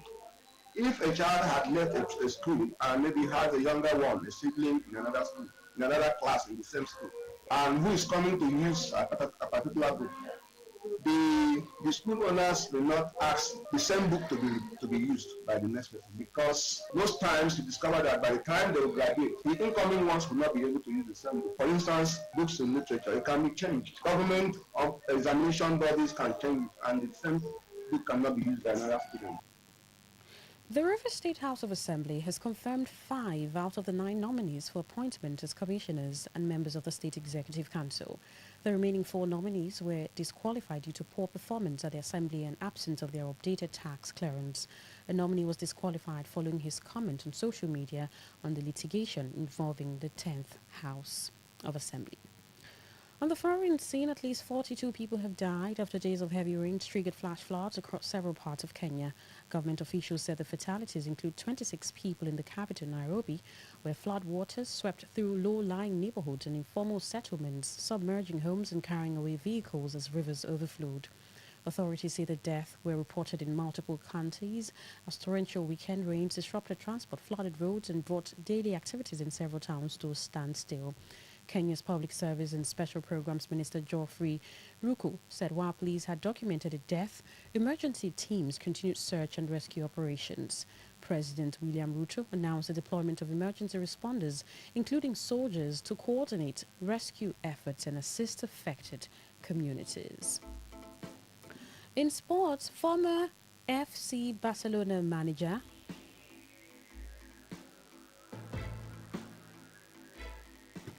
Xavi Hernandez has ruled out any possibility of Lionel Messi returning to the Spanish club. Speaking in an interview, Xavi claimed that Barcelona president Joan Laporta is not interested in bringing the Argentine star back to the club. According to Xavi, Messi's potential return to Camp Nou was not blocked by the Spanish league authority, nor was it due to financial demand from the players' camp. He insisted that the decision ultimately rests with the club's leadership. Messi left Barcelona in August 2021 after the club and the player failed to reach an agreement on a contract extension. The departure ended the Argentine forward's long and historic spell at the Catalan club, where he became the team's all-time top scorer and one of the most decorated players in its history. To end the news, here is a summary of the major stories. The federal government has approved 100 billion naira solar initiative to power public institutions. The Nigerian Senate Committee has rejected NNPCL explanations over 210 trillion naira financial discrepancies.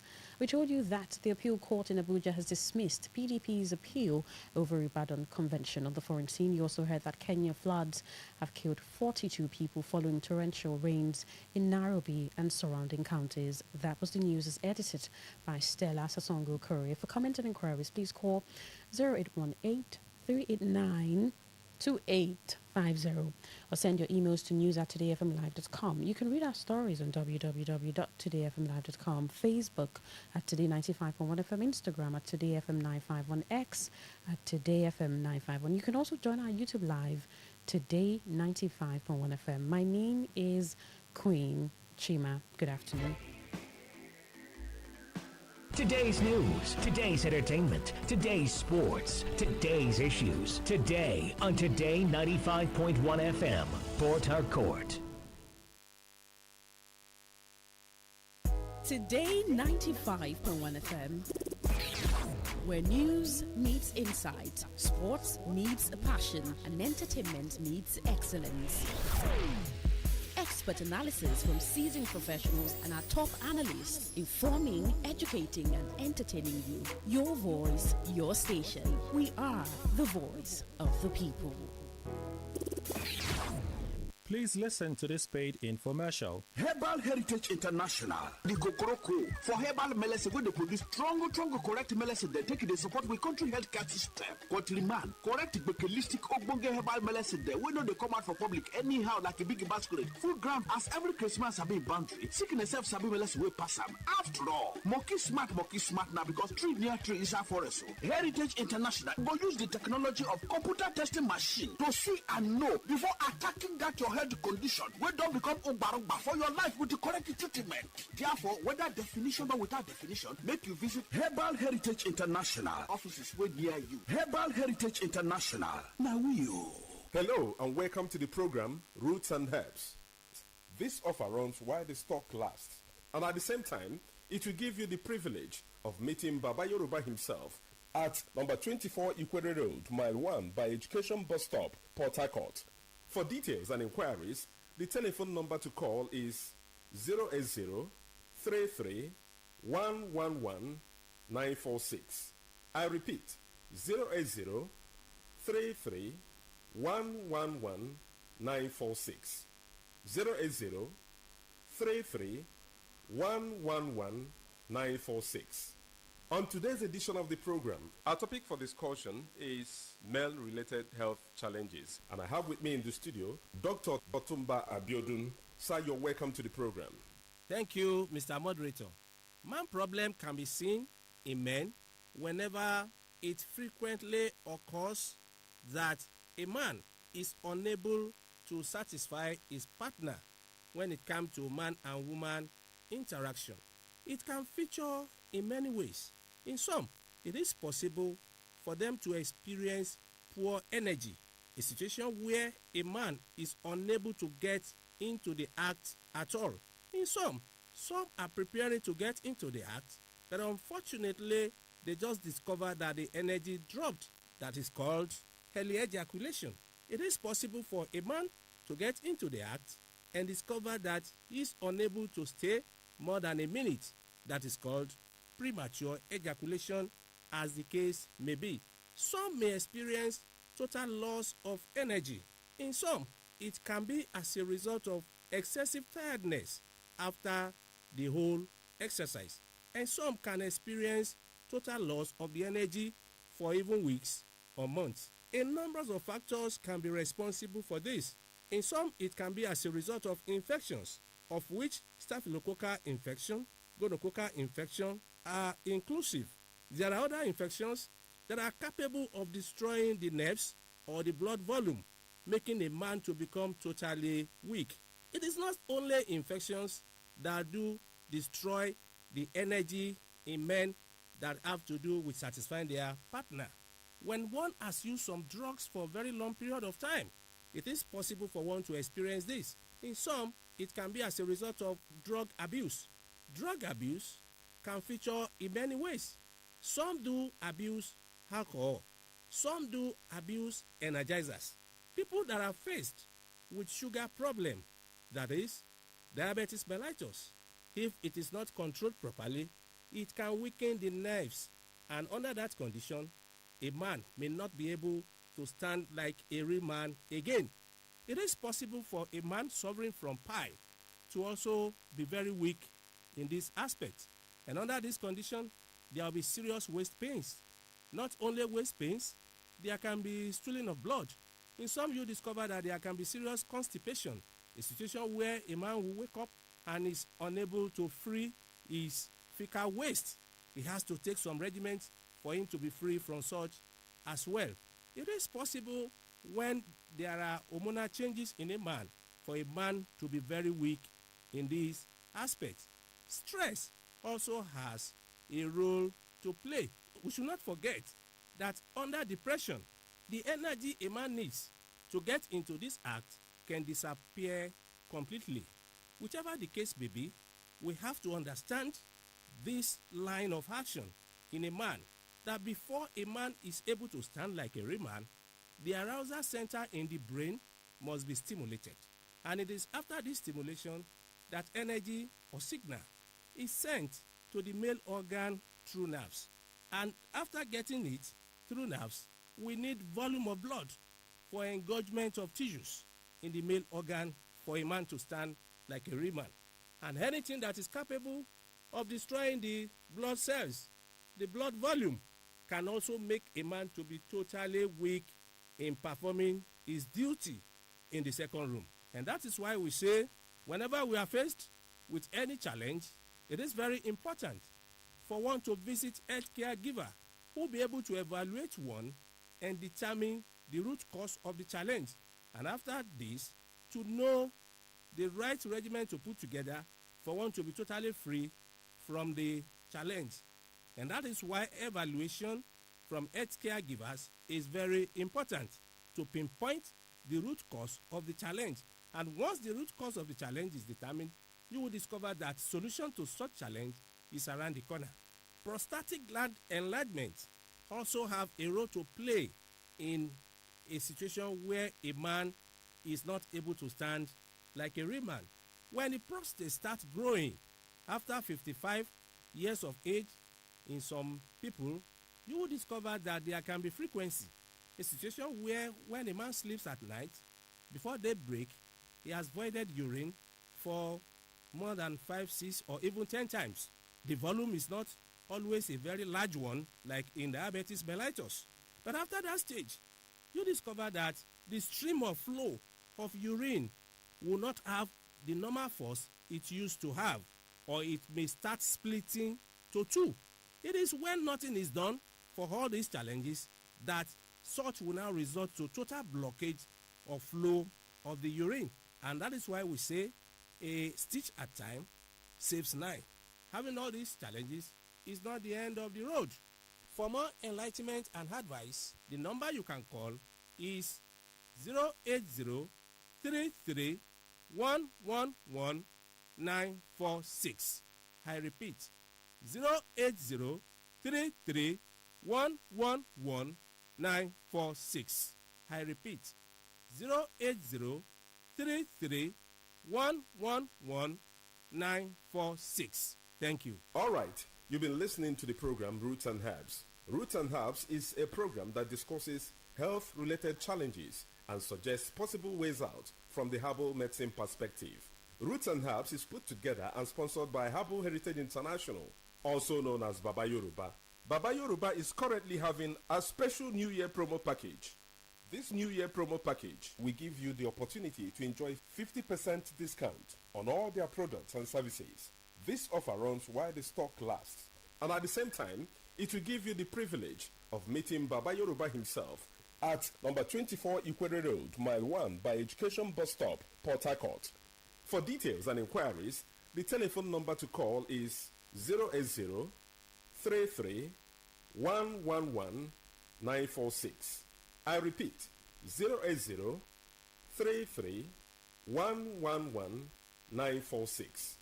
080 33 111 946. Let's take our sponsor's message.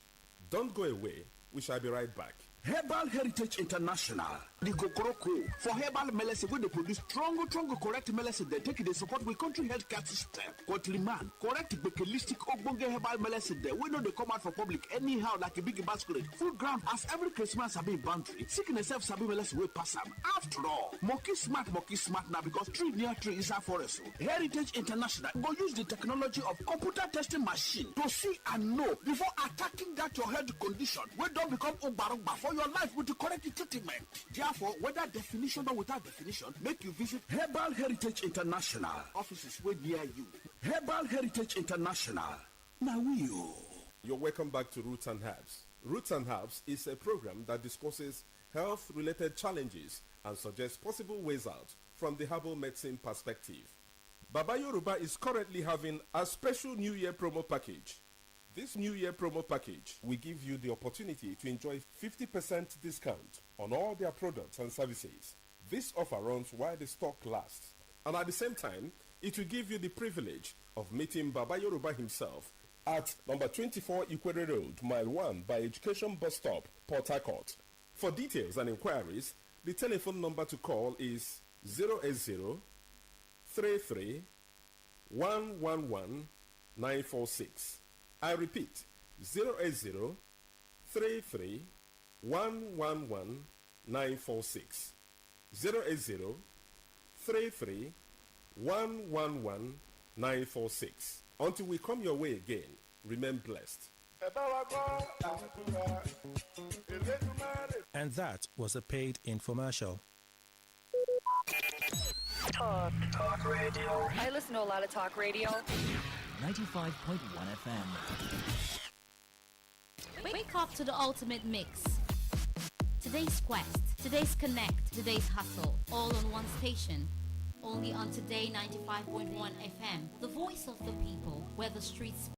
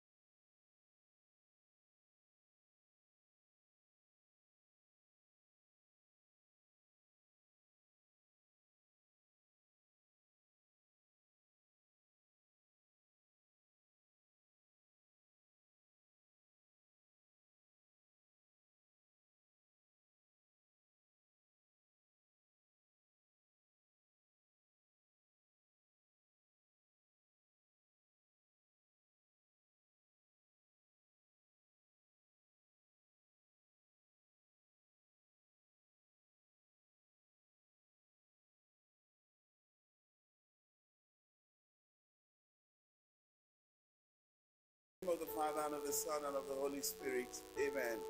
On this 17th day of our Lenten journey, we thank you, God, for bringing us to the point where you are ready to heal all of us of our leprosy, the leprosy that sin has caused in us.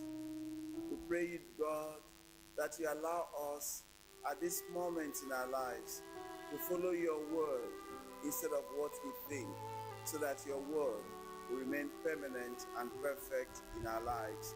We make our prayers through Christ our Lord. Amen.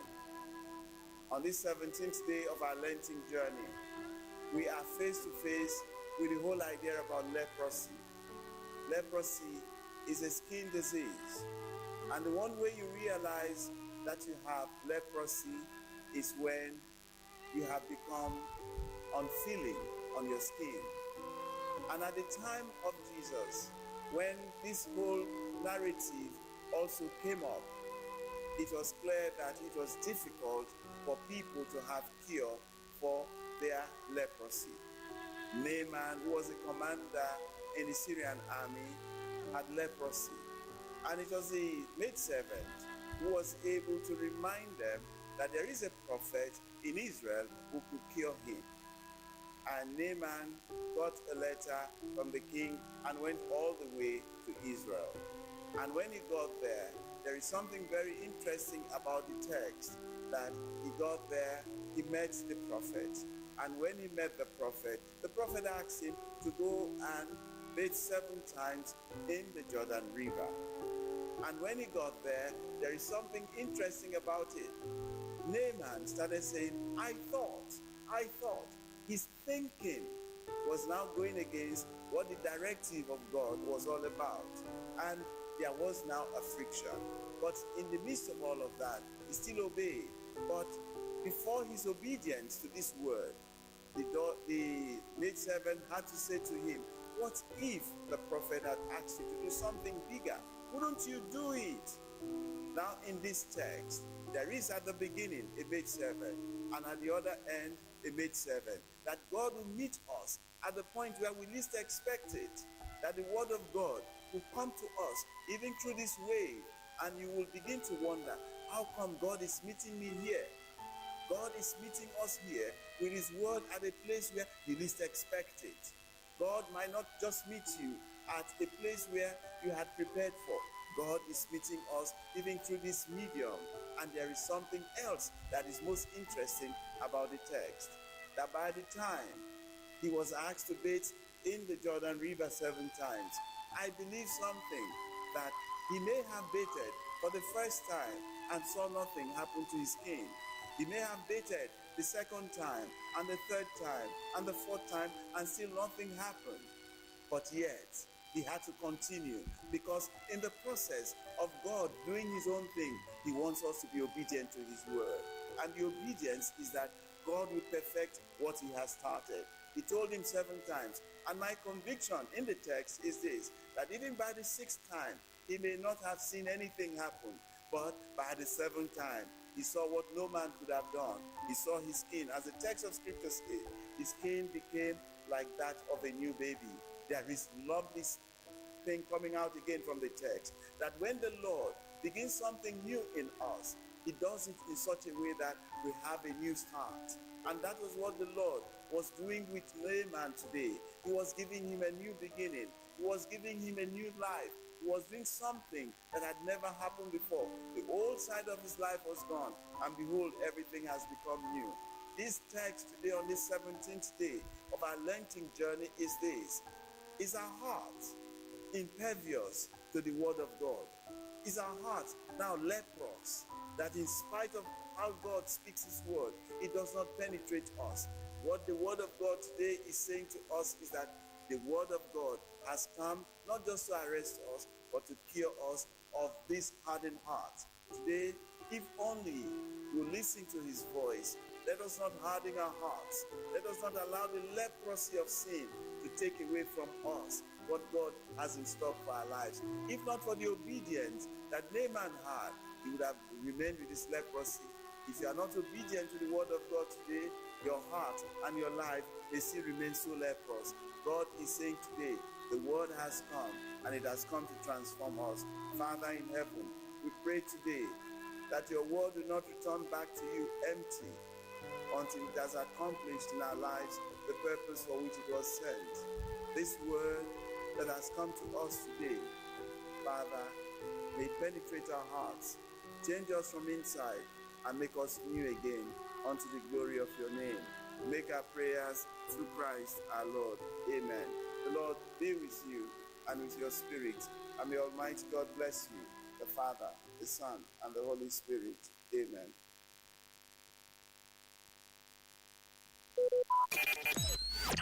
Talk Radio.